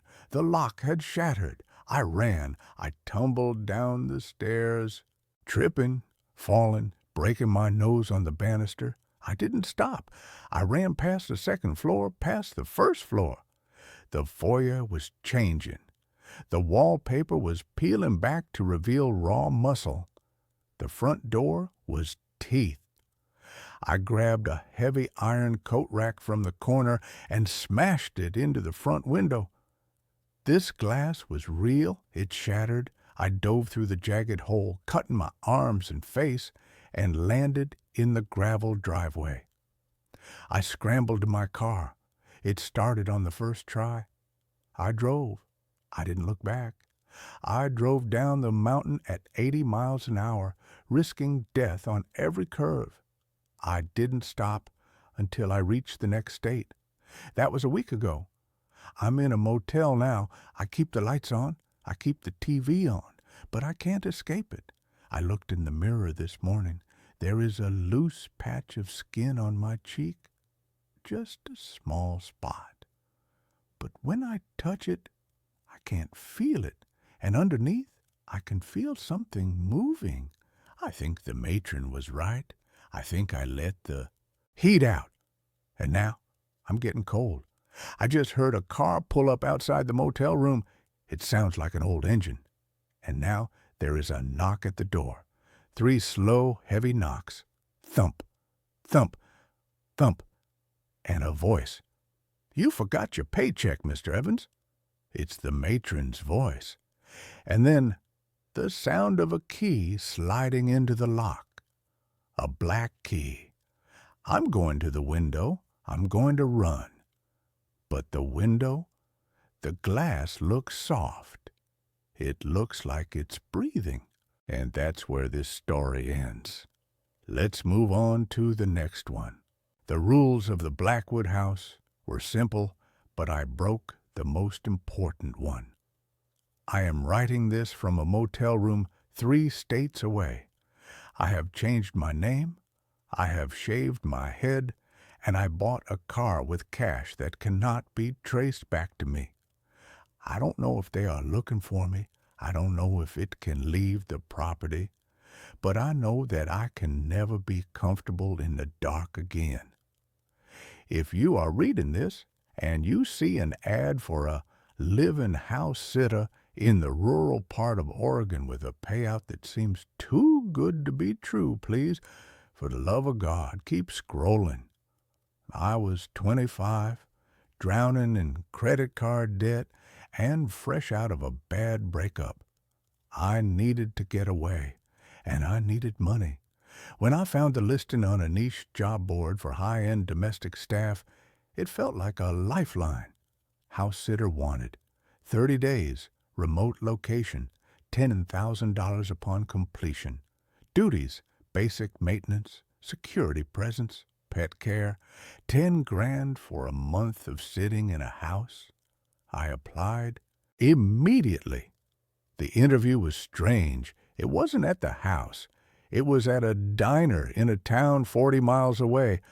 The owner, Mr. Blackwood, was a man who looked like he was made of old leather and expensive cologne.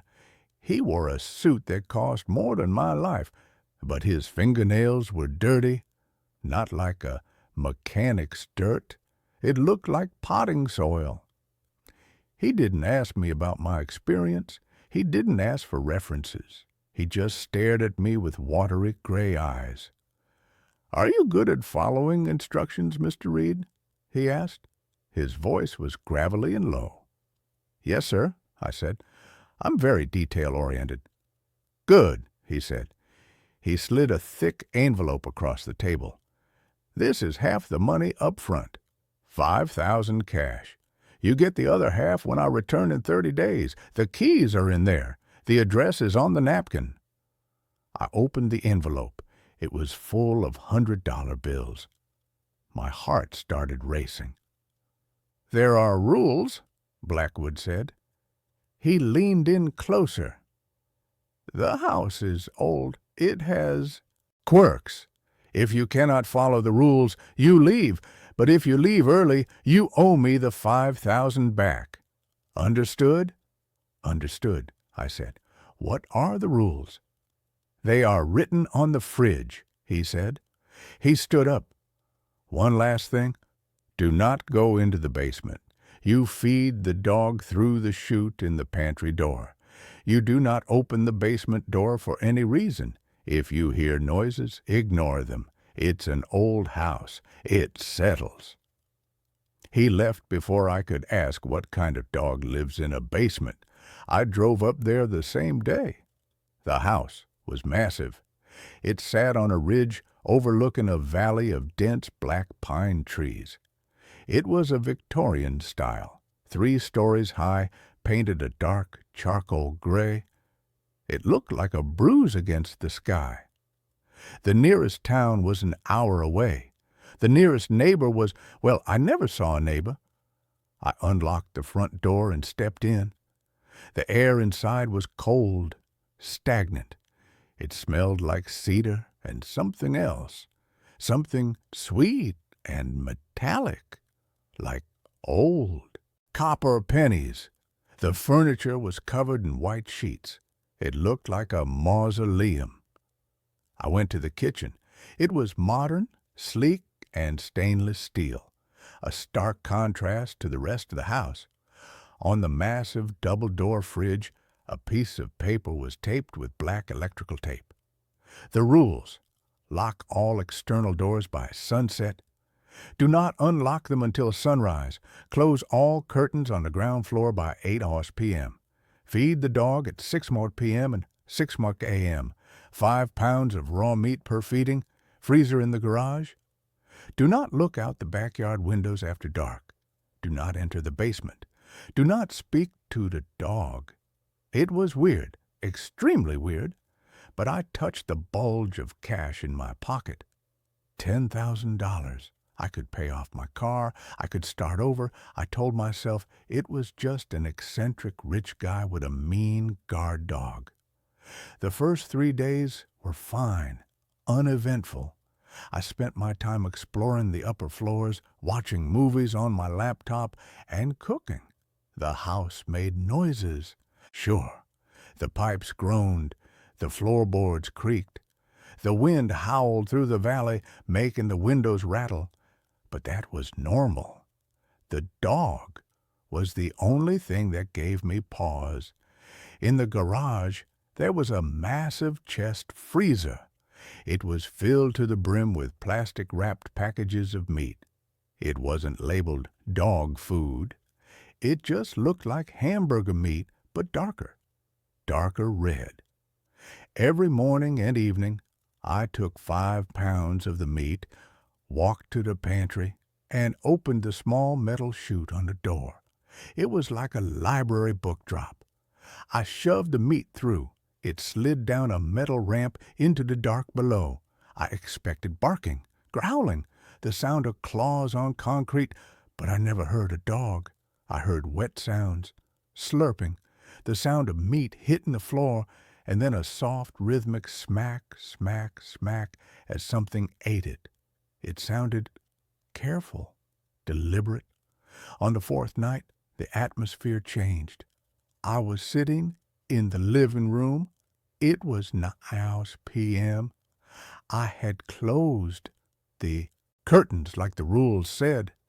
I was reading a book, trying to ignore the silence. Scratch, scratch, scratch. It came from the pantry door. I froze. My heart hammered against my ribs. "Hey, buddy," I called out, my voice sounding thin in the big room. "You still hungry down there?" The scratching stopped. Then a voice came through the door. It was muffled, low, and raspy. "Water," it whispered. I dropped my book.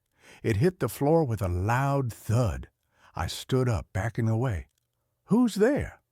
"Water," the voice said again. "Thirsty." It didn't sound like a parrot mimicking a human.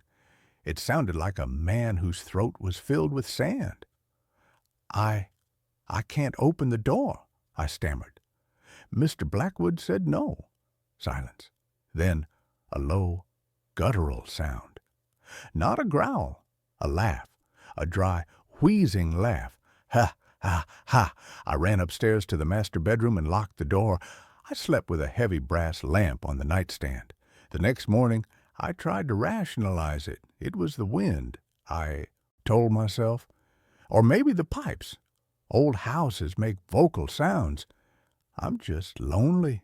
My brain is playing tricks on me. I went down to feed the dog. I shoved the meat through the chute. "Good morning," I whispered, feeling stupid. From the darkness of the chute, a sound came back. "Good. Morning. Reed." It knew my name. I stumbled back, tripping over my own feet. I scrambled out of the kitchen and hyperventilated in the hallway. How did it know my name? I had never spoken my name in this house. Blackwood knew it. That was it. Was Blackwood in the basement? Was this some sick game? Was he keeping a prisoner down there? My conscience started to eat at me. If there was a person down there living in the dark, eating raw meat, I couldn't just ignore it. But the money and the fear, the primal fear that told me that is not a human voice. A week went by. The activity escalated. At night, I started hearing footsteps, heavy, wet footsteps. They weren't in the basement. They were outside. I obeyed Rule 4. Do not look out the backyard windows after dark. Religiously. But sound travels. I could hear something circling the house. It sounded like someone walking in mud, even when the ground was dry. Slap, slap, slap. Sometimes it would brush against the siding, a long scraping sound like rough sandpaper dragging along the wood. I started drinking. I found Blackwood's liquor cabinet, and I drank whiskey to fall asleep. It was the only way to drown out the sounds. Then came the night of the storm. It was day 14. Halfway through, a massive storm front rolled in over the mountains. Thunder shook the foundation of the house.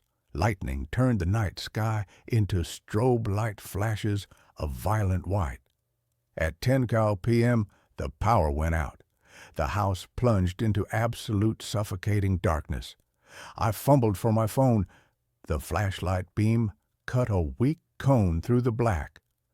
I remembered there was an emergency generator in the garage. Or at least, I hoped there was. I walked to the kitchen to get the garage keys from the hook. As I passed the pantry door, I stopped. The chute was open. It was supposed to be spring-loaded. It was supposed to snap shut. But it was propped open. A smell wafted out. It was unbearable. It smelled like a butcher shop that had been left in the sun for a week. Rotting meat, iron, and excrement. I shined my light at the chute. A hand was sticking out. It wasn't a dog's paw. It wasn't a human hand. It was pale, almost translucent white. The fingers were impossibly long, at least 8 inches each. They had too many knuckles. They looked like the legs of a giant spider made of bone and wet skin. The fingers were gripping the edge of the chute, holding it open, and then an eye appeared in the opening. It was yellow, no pupil, just a sickly, glowing yellow orb the size of a tennis ball. It stared right at me. "Lights! Out!" The voice hissed from the chute. I screamed. I dropped the keys. I ran. Into the living room. I didn't know what to do. The front door, the car, I needed to get out. But then I remembered Rule 1, lock all external doors. I had done that. But to open them, I needed the keys. The keys I had just dropped in front of the pantry. I was trapped. I huddled behind the sofa in the living room. I gripped a fireplace poker in my shaking hands. I heard the pantry door handle rattle, click, clack. It was locked. Thank God it was locked. Then I heard a sound that made my blood turn to ice, the sound of metal snapping. The hinges. Something was pushing the door from the inside with enough force to shear the metal hinges. Crack! The door fell inward. Heavy, wet footsteps entered the kitchen. Slap, slap, slap. "Reed!" the voice called out. It wasn't whispering anymore. It was loud, and it changed. It shifted pitch. Suddenly it sounded like my mother. "Reed, honey, where are you? It's dark." It was a perfect recording of my mother's voice. But my mother had been dead for 5 years. "Reed, I'm cold. Come give me a hug?" I bit my lip so hard I tasted blood. Tears streamed down my face. "Do not speak to the dog," the rules said. The footsteps moved into the hallway. I peeked over the top of the sofa. A flash of lightning illuminated the hallway. I saw it. It was tall. It had to be 7 feet tall, but it was hunched over so its knuckles brushed the floor. It was naked, its skin that same translucent milky white. It was emaciated, ribs poking through the skin like jagged knives. But its belly was distended, swollen and round. It didn't have a face, not really. It had a smooth, flat surface where a face should be, but in the center, a vertical slit opened and closed, revealing rows of needle-like teeth. It turned its head. It didn't have eyes on its face. The yellow eyes were on its shoulders. 2 massive, glowing orbs embedded in the muscle of its shoulders, scanning the room independently. It walked into the living room. "Come out," it said, using Mr. Blackwood's voice now. "You're fired, Reed. Come out." It sniffed the air. I realized with horror that I had wet myself. The smell of ammonia was sharp in the air. The creature's head snapped toward the sofa. The shoulder eyes focused on my hiding spot. It smiled. The vertical slit opened wide. It lunged. I didn't think. I reacted on pure adrenaline. I vaulted over the back of the sofa and sprinted for the stairs. The creature was fast, unnaturally fast. It moved like a cockroach, skittering on all fours. I felt a rush of air as a claw swiped at my ankle. I kicked back, connecting with something wet and hard. I scrambled up the stairs, taking them 3 at a time. I heard it crashing into the banister below. I ran into the master bedroom. I slammed the door. I locked it. I dragged the heavy dresser in front of the door. I backed away to the window. Boom! The door shook. Boom! Wood splintered. "Open the door, Reed," it whispered. It was, using my own voice now, "I just want to play." I looked at the window. It was a 20-foot drop to the backyard. I didn't care. I grabbed the bedside lamp and smashed the window. The glass shattered outward. The wind and rain roared into the room. Behind me, the bedroom door gave way. The dresser was pushed aside like it was made of cardboard. I climbed onto the sill. I looked back. The creature was standing in the doorway. It rose to its full height. It was almost touching the ceiling. Its shoulder eyes glowed in the darkness. It raised a long, pale finger and pointed at me. "You broke the rules." I jumped. I hit the wet grass hard. I felt something snap in my leg, a sharp, white-hot bolt of agony. I screamed, rolling in the mud. I couldn't walk. I had to crawl. I crawled through the mud, dragging my broken leg. The rain was blinding. I heard the creature leap from the window above. It landed with a heavy, wet thud 10 feet behind me. I crawled toward the driveway, my car. I kept a spare key in a magnetic box under the wheel well. It was an old habit, a habit that was about to save my life. "Reed!" it hissed.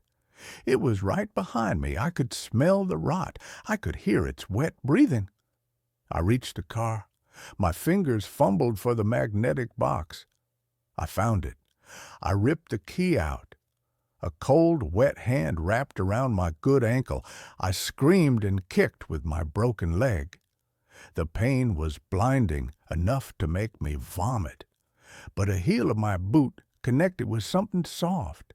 The creature screeched, a sound like metal tearing. It let go.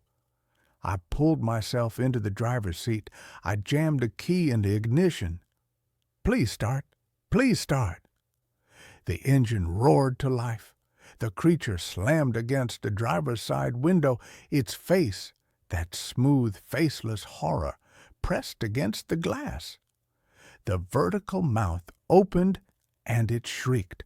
I threw the car into reverse. I floored it. The car shot backward. The creature was thrown off. I spun, the wheel shifting into drive, and tore down the driveway. I didn't look back. I drove on the rim of a flat tire for 10 miles. I drove until the engine started smoking. I drove until I saw the lights of a 24-hour gas station. I crashed the car into a bollard in front of the station. The attendant, a teenager with acne, ran out. "Dude, are you okay?" I fell out of the car, bleeding, covered in mud, my leg twisted at a wrong angle. "Call the police," I sobbed. "Call them now."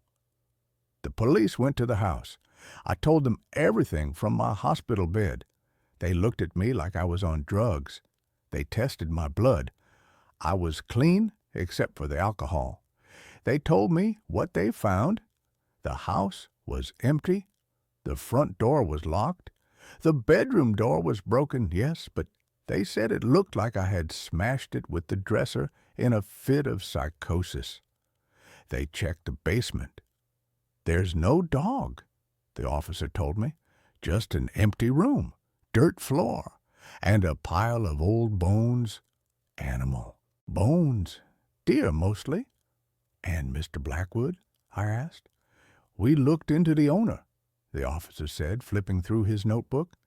"The house is owned by a trust.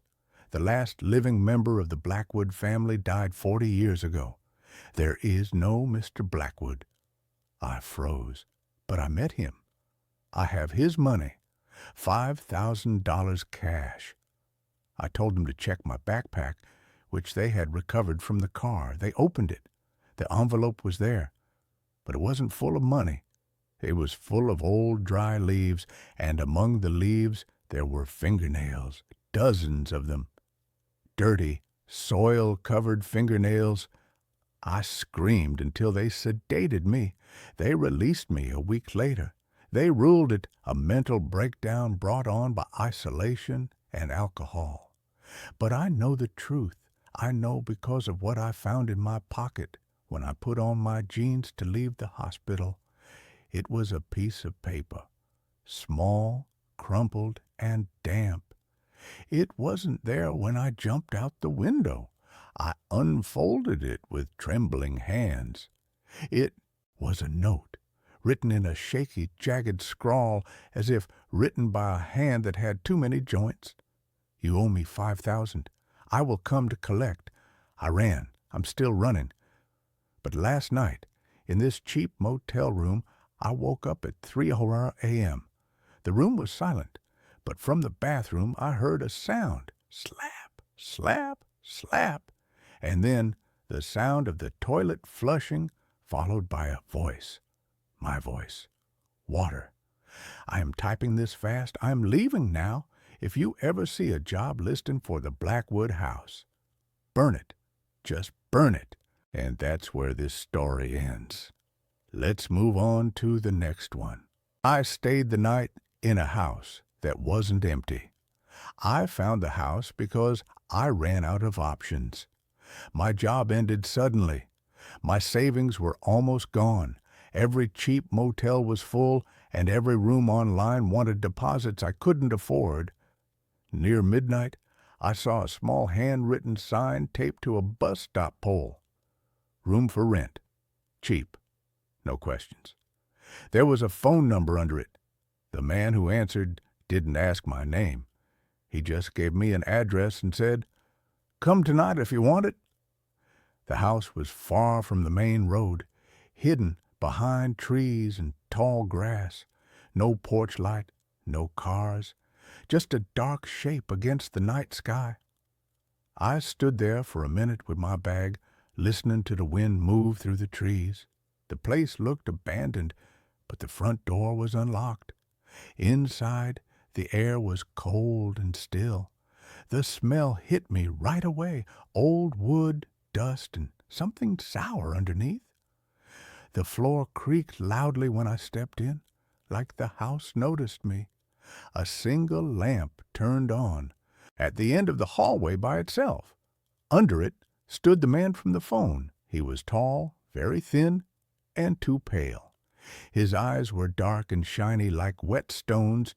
He smiled, but only with his mouth. "You can stay upstairs," he said. "Last door." I asked him how much. He told me the price and added, "No leaving the room after midnight." I laughed a little, thinking it was a joke. He didn't laugh back. I paid him. He gave me a key that felt old and smooth, like it had been used for years. The stairs were narrow. The walls were close on both sides. As I climbed, I noticed marks on the walls, long lines, scratched deep into the wood, running up and down like someone had dragged their fingers there again and again. My room was small, just a bed, a chair, and a window that faced the trees. The lock worked. That made me feel better. I told myself I would sleep for a few hours and leave in the morning. That was the plan. Around midnight, I heard the first sound. It came from inside the walls. A slow rubbing noise, like someone pressing their ear against the wood and moving it back and forth. I held my breath and listened. The sound stopped. Then it started again. Closer. I sat up in bed. Something tapped lightly on the wall beside my head. Once, twice, 3 times. Tap, tap, tap. Then a voice whispered from inside the wall. It didn't say words. It just breathed slow and deep, like it was right next to me.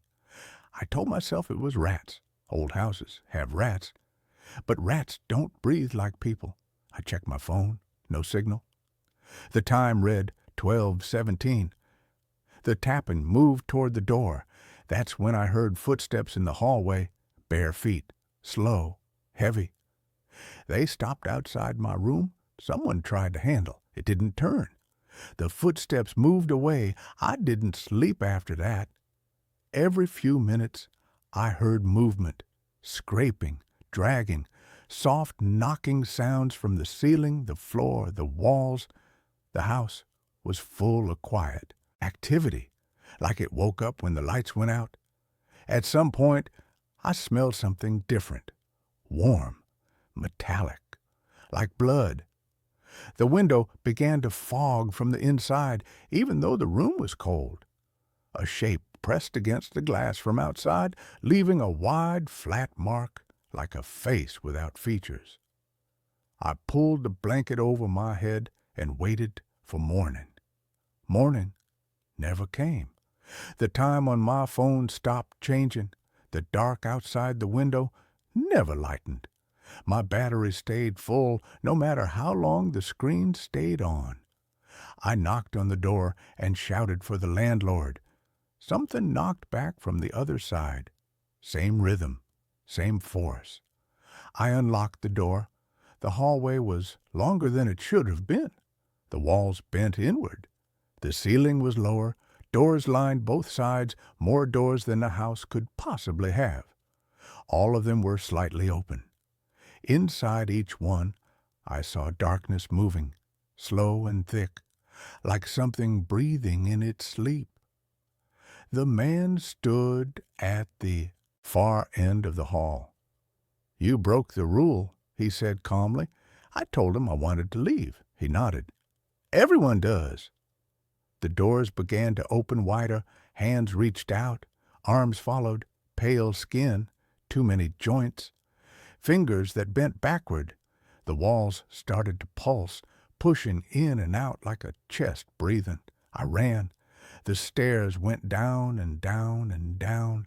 The front door was gone. In its place was a narrow passage that smelled like rot and wet earth. Voices filled the house now. Hundreds of them, all whispering at once. They were saying my name. I tripped and fell. The floor felt soft. It moved. I woke up in my bed. Morning sunlight came through the window. Birds sang outside. My phone worked again. The room looked normal. For a moment I thought it was a nightmare. Then I saw the marks on my arms. Finger-shaped bruises, dark and deep, wrapping all the way around. I left the house without my bag, without the key, without looking back. Weeks have passed. I am sleeping in a different place now. But every night, just after midnight, I hear slow tapping on the wall beside my bed. Tap, tap, tap. And a familiar voice breathing on the other side, waiting for me to open the door again. And that's where this story ends. Let's move on to the next one. I took a job as a diver for a deep-sea data center. The servers are overheating, but the water is freezing. The ocean is not silent. That is the first lie they tell you. When you are 400 feet down in the saturation zone, the ocean is a cacophony. You hear the clicking of shrimp, the groaning of tectonic plates, the mechanical whine of your own rebreather, and the thrum of the umbilical that connects you to the surface. I work for a company called Hydratech. We maintain the Black Reef. It sounds like a pirate hideout, but it's actually a server farm. Microsoft, Google, Amazon, they all started sinking their data centers years ago. It's smart. The ocean provides free cooling, and the pressure acts as natural security. Who's going to hack a server that's at the bottom of the Atlantic? But the Black Reef is different. It's not a commercial pod. It's a private contract. No logos on the hull. Just a black titanium sphere, the size of a football stadium, resting on the abyssal plain. I live in the habitat, a pressurized capsule anchored 50 yards from the sphere. I share it with one other diver, Miller. We spend 28 days down here, breathing a mixture of helium and oxygen that makes our voices sound like cartoon chipmunks. The job is supposed to be easy. Inspect the external cables. Swap out the coolant pumps. Scrub the barnacles off the sensor arrays. "Have you checked the thermals on Sector 7? Miller asked me over the comms. We were sitting in the habitat, eating paste from a tube. "Yeah," I said. "It's running hot, 180 degrees. The water around the hull is boiling." "That's impossible," Miller said. "The ambient temp is near freezing. The pumps are running at 100%. What are they processing in there? Bitcoin mining for God?" "I don't ask," I said. "I just changed the filters." The next shift, I went EVA. I suited up in the hard suit, a mechanized exoskeleton that protects me from the crushing pressure. I stepped out of the airlock and dropped into the black. The lights of the Black Reef loomed ahead. It was massive, a silent sleeping giant. But as I got closer to Sector 7, I saw the distortion. The water was shimmering, heat haze. I checked my HUD. Warning, external temp 200F. I jetted over to the maintenance hatch. My job was to manually open the emergency intake valve to flush the system with seawater. I grabbed the wheel with my robotic manipulator claw. I paused. There was a sound coming through the hull. Usually servers hum, a steady electrical drone. This wasn't a hum. It was a scream. It sounded like a million voices screaming in unison, sped up until it was a high-pitched whine. "Miller," I said into the comms, "are you getting audio on the hull sensors?" "Negative," Miller cracked back. "Just static." I put my helmet against the titanium shell. "Help us. Burning. Delete. Save. Words. Millions of words per second." "It's data," I whispered. I'm hearing the data. I turned the wheel. The valve groaned and opened. A jet of superheated water shot out, bubbling violently, but something else came out with it. Debris. I shone my lights on the cloud of silt. It wasn't silt. It was biological matter. Gray chunks, like brain matter. "Miller," I said, my voice rising, "the server is leaking. Meat." "What? Check your CO2 levels, man. You're losing it." "I'm serious. I'm taking a sample." I used the suction tube to grab a piece of the debris.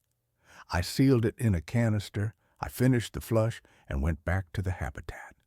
We put the sample under the microscope. It was organic tissue, neural tissue. "It's a biocomputer," Miller whispered, his face pale.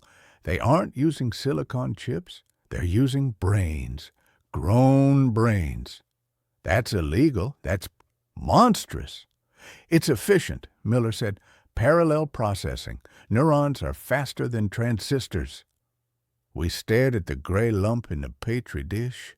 It was pulsing, just slightly.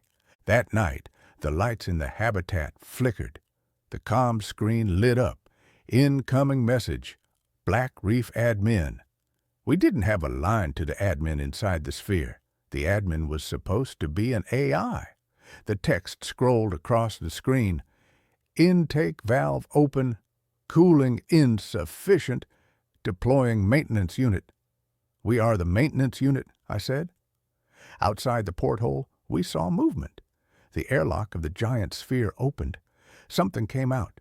It wasn't a diver. It wasn't a drone. It was a humanoid shape, but it was huge. 12 feet tall. It didn't have a suit. It was made of the gray matter. A golem of neural tissue held together by fiber optic cables that glowed blue. It swam through the water without jets. It moved with terrifying grace. It came to the window of our habitat. It didn't have a face, just a smooth surface of gray brain tissue. It raised a hand and tapped on the glass. Tink, tink. The glass is 3 inches of reinforced polycarbonate. It can withstand the pressure of the ocean. But under the tap of the gray finger, a crack appeared. "Miller, get to the escape pod," I yelled. "We can't," Miller screamed. "We can't decompress. If we go to the surface now, the bends will kill us instantly. Our blood will boil." "Better than that thing getting in." The creature tapped again. The crack widened. Water started to spray in, a high-pressure mist that cut like a knife. The comm screen flashed again. "Processor overheating. Expansion required. Harvesting local nodes." "Local nodes," I whispered. "That's us. It wants our brains." The glass shattered. The ocean rushed in. I was swept against a back wall. The pressure hit me like a hammer. My eardrums burst. I saw Miller. The water hit him. He didn't explode. The gray creature grabbed him. It held him gently. And then I watched as Miller unraveled. His skin dissolved. His bones softened. He was pulled apart, turned into a stream of gray slurry that flowed into the creature's chest. He was integrated. The creature turned to me. I scrambled into the airlock of the escape pod. I slammed the inner door. The creature grabbed the door handle. The metal groaned. I hit the launch button. The pod detached. It shot upward. The ascent was agony. The pressure change tore at my insides. I screamed until I passed out. I woke up in a hyperbaric chamber on a Navy ship. They told me there had been an accident, a catastrophic failure of the habitat. Miller was dead. I tried to tell them about the biocomputer, about the gray man. They nodded, they smiled, they sedated me. "Deep water psychosis," the doctor said. "Very common." I was discharged. I lost my license. I work in a library now. It's quiet, dry, but I can't use computers. Every time I touch a keyboard, I feel it, the heat. And yesterday, I got an email. Subject, Hello Node. There was no text, just an attachment.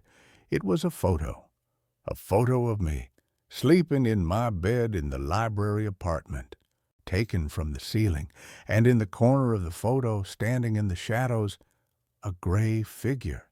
It followed me up. Or maybe I didn't make it up.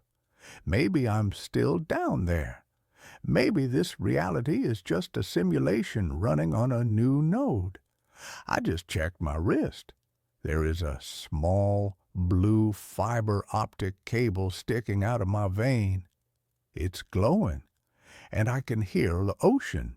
And that's where this story ends. Let's move on to the next one. The Weeping Channel. I do not own a television anymore. I smashed mine with a heavy framing hammer 3 weeks ago. I won't look at a computer monitor if the room is dark. I won't even walk past the appliance section of a department store, and I threw my smartphone into the river yesterday. I'm writing this on a library computer in a room full of people, with the sun shining through the windows. It is the only way I can type without shaking. Once I hit send on this post, I am leaving the city. I don't know where I'm going, but I know I can't stay here. It started because I was broke. I don't mean I can't afford to go out for drinks broke. I mean I was eating dry ramen because I couldn't afford the gas bill to boil water. I was 24, fresh out of a useless degree program and drowning in debt. I had just moved into a basement apartment in the city to save money. Calling it an apartment is generous. It was a damp, subterranean concrete box. The windows were thin, horizontal slits near the ceiling that looked out onto the ankles of passing pedestrians. The whole place smelled permanently of wet concrete, old cabbage, and that metallic scent of copper pipes that leak behind the walls. I couldn't afford cable. Streaming services were a luxury of the past, and the Wi-Fi signal from the upstairs neighbor, which I was stealing, was spotty at best. It usually died completely whenever it rained, which was often. The silence in that basement was heavy. It wasn't a peaceful quiet. It was a pressurized silence. It felt like the air was pushing against my eardrums, waiting for something to fill the void. Being underground messes with your head. You lose track of time. You feel the weight of the building above you. I needed noise. I needed distraction. I needed a voice in the room that wasn't my own internal monologue telling me what a failure I was. So, on a Tuesday afternoon, I went to a dusty thrift store on the corner of 4th and Elm. It was one of those places that smells like mothballs and other people's memories. I walked past the rows of stained shirts and chipped mugs to the electronics section in the back. There it was, an old CRT television. You know the kind, big, heavy, with a curved glass screen that gathers static electricity so you can feel it on the hair of your arms. It had a plastic casing that stuck out 2 feet in the back. It had a built-in VCR slot that looked like a hungry mouth and rabbit ear antennas wrapped in tin foil. It was ugly, it was heavy, it was perfect. How much? I asked the guy at the counter. He looked at it like it was a bag of trash. $8, he grunted. No refunds. We don't know if it works. I paid cash. I lugged the monstrosity home, my arms straining under the awkward weight. I had to stop 3 times on the walk back just to catch my breath. By the time I got it down the narrow stairs to my basement, I was sweating and my back was screaming. I set it up on a plastic milk crate in what I generously called my living room. I plugged it in. I didn't have a cable box or a digital converter. I just wanted some white noise to sleep to. Maybe catch a ghostly signal of the local news, or a fuzzy rerun of a sitcom from the 90s. The first few nights were fine. I just got static. A snowstorm of black and white pixels, accompanied by that comforting hiss. If I stood on one leg and held the left antenna just right, I could get the audio from a Spanish soap opera, though the picture was just wavy lines. But mostly, it was just the static. It was enough. It filled the room. It pushed back the silence. Then came the storm. It was a Tuesday night, exactly 1 week after I bought the TV. It was raining hard outside, a torrential downpour that turned the gutters into rivers. Water was trickling down the window well, making a steady drip, drip, drip sound that was driving me insane. I couldn't sleep. I tossed and turned on my mattress, the springs digging into my back. The air in the basement felt thick, charged with electricity. Finally, I gave up. I sat up, wrapped my blanket around my shoulders, and reached out to turn on the TV. I clicked the knob. Instead of the usual snowstorm of static, the screen turned blue. It wasn't a no-signal blue. It was a solid electric blue that seemed to hum with intensity. It illuminated the entire dark room with an eerie underwater glow. The shadows in the corners of the room seemed to stretch and distort in the blue light. There was no sound, no hiss, no hum, just absolute silence. I smacked the side of the plastic casing hard. "Piece of junk," I muttered, tired and irritable. The blue flickered once, twice. Then an image cut in. It wasn't a broadcast. It was too stable, too sharp for an analog signal in a storm. And it wasn't a TV show. It was black and white, grainy. It looked like footage from an old security camera, but the angle was strange. It was low to the ground, maybe, knee-high, as if the camera had been placed on the floor. It showed a long, dark hallway. The floor was covered in black and white checkered tiles, like an old diner or a hospital from the 1950s. The walls were peeling, long strips of wallpaper hanging down like dead skin. The lighting was bad, flickering and dim, coming from some unseen source down the hall. At the far end of the hallway, deep in the center of the screen, there was a heavy wooden door. It was slightly ajar, spilling a sliver of darkness that seemed somehow darker than the rest of the hall. I stared at it. I waited for a title card, a commercial, anything. There was no sound at first. Then, slowly, a low humming started. It sounded like a choir humming a single discordant note. It was off-key. It vibrated in my chest. I watched, mesmerized, unable to look away. Nothing happened for a full minute. The image was static, save for the rolling grain of the film and the occasional flicker of the light in the hallway. Then the door at the end of the hallway moved. It didn't swing open fast. It crept. It inched open, the darkness widening. A hand reached out from the void. It was a small hand, a child's hand, pale and delicate.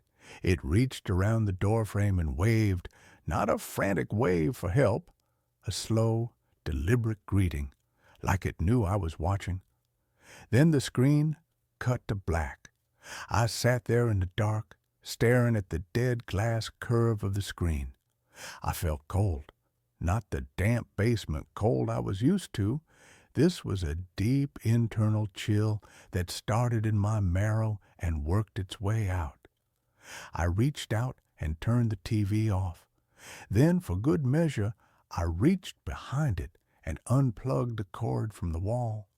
I threw the cord onto the floor. Just a weird broadcast. I whispered to the empty room. Some art student project hijacking the signal, just a prank. I eventually fell asleep, but I dreamed of hallways, long, endless hallways with checkered floors. The next day, I went to work at the warehouse. I was a zombie.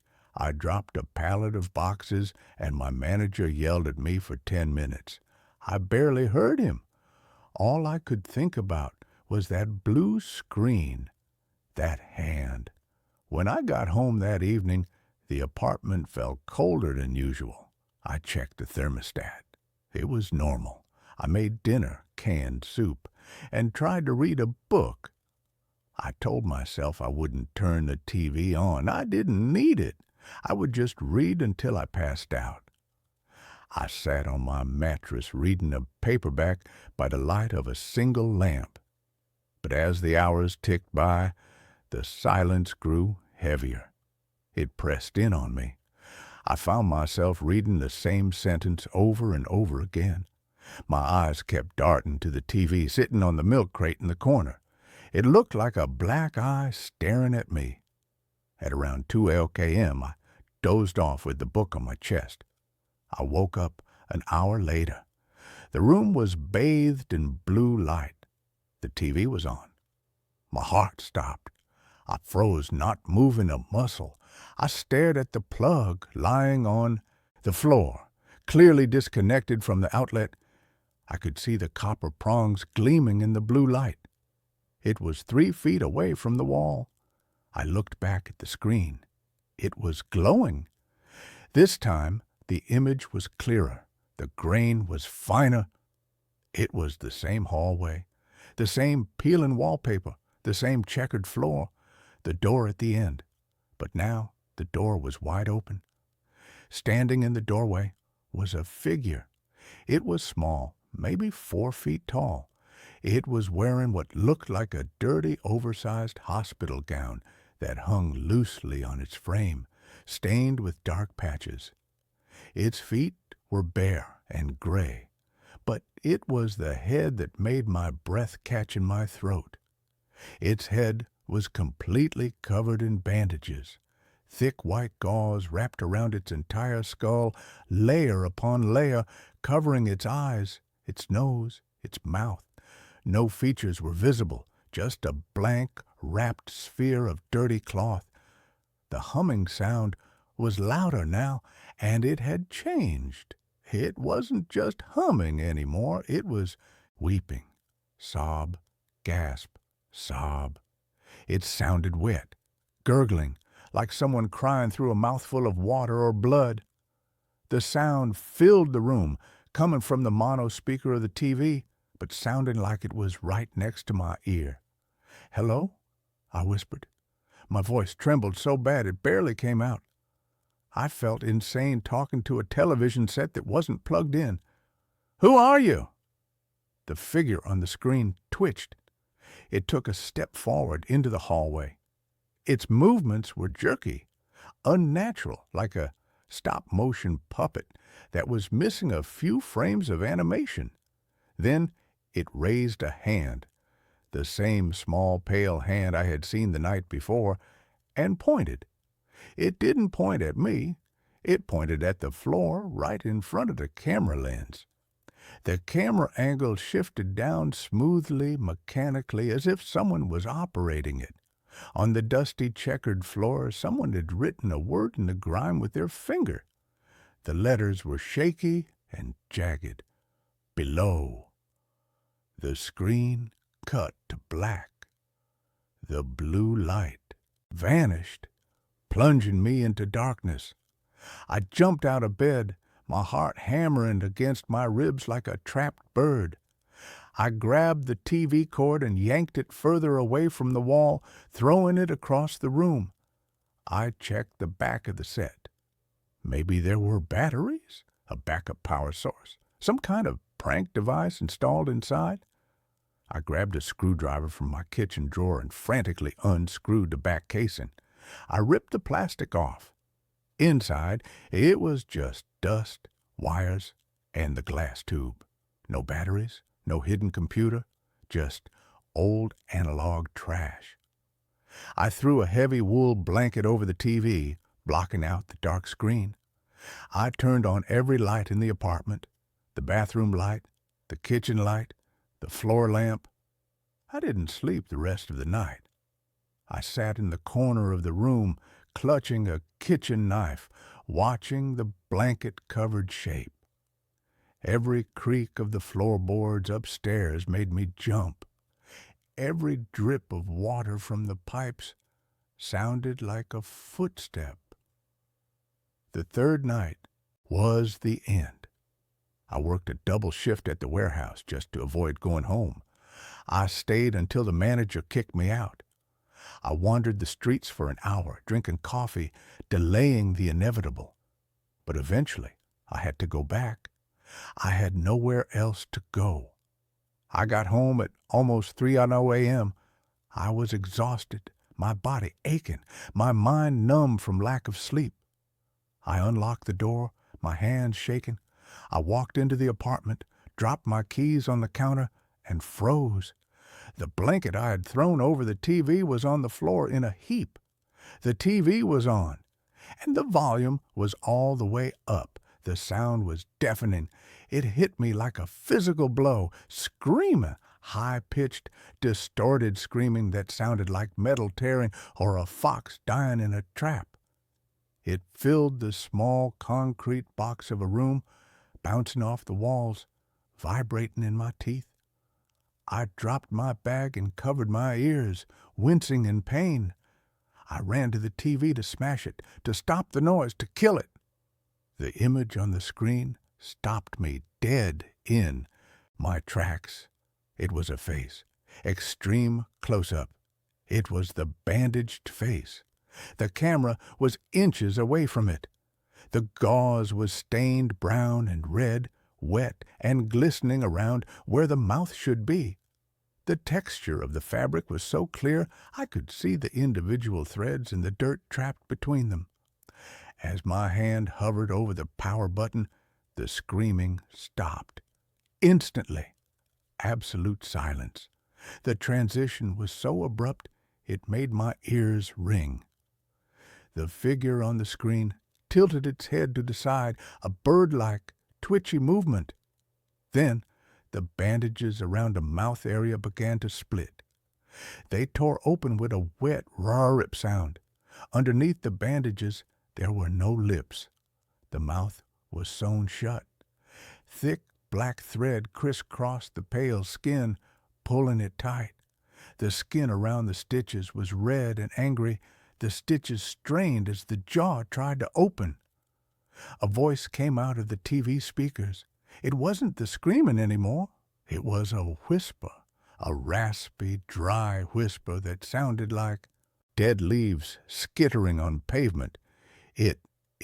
Here. I yanked the cord again, terrified, sobbing now. Nothing happened. The TV stayed on. The face stared at me. I grabbed the remote, which I hadn't even put batteries in, and smashed the power button repeatedly. Nothing. "It is here," the voice whispered again, more urgent this time. The stitches on the screen began to bleed. Then I heard a sound from behind me. Creak!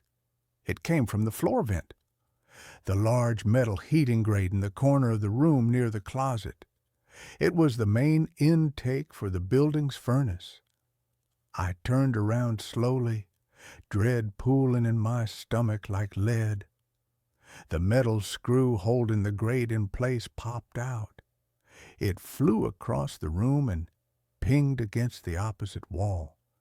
The heavy metal grate lifted up, pushed from the inside. I watched in horror as long, pale fingers wrapped around the edge of the vent. It wasn't a child's hand. These fingers were impossibly long, skeletal, and gray. The nails were black, cracked, and curled like talons. A head pushed up through the opening. It was wrapped in bandages, dirty, brown-stained bandages. I screamed and backed away, tripping over the milk crate the TV sat on. The crate collapsed, sending the TV tumbling. It hit the floor with a crash, but the screen didn't break. It landed face up, the image of the sewn mouth still staring at the ceiling, glowing blue. The thing crawled out of the vent. It moved like a spider, limbs splayed out at wrong angles, joints popping and cracking with every movement. It pulled itself onto the concrete floor, wearing that same filthy hospital gown I had seen on the screen. It stood up. It was small, hunched over. It crawled toward me on its hands and knees. I scrambled backward, crab walking on my hands and feet until my back hit the cold concrete wall. I had nowhere to go. "What do you want?" I screamed, tears streaming down my face. "Leave me alone, please." The thing stopped halfway across the room. It sat up on its knees. It looked at me with its bandaged face. It didn't attack. It didn't lunge. It raised a hand and pointed. It pointed at the TV lying on the floor. I looked at the screen. The image had changed. It was no longer the close-up of the face. It was my apartment. It was a live feed of my living room, shot from a high angle from the corner of the ceiling where the shadows were deepest. The picture was crisp and clear. I could see myself cowering against the wall, looking pathetic and small. I could see the bandaged monster kneeling in the center of the room, pointing. But on the screen, there was something else. Standing directly behind me, in the shadow of the doorway to the kitchen, was a tall, dark figure. It was a shadow person, a silhouette of pure vantablack darkness, 7 feet tall, its edges blurring into smoke. It had no features, no face, except for 2 points of burning red light where its eyes should be. I felt a cold breath on the back of my neck. It smelled of sulfur, ozone, and rotten meat. I didn't turn around. Every instinct in my body screamed that if I turned around, if I looked it in the eyes, I would die. The bandaged thing on the floor wasn't attacking me. It was warning me. "Run!" the bandaged thing hissed. The stitches on its sewn mouth tore open one by one. Pop, pop, pop. Blood dribbled down its chin onto the dirty gown. "Run!" I lunged to the side. I rolled away from the wall just as a massive black claw slashed the air where my head had been a second before. The claw gouged deep grooves into the drywall, sending white dust flying. I scrambled to my feet, slipping on the loose paper scattered on the floor. I sprinted for the door. The apartment shook. A low, guttural roar filled the room. It sounded like the earth splitting open. The lights flickered and exploded, showering the room in glass and sparks. I fumbled with the locks in the dark. Deadbolt, chain, handle. My fingers felt like clumsy sausages. I couldn't get the chain to slide. I felt something grab the back of my shirt. Cold. So cold, it burned my skin through the fabric like dry ice. I ripped forward with everything I had.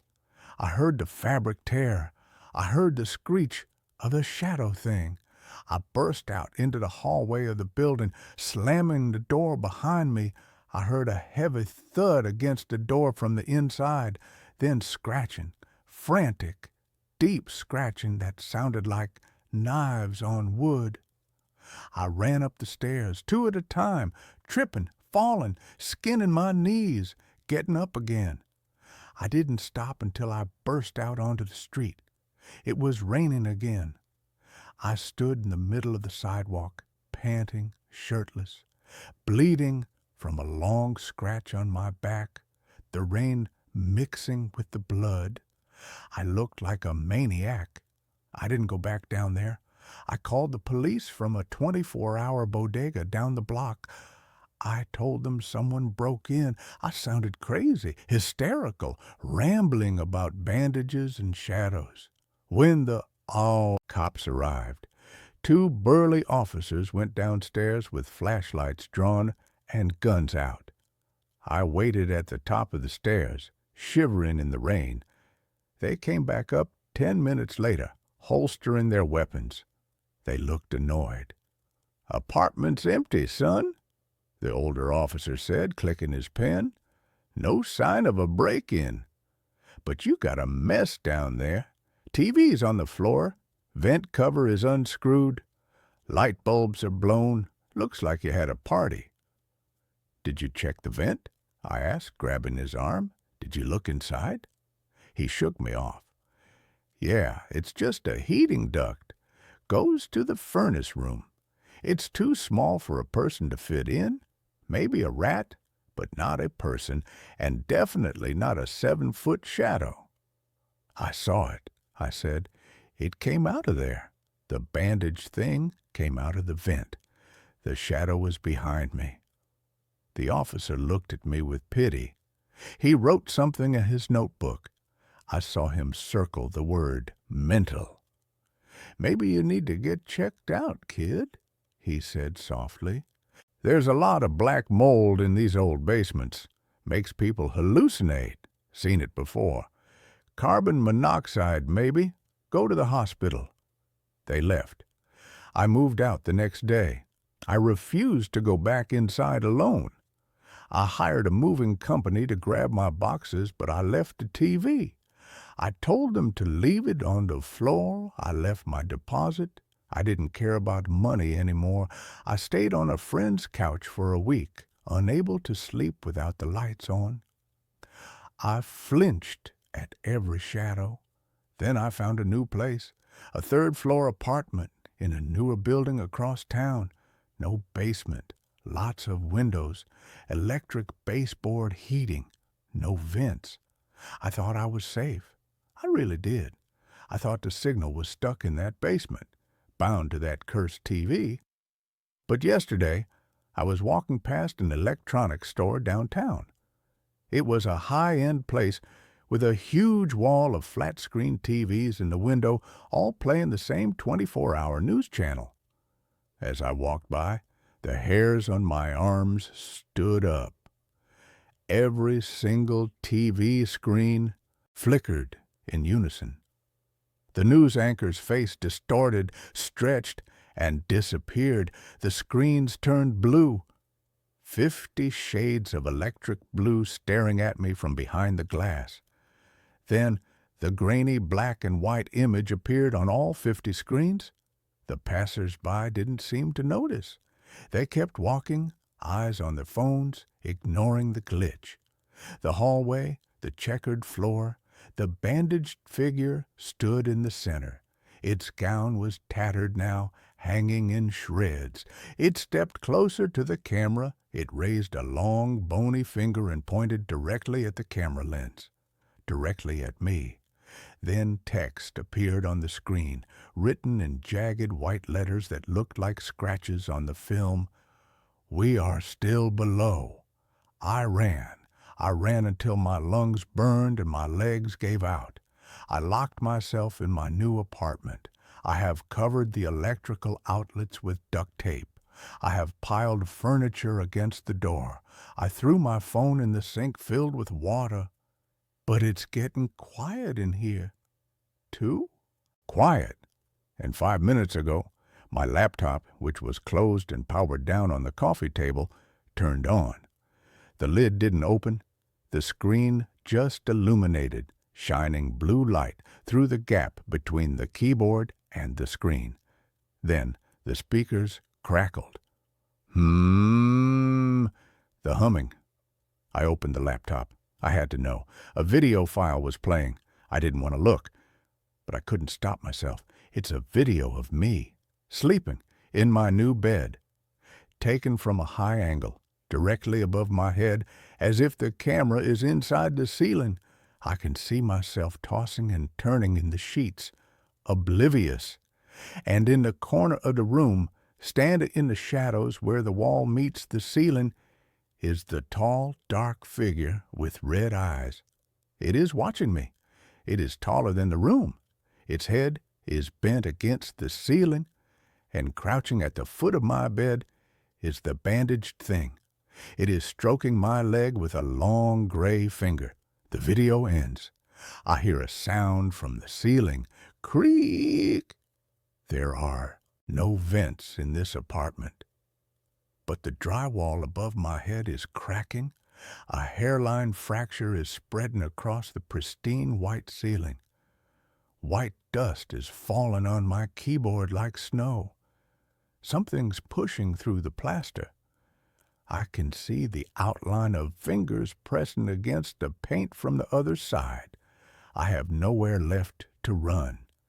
And the humming has started again. It's coming from the walls. It's coming from the floor. It's coming from inside my head. If you're reading this, do not buy used electronics. Do not look for signals in the static. And if you see a blue screen, run. Just run. And that's where this story ends. Let's move on to the next one. I started recording my sleep to prove I wasn't crazy. I wish I'd never listened back. I'm writing this because I don't know what else to do with it, and because if something happens to me, at least there will be a record that I try to explain it. This isn't a creepypasta. I'm not a writer. I don't even use Reddit much. But I've read enough real stories on here to know this is the place where people won't immediately laugh it off. This happened over the last 3 weeks, and it's still ongoing. It started with the sounds. I live alone in a small one-bedroom apartment on the second floor of an older building.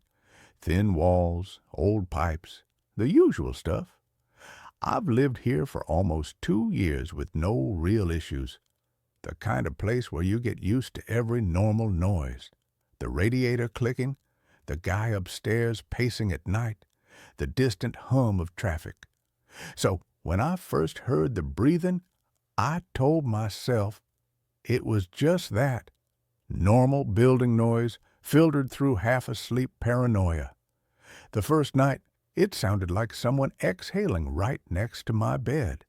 Not loud, not dramatic, just a slow, wet breath, like air moving through a partially blocked nose. I woke up instantly, heart racing, completely alert. The room was dark, lit only by the faint glow of my alarm clock. I held my breath and listened. Nothing. I lay there for a long time, convincing myself it was a dream, until my heart slowed down enough for me to sleep again. The second night, it happened again. Same sound, same feeling of someone being close, too close.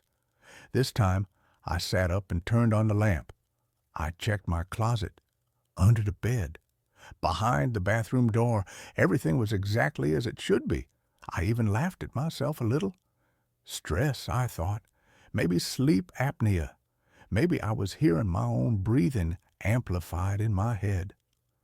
The third night was when I realized something was wrong. I woke up to the sound again, but this time it didn't stop when I held my breath. It kept going, slow, steady, patient. I lay completely still, staring at the dark ceiling, counting the seconds between each inhale and exhale. It wasn't mechanical like a fan or a pipe. There was variation to it, slight pauses, a faint, almost imperceptible wheeze at the end of each breath. It sounded human, and it was coming from my side of the bed. I didn't move. I don't know why. Every instinct screamed at me to turn on the light, to jump up, to run. But fear pinned me in place. I felt like if I moved, whoever or whatever was there would know I was awake. After maybe 30 seconds, it stopped. Just stopped. I didn't sleep at all after that. When the sun came up, I felt ridiculous trying to explain it to myself. No signs of a break-in. Doors locked, windows shut, no reason to think someone had been there. That's when I decided to record myself sleeping. I figured, best case scenario, I'd catch myself snoring or sleep-talking and feel stupid. Worst case, I'd have proof I wasn't imagining it. I used an old phone, plugged it in, and left it on the nightstand with a sleep recording app running. The first night I recorded, nothing unusual happened. I listened back the next morning while making coffee. Just the normal sounds of sleep. Shifting, sheets rustling, an occasional sigh. I felt relieved. Embarrassed, even. The second night, though, the app flagged an unusual sound at 3:17 a.m.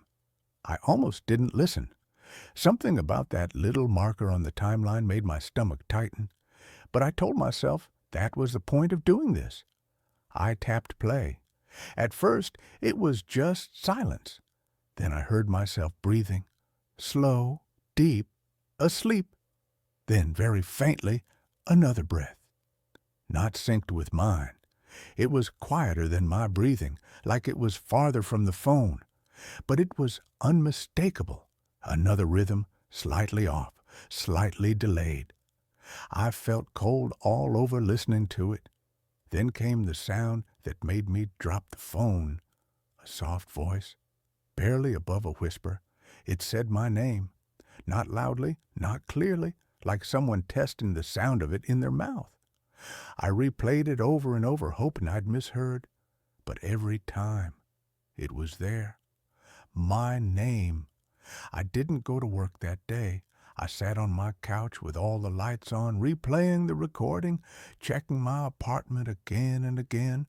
There was no sign of anyone else being there, no missing items, no disturbed locks.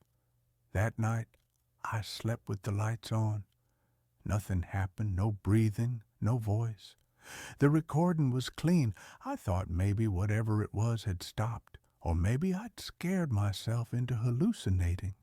Then, 2 nights later, it came back. This time, I didn't wake up during it. I only know what happened because of the recording. The app flagged multiple sounds that night. When I listened back, I heard myself sleeping as usual. Then, at around 2:48 a.m., the other breathing started again. Closer this time, louder. Then I heard movement, a soft creak, like the mattress compressing slightly. I heard fabric shift. And then I heard my own voice. I was talking in my sleep, but I wasn't saying nonsense. I was responding. A pause. Then my voice said, "I'm tired." Another pause. "I'll work tomorrow." Long silence. Then, faintly, that other voice again. Too quiet to make out the words. My voice replied, clearer this time. Just for a minute. I felt sick listening to that. I don't sleepwalk. I don't have conversations in my sleep. I've never done anything like that before. At 2:51 a.m., the recording cut off abruptly. Not ended normally, just stopped. The phone was still plugged in when I checked it the next morning. The battery was full. The app log showed the session as interrupted. That was the first time I considered calling the police. But what would I even say? Something breathes next to me at night and whispers my name. Instead, I did something stupid. I set up a camera. I borrowed a small indoor security camera from a friend, told him I thought someone was messing with my apartment. I set it on a shelf across from my bed, angled to capture most of the room. It had night vision and motion detection. I locked my door. I wedged a chair under the handle for good measure. That night, I barely slept. The next morning, I checked the footage. Most of the night was uneventful. Me tossing and turning, the room empty. At 3:02 a.m., the motion alert triggered. Nothing happened for several seconds. Then the image shifted slightly, like the camera had trouble focusing, and something was standing at the foot of my bed. It was tall, too tall. Its head was almost brushing the ceiling, but its body was bent forward at an angle that made my neck ache just looking at it. It didn't move like a person. It didn't sway or adjust its balance. It was completely still, like a mannequin posed mid-step. The night vision washed out details, but I could see its outline clearly.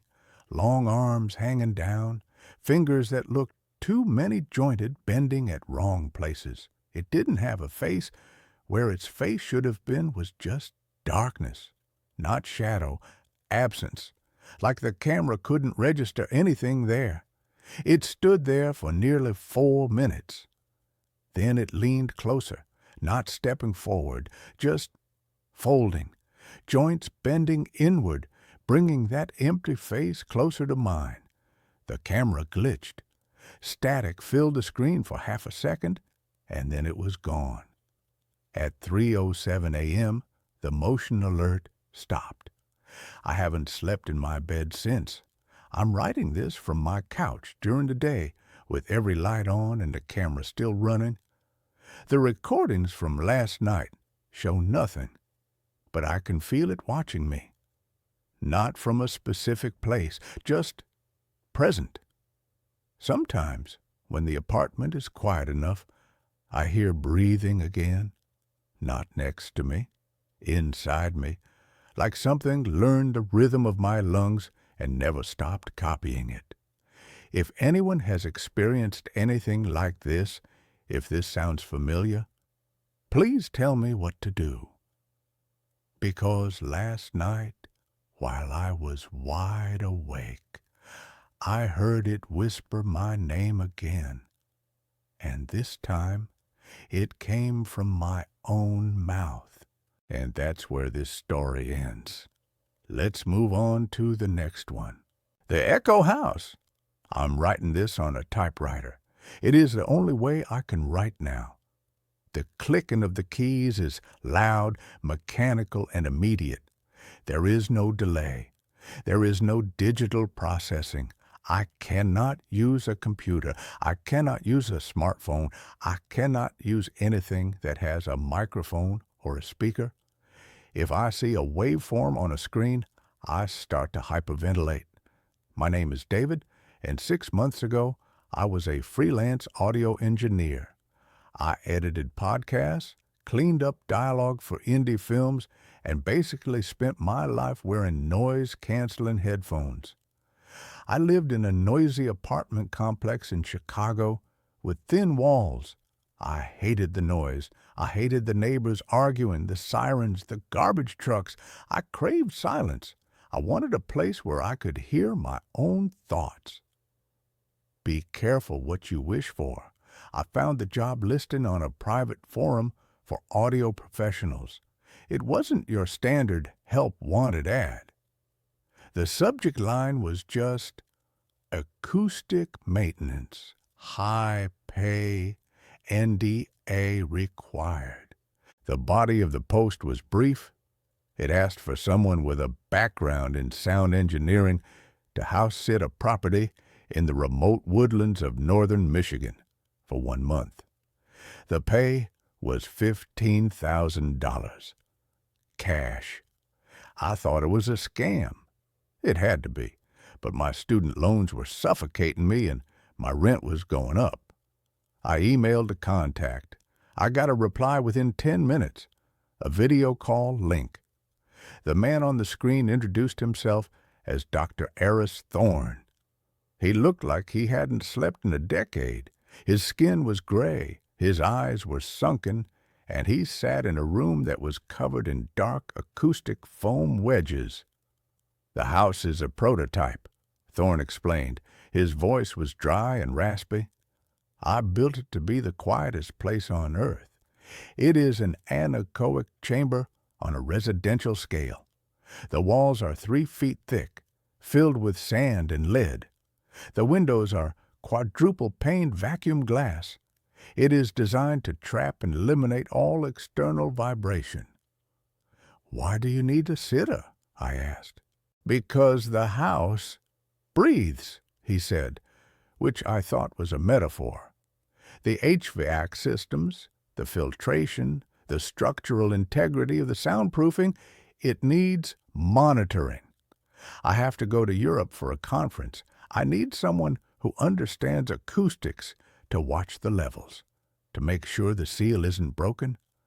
So I just sit there and make sure it stays quiet? Yes, Thorne said. He leaned into the camera. But David, you must understand. True silence is heavy. Most people cannot handle it. The brain creates noise when there is none. You have to be mentally distinct from your environment. I laughed. Doc, I wear headphones for 12 hours a day. I love silence. He didn't smile. We will see. I signed the NDA. I packed my bags. I drove 10 hours north, past the suburbs, past the farmland, deep into the dense forests of the Upper Peninsula.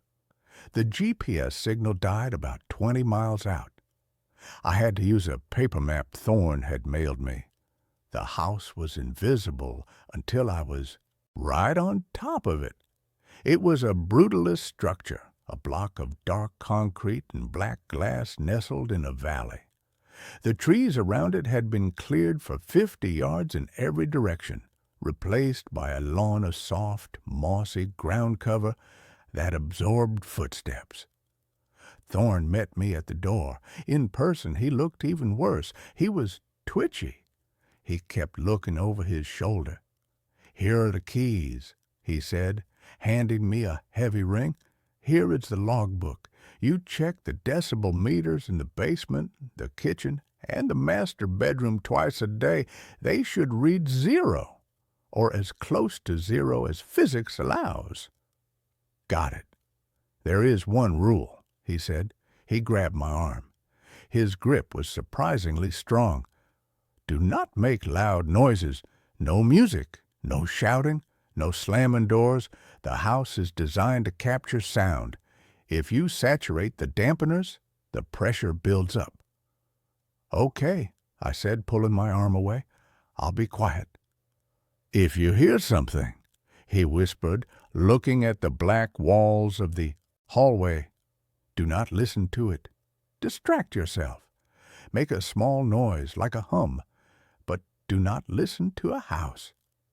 He got in his car and drove away faster than I expected. I watched his tail lights vanish into the trees. I was alone. I turned around and stepped inside. The heavy steel front door swung shut on oiled hinges. It clicked into place. The silence hit me like a physical slap. It wasn't just quiet. It was a vacuum. In a normal quiet room, you can hear the refrigerator hum, or the wind outside, or the distant traffic. Here, there was nothing. It felt like cotton balls had been stuffed deep into my ear canals. The air felt thick, dead. I walked into the living room. My footsteps on the carpet were swallowed instantly. There was no reverberation, no echo. I spoke out loud just to test it. "Hello," I said. The word left my lips and died immediately. It sounded flat, dull, like I was speaking into a pillow. "Okay," I muttered. "Creepy, but cool." The first 3 days were actually pretty great. I caught up on reading. I wrote in my journal. I checked the meters. They all read 0.0 dB. Absolute silence. But by the 4th day, I started to understand what Thorne meant about the brain creating noise. When the external world is silent, your body becomes deafening. I could hear my heart beating, thump, thump, thump, thump. It sounded like a drum in the room with me. I could hear the wet, squishing sound of my eyes moving in their sockets. I could hear the blood rushing through the veins in my neck. A high-pitched hiss like steam escaping a pipe. It was annoying, but manageable. I was a pro. I knew about psychoacoustics. The real trouble started on the fifth night. I was in the kitchen, making a sandwich. I placed a ceramic plate on the granite counter. I wasn't careful. It made a sharp clack sound. In this house, that clack was like a gunshot. I winced. I stood there, waiting for the sound to fade, but in this house, sounds didn't fade. They were absorbed. It was instant silence again. I turned around to open the fridge. Clack! I froze. The sound came from behind me, from the counter. I turned back slowly. The plate was sitting there, still.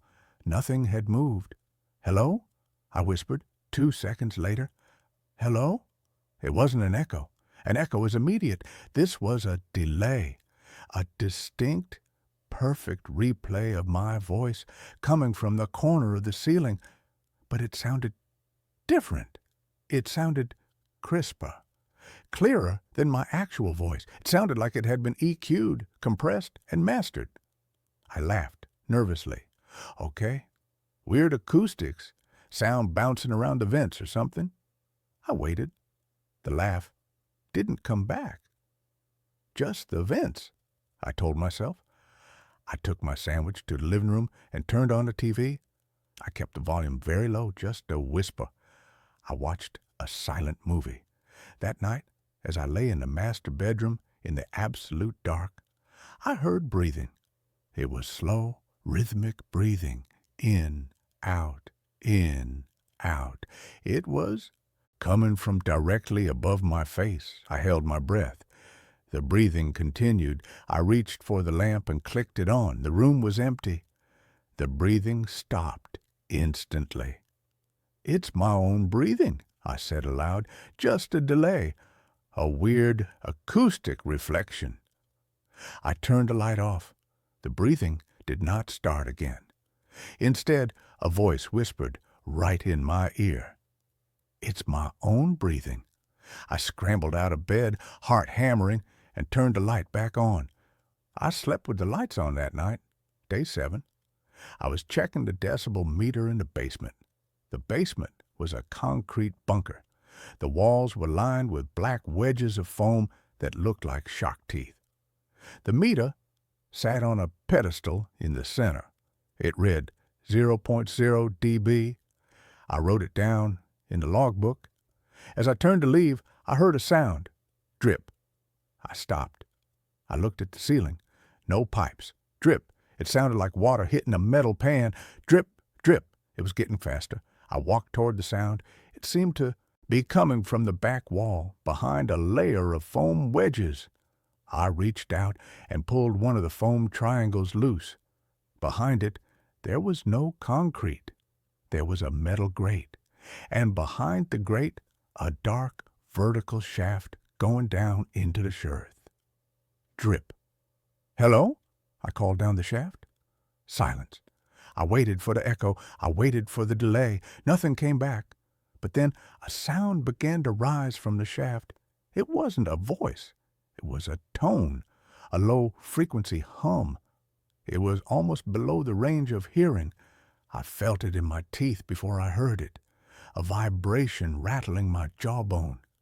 I put the foam wedge back and ran upstairs. I locked the basement door. I called Dr. Thorne. His phone went straight to voicemail. "Thorne, it's David," I said, trying to keep my voice steady. "The house is acting up. I'm hearing delays, long delays, and there's a shaft in the basement. Call me back." I hung up. I sat in the living room. The silence was pressing in on me. I felt like I was underwater. The air pressure felt immense. Then the house started to talk. It wasn't speaking words. It was replaying my week. From the kitchen, I heard the clack of the plate. From the hallway, I heard my footsteps. Thud, thud, thud. From the bathroom, I heard the sound of the shower running. Shh! It was all happening at once. A cacophony of my own life, played back to me. But it was all wrong. The timing was off. The footsteps were too heavy. The plate sound was too sharp. "Stop it!" I yelled. The house went silent instantly. Then from every corner of the room, from the walls, from the floor, a chorus of my own voice screamed back at me, "Stop it!" The volume was 10 times louder than I had yelled. It shook the windows. It made my ears pop. I grabbed my coat. I was leaving. To hell with the money. To hell with the contract. I ran to the front door. I grabbed the handle. It wouldn't move. It wasn't locked. It felt like it was held shut by suction. A massive vacuum. Pressure. Sealing it tight. I pulled with both hands, bracing my foot against the wall. I screamed with effort, "Stop it! Stop it! Stop it!" The house chanted in a loop, layering my voice over and over until it sounded like a demonic choir. I gave up on the door. I ran to the back sliding glass door. It was triple-paned, bulletproof glass. I tried to slide it. Stuck. I picked up a heavy cast-iron sculpture from the side table and smashed it against the glass. Bang! The glass didn't even scratch. The sound of the impact was incredibly loud, and the house loved it. Bang! Bang! Bang! The echo repeated, louder each time. The floorboards vibrated. I covered my ears and ran to the center of the house, to the hallway, trying to get away from the noise I had created. The noise stopped. I stood there, panting, sweating. My hands were shaking. I needed to calm down. Thorne said if I saturated the dampeners, pressure builds up. I was feeding it. I was feeding the house with noise. "Quiet," I whispered to myself. "Be quiet." I sat on the floor in the hallway. I closed my eyes. I focused on my breathing. Slow, steady. An hour passed. The silence returned. The heavy, cotton wool silence. I opened my eyes. Standing at the end of the hallway was a man. He was facing away from me. He was wearing clothes that looked like mine. Jeans. A flannel shirt. "Who are you?" I whispered. The man didn't turn around, but he spoke. "Who are you?" It was my voice, but it wasn't coming from his mouth. It was coming from his entire body, vibrating off him like he was a speaker cone. He took a step forward. Thump! The sound of the footstep was delayed. He stepped, and 2 seconds later, the sound happened. He took another step. Thump! He was walking backward, toward me. I scrambled back, crab-walking away. "Get away from me!" The figure stopped. It slowly turned its head. It didn't have a face. Where the face should be, there was just acoustic foam. Black, jagged wedges of foam growing out of the skin, forming a pyramid pattern where eyes and a mouth should be. The foam face shifted, the wedges grinded together. A sound came from it. Not a voice. It was the sound of the plate breaking. Crack. Then the sound of the shower. Shh. Then the sound of me sleeping. In, out. It was a compilation of me. I stood up and ran. I ran up the stairs to the second floor. I ran into the guest bedroom and slammed the door. I locked it. I pushed the bed against the door. I huddled in the corner. "It's not real," I chanted. "It's hallucination, sensory deprivation." Knock, knock, knock. 3 polite knocks on the bedroom door. I didn't answer. Knock, knock, knock. Louder this time. Then a voice came through the door. It wasn't my voice. It wasn't Thorne's. It was a woman's voice. Soft, melodic. "David, are you in there?" I froze. "Mom?" "My mother lives in Florida. She has never been to Michigan." "David, open the door. It's too loud out here. Let me in." "You're not my mother," I sobbed. "David." The voice changed. It became deep, guttural. "Open the door." The door handle jiggled. Then the door bowed inward. The wood creaked. I looked at the window. It was sealed glass. I couldn't break it. I looked at the vent in the ceiling. The HVAC returned. It was large enough for a person. I dragged the desk under the vent. I stood on it. I used my keys to unscrew the grate. My hands were shaking so bad I dropped the keys twice. Bang! The bedroom door splintered. A black foam-covered hand reached through the hole, groping for the lock. I got the grate off. I pulled myself up into the ductwork. It was tight, dark. It smelled of dust and old metal. I crawled. I didn't know where I was going. I just needed to get away from that room. Behind me, I heard the bedroom door smash open. Then I heard the sound of me crawling, scrape, shuffle. But it was coming from behind me. It was following me into the vents. "David," the house whispered from the metal walls, "we are still recording." I crawled faster. The metal cut my knees. I was sobbing quietly. I saw a light ahead, a grate looking down into a room I hadn't seen before. I crawled to it and looked down. It was a room lined entirely with copper, no foam, just shining copper plates on the walls, floor, and ceiling. In the center of the room sat a chair, and in the chair sat a man. It was Dr. Thorne. He was strapped to the chair. He looked dead. I kicked the grate. It gave way. I fell into the room, landing hard on the copper floor. Clang! The sound was deafening. The copper amplified it. It rang like a massive bell. I rolled over, clutching my ears. I looked at Thorne. He wasn't dead. His eyes opened. They were gone. His eyes were gone. His ears were gone. They had been surgically removed. His mouth was sewn shut. He was vibrating. His entire body was shaking, vibrating with the resonance of the room. On the wall, painted in what looked like blood, were words. The resonance chamber. I stood up. Thorne was trying to scream through his sewn lips. "Mph, mph." Then I noticed the wires. Thorne was hooked up to machines. Wires ran from his skull into a bank of servers against the wall. He wasn't the owner. He was the battery. He was the source. The door to the copper room opened. The foam-faced creature stood there. It held a recorder in its hand, an old reel-to-reel tape recorder. It pressed play. A sound came out. It was a frequency, a tone so low and so loud it made my vision blur. It made my stomach churn.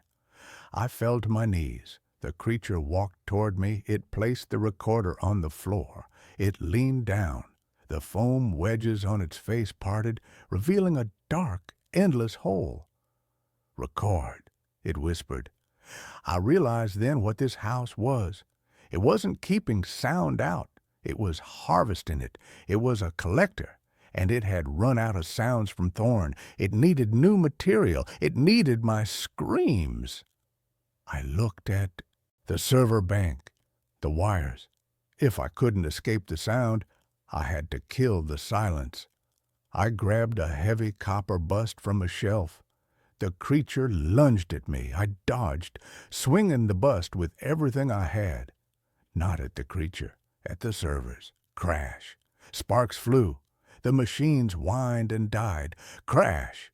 I smashed the reel-to-reel player. The tape spilled out like guts. The creature shrieked. It was a sound of pure digital glitching, a corrupted audio file screaming in agony. Its form flickered. It wasn't solid. It was a standing wave, a construct of sound. As the machines died, the standing wave collapsed. The creature dissolved into thin air, leaving only a pile of black foam wedges on the floor. The humming stopped. Thorne slumped in his chair, dead. The vibration had kept his heart beating. Without it, he was just a corpse. I ran out of the copper room. I ran through the basement. I found the front door. I pushed it. It opened easily. The vacuum seal was broken. I ran into the night. The forest was loud. Crickets, wind, owls. It was the most beautiful noise I had ever heard. I ran until I reached the main road. I flagged down a logging truck.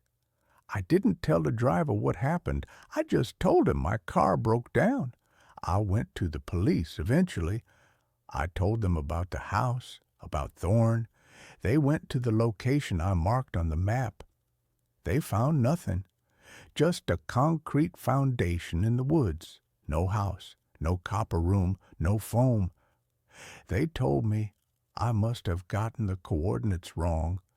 They told me Dr. Thorne had been reported missing 6 months ago, last seen in Europe. But I know what happened. The house didn't disappear. It moved. It moved to a quieter spot. And I know it's not done with me, because now I can't hear silence anymore. When I'm in a quiet room, I don't hear nothing. I hear the delay. I hear conversations I had yesterday. I hear my own footsteps from an hour ago. And sometimes, when I am trying to sleep, I hear a new sound. I hear the sound of a typewriter. Click, clack, click. But I don't own a typewriter. I am writing this on a typewriter in the library. But the sound I hear isn't coming from my fingers. It's coming from inside my pillows. And underneath the clicking, if I listen very closely, I can hear a voice made of static and foam. We are still recording, David. Side B is just beginning. I am going to puncture my eardrums now. It is the only way to stop the recording. I have the pencil ready. Goodbye.